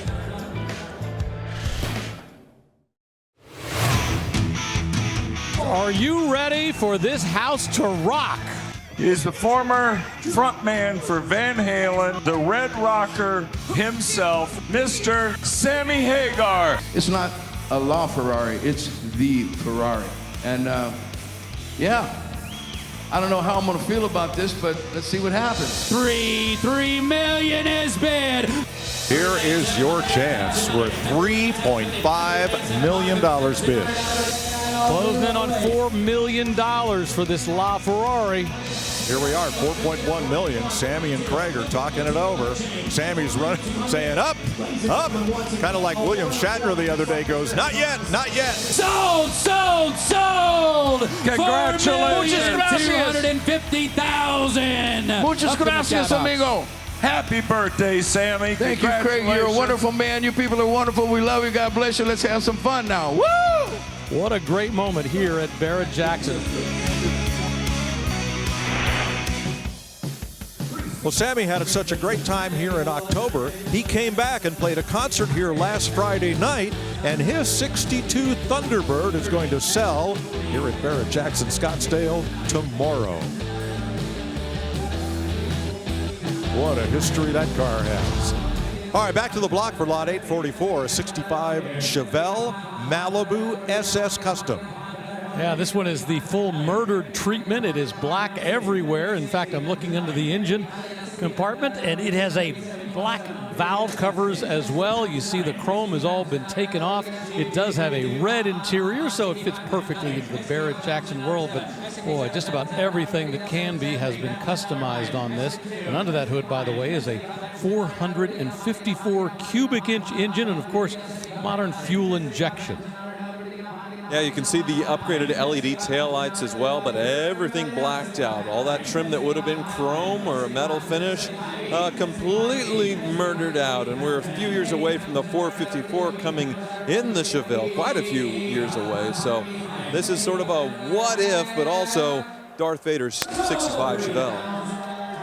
$80,000, the hammer price.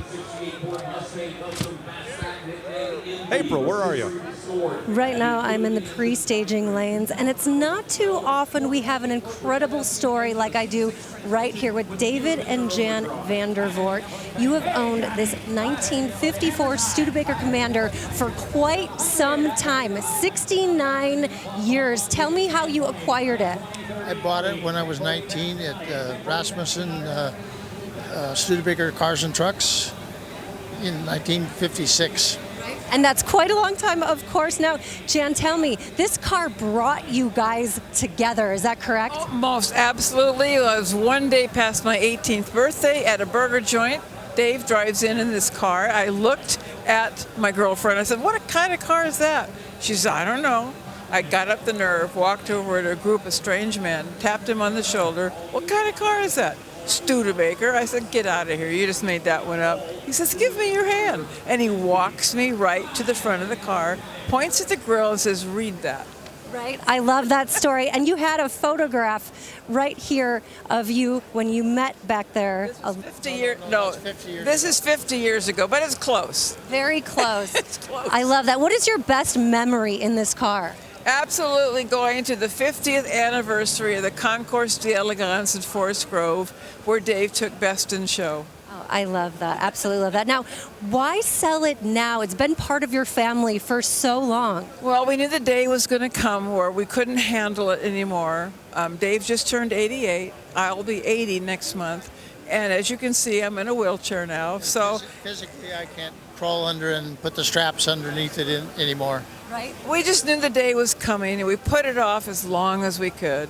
And tonight is the night. Tonight is the night. Are you going to have some emotions going across as you see it? Oh, honey, bittersweet. Are you kidding me? I think of all the times we were together in this car, talking about our future and our little family, and oh my goodness, yes, many memories, many. Right. It's a gorgeous car, gorgeous couple, of course. This is the right place to let it go at Barrett-Jackson, and good luck. We're going to be watching you. Thank you so much. Our hearts go out to you. I appreciate all this. This is wow. Thank you. All right, Mike, what do you think? That is not a car story. That's a love story. Wow, I'm choked up. I can't wait to see how they do and see if they'll get to kiss that car goodbye. How about this 69 Chevy Corvette 427 435 horse convertible? Just exactly what you want, that big block, 435 horsepower, and according to the consignor, it's all matching numbers with that 4-speed Muncie transmission and tri-power, 3 carburetors under the hood. Yeah, you can see the side exit exhaust as well, so lots of great options here. Manual transmission, 435 horsepower, that tri-power from the factory. So, yeah, very cool optioned out, and yeah, sort of subdued color for the Corvette, but I definitely like it. Cortez silver on the outside, and they say they've got $20,000 worth of receipts to show the recent restoration. Boy, that looked like a nice buy to me for $65,000. Well, that Studebaker's on the way to the block, and so are a lot of other great cars.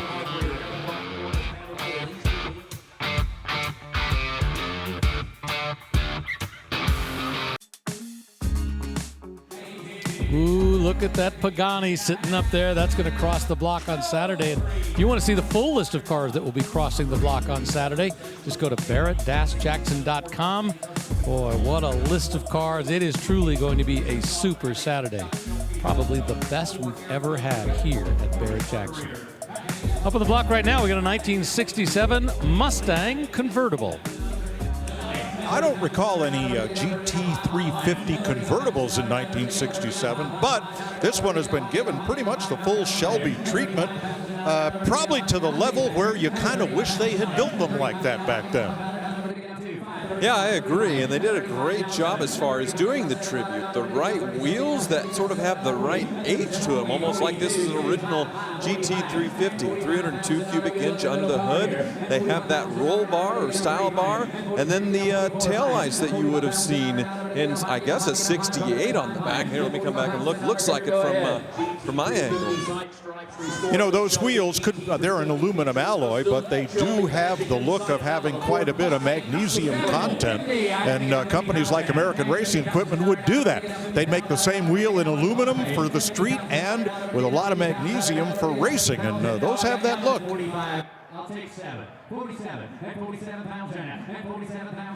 Yeah, I think the grille, the hood, I should say, on this is really much more of a 1968 style GT350. The 67 would have been a different type of scoop, but, you know, it's once again a what if. What would it have looked like in 1967 if they'd done this? All the Shelby bits on the inside as well. You can see they found a gear selector with the Cobra in there, and it has that sort of wear and patina like this was done a long time ago, and then the Cobra wood-rimmed steering wheel. So, yeah, I wonder if this was made a Shelby tribute some time ago. Either way, it's a lot of fun. $49,000, and I think she's a little surprised that they just came away with that. Congratulations. You know, before the car sell here at Barrett-Jackson, they sell what they call automobilia. For example, how about this Mountain Dew Yahoo sign? Single-sided tin sign from 1966. It sold for $4,100. How about a bowling machine? That's right, an arcade game. Gently used, fully functional. This sold for $9,000 this morning. But if you want one of those older, visible gas pumps like this one, a 1926 Indian Gas Butler, this one sold today for $20,000. Big money in that world. That style of gas pump was invented by Sylvanus Bowser in 1885, a decade before automobiles were produced. You'd go to the apothecary and you'd get kerosene from that pump, and that big glass bowl on top was, you could watch the kerosene get pumped up into that and know you were getting the exact number of gallons you wanted, and then it would drop by gravity into your container. Wow, how far we have come. Well, a slightly different world in 1972 when this Olds 442 W30 was built. Yeah, and this one of 289 that year with a 4-speed manual transmission in the hardtop coupe. Hard to believe that the manual was that rare on the W30. And this one, yeah, beautiful restoration, blue on blue. And the Summit Racing sold sticker goes on, and away that one goes for $60,000. Right behind it, now Boyd Coddington. That's the name you want to hear for this 1948 Ford Cabover custom flatbed pickup. Oh boy, is this gorgeous. Technically, this is a COE, which stands for Cab Over Engine. Very popular for trucks made for city delivery, where you wanted the driver to be right up and over close to the front bumper for navigating in very tight spaces. But boy, what a great ramp truck, or in this case, rollback type truck these make. Yeah, and this one was customized by the late Boyd Coddington. He did his own treatment to the grill. Has a 429 cubic inch V8 under the hood, and you can see that modern diamond plate with the ramp, so you get the matching Boyd Coddington hot rod to haul in the back, and this thing could probably go down the road at normal highway speeds. What a presentation when you rolled up in this with your hot rod. Boy, these were very popular for a while in Southern California. John Force had one, Boyd Coddington built one, a lot of hot rod royalty built cab over haulers like this one, and we're at $100,000. I'm not surprised. So on my first trip to Barrett-Jackson, Boyd Coddington was here selling some of his cars, and I got his autograph in the pamphlet, the Barrett-Jackson program that I still have to this day. He died a few years later, I think, 2006 or 7. But he's still automotive royalty in the custom world, and that Boyd Coddington cab over just sold here at Barrett-Jackson for $100,000. All right, let's check in with Craig Jackson, who has his eyes on a Corvette, a very custom Corvette that will cross the block on Saturday.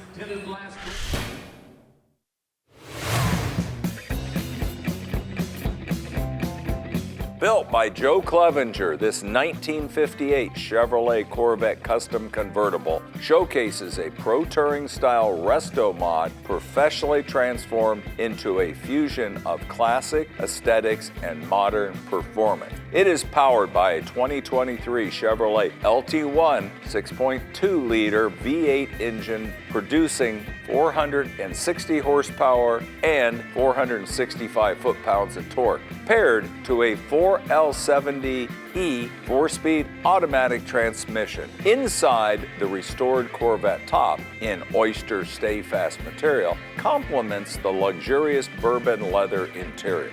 This Corvette has been driven approximately 100 miles since completion. This Joe Clevenger built 1958 Corvette could be yours because it is selling at no reserve.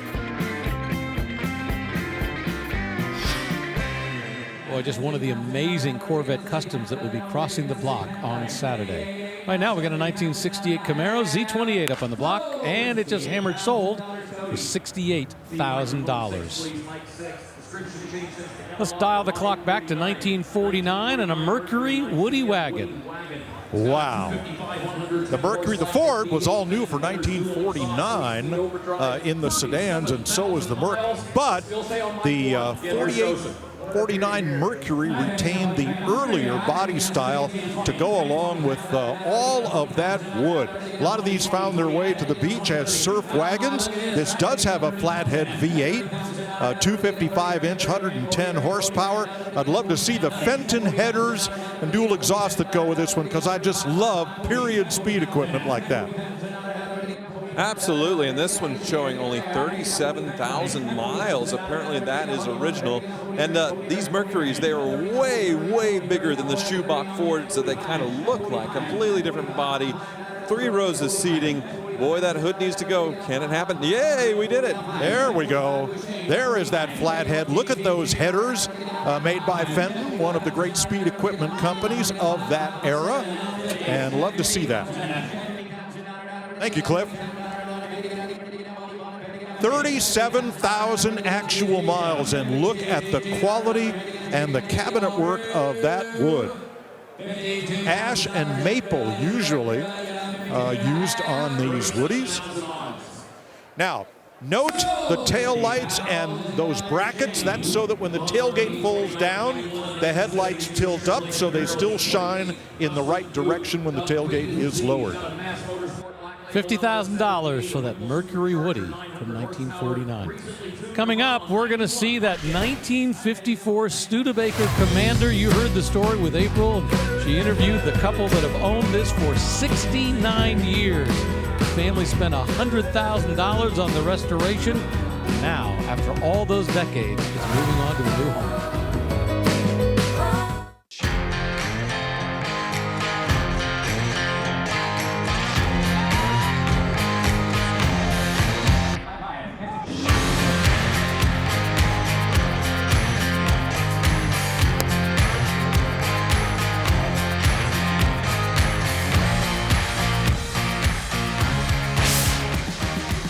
Just a tiny taste of what it's like to be here at Barrett-Jackson, especially on this Thriller Thursday.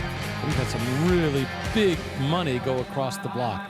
And right now we got a 1971 Olds 442 convertible, currently at $42,000. Interesting color combination, sienna with a matching interior. Restored buckets and console, 455 4-barrel rocket V8 with a Muncie 3-speed automatic. Way it goes, $44,000 for that Olds 442 to those folks right there. You know, it's been a busy day, not just for the cars, but tons of people coming through the gate. So we sent our April Rose out to get the pulse of the crowd today.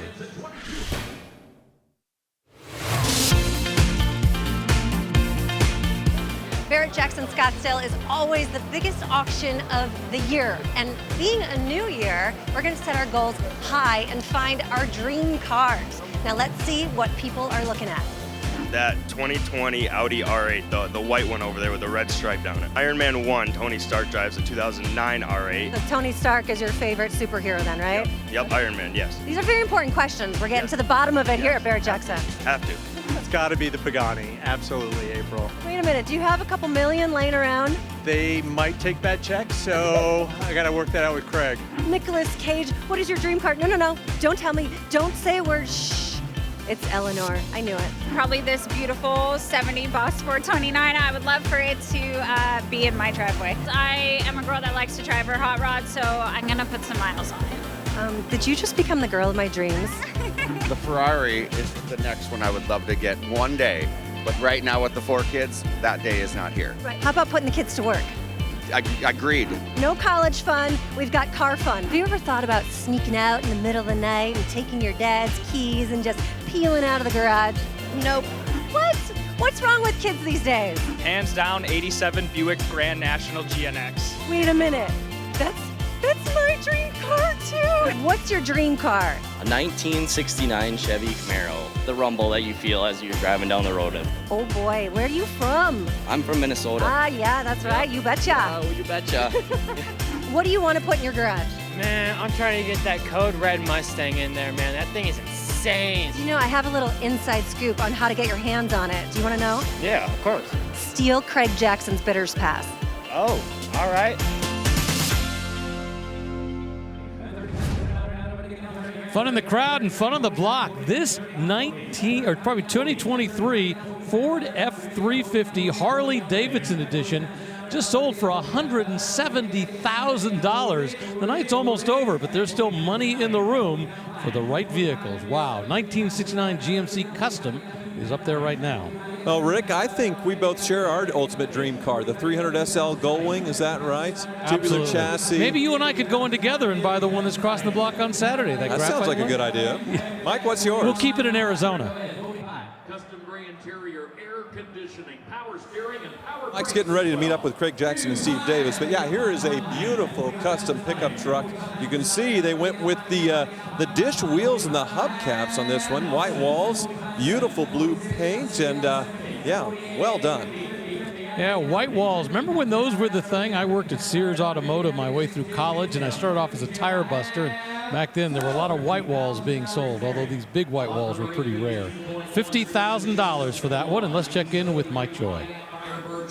Well, Craig Jackson, what a day. I mean, it took $140,000, I think, to break into our top 10 today with a few surprises. The It was like a Ghostbusters Friday, replica, my wasn't gosh. it? Yes. It still is. You just sold that pickup I mean, the Chevelle really kicked it off at 240. It's been an unbelievable day. $100,000 cars, one after another. Wow. Steve, what a docket, what a day. You know, I can hardly imagine tomorrow. It's incredible, Mike. As we said earlier, the excitement, the energy, it's absolutely astounding to stand up there on that block and watch this full house erupt over the craziest things in the world that nobody had any idea what kind of number they're going to bring. But again, it's a wild card. You never know. The excitement is palpable, and I guarantee you there'll be some surprises tomorrow. We'll be here talking about who would have ever thunk it. Well, that's it. I think that for me is the real fun of watching Barrett-Jackson. One, every car sells. That's the big thing. You get closure on every car, but there are just so many surprises. How did that happen, right? You know, you put the energy of this place, the bidders, the great cars are bringing great money. A couple I had to tell them, you're missing the boat here. But then the next car brings 100,000 more than I thought it would. The Ghostbusters, I mean, they were the stars of the day. You know, we ain't afraid of no ghosts at Barrett-Jackson. We just bring all the money. A great Thursday, Friday, and Saturday to come. Oh my gosh. Thanks a lot, Mike. You know, this isn't just an auction. This really is an event on every level, and it is an event full of surprises. We've been getting them all day. We can't predict what the ~1 car is going to be, because this is real. This is real money, real people buying real stuff here. $50,000, the current bid on a 1971 Oldsmobile 442 W30. And the quality of the restoration on this one is just unbelievable. You can see all the factory markings they went to recreate, the stickers, and yeah, the intake on this 455, which actually is real as far as the air going in through the hood. Interesting color combination with the W30 and the stripes, the black final top and the spoiler. A lot of green here. Paint code 43, lime green. That's how it was born. My gosh.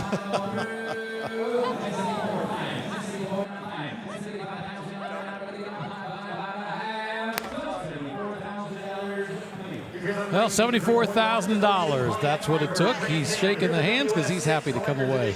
You know, there's big money on the block all the way through the day. We're coming to the end of our 6 hours of coverage. We have just about 15 minutes left, but who knows? There could be 1 or 2 surprises left before we go off the air tonight.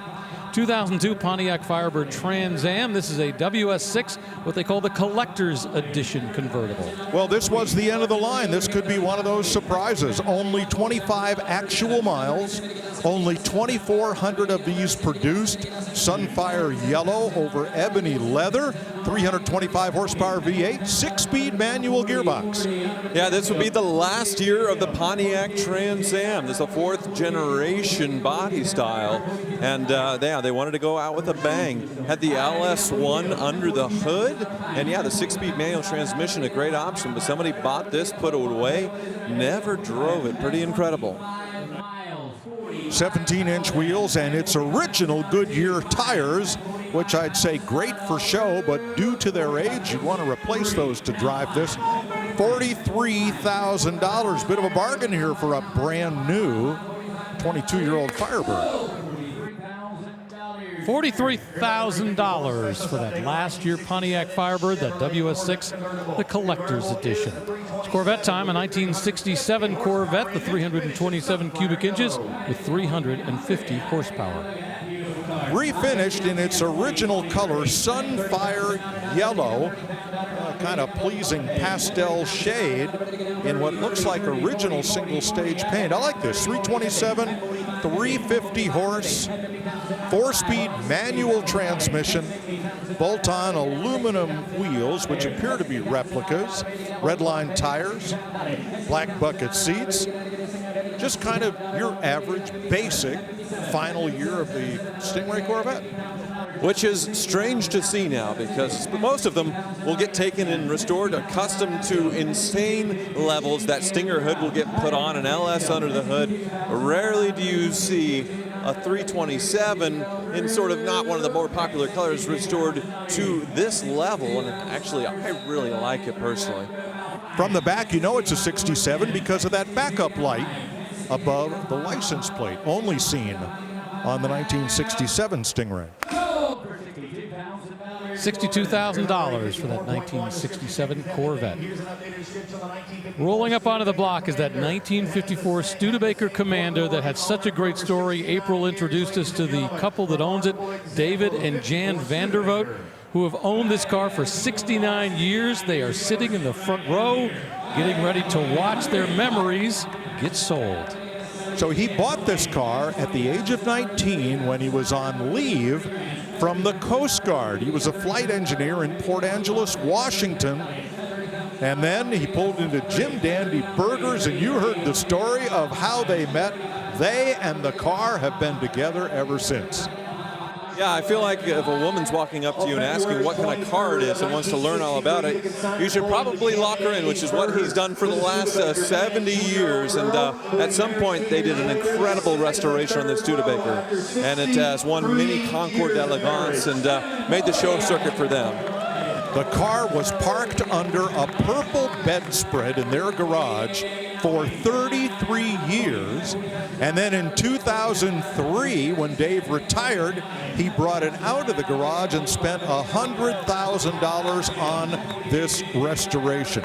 I would hope that the winning bidder at least gets to go to dinner with this great couple that have had a love story with this car for so long, nearly 70 years.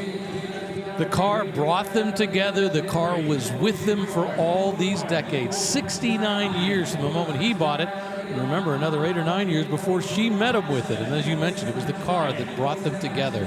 $100,000 on the restoration. But really, it's the emotions of this car. It's the story of this car that has the true value. And I can't imagine restoring a Studebaker is easy, considering finding parts and the trim and bright work. So really amazing job with this one. Probably well preserved in the first place. $51,000, that's the money. You see Steve Davis down there talking to the couple, David and Jan. And you know what? They look pretty okay. You know, they've sold the car that they've had for so long. Almost a fist bump. They sold the car they've had for all these decades, and they seem to be handling it just okay. We're going to take a quick break. He says, wow, and I can't say I disagree.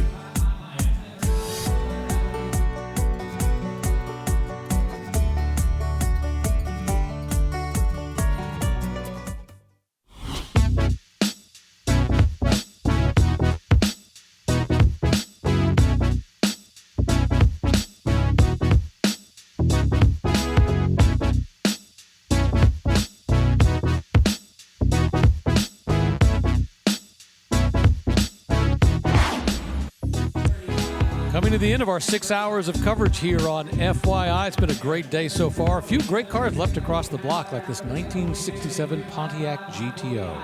Well, the 66 and 67 look a lot alike. One of the big differences is this diamond mesh grille, which is only on the 1967. This one has its original matching numbers, 400 cubic inch, 335 horsepower engine, 3-speed automatic. This two-door hardtop is gold inside and out. It's had a repaint in base coat clear coat. As it rolls off the block to put a bit of pressure on the bidders to raise their hand before it's hammered sold. Yeah, sort of a neutral desert color, but you know, the GTO, quite the icon, credited with being the original muscle car. And this several years into production, 1967.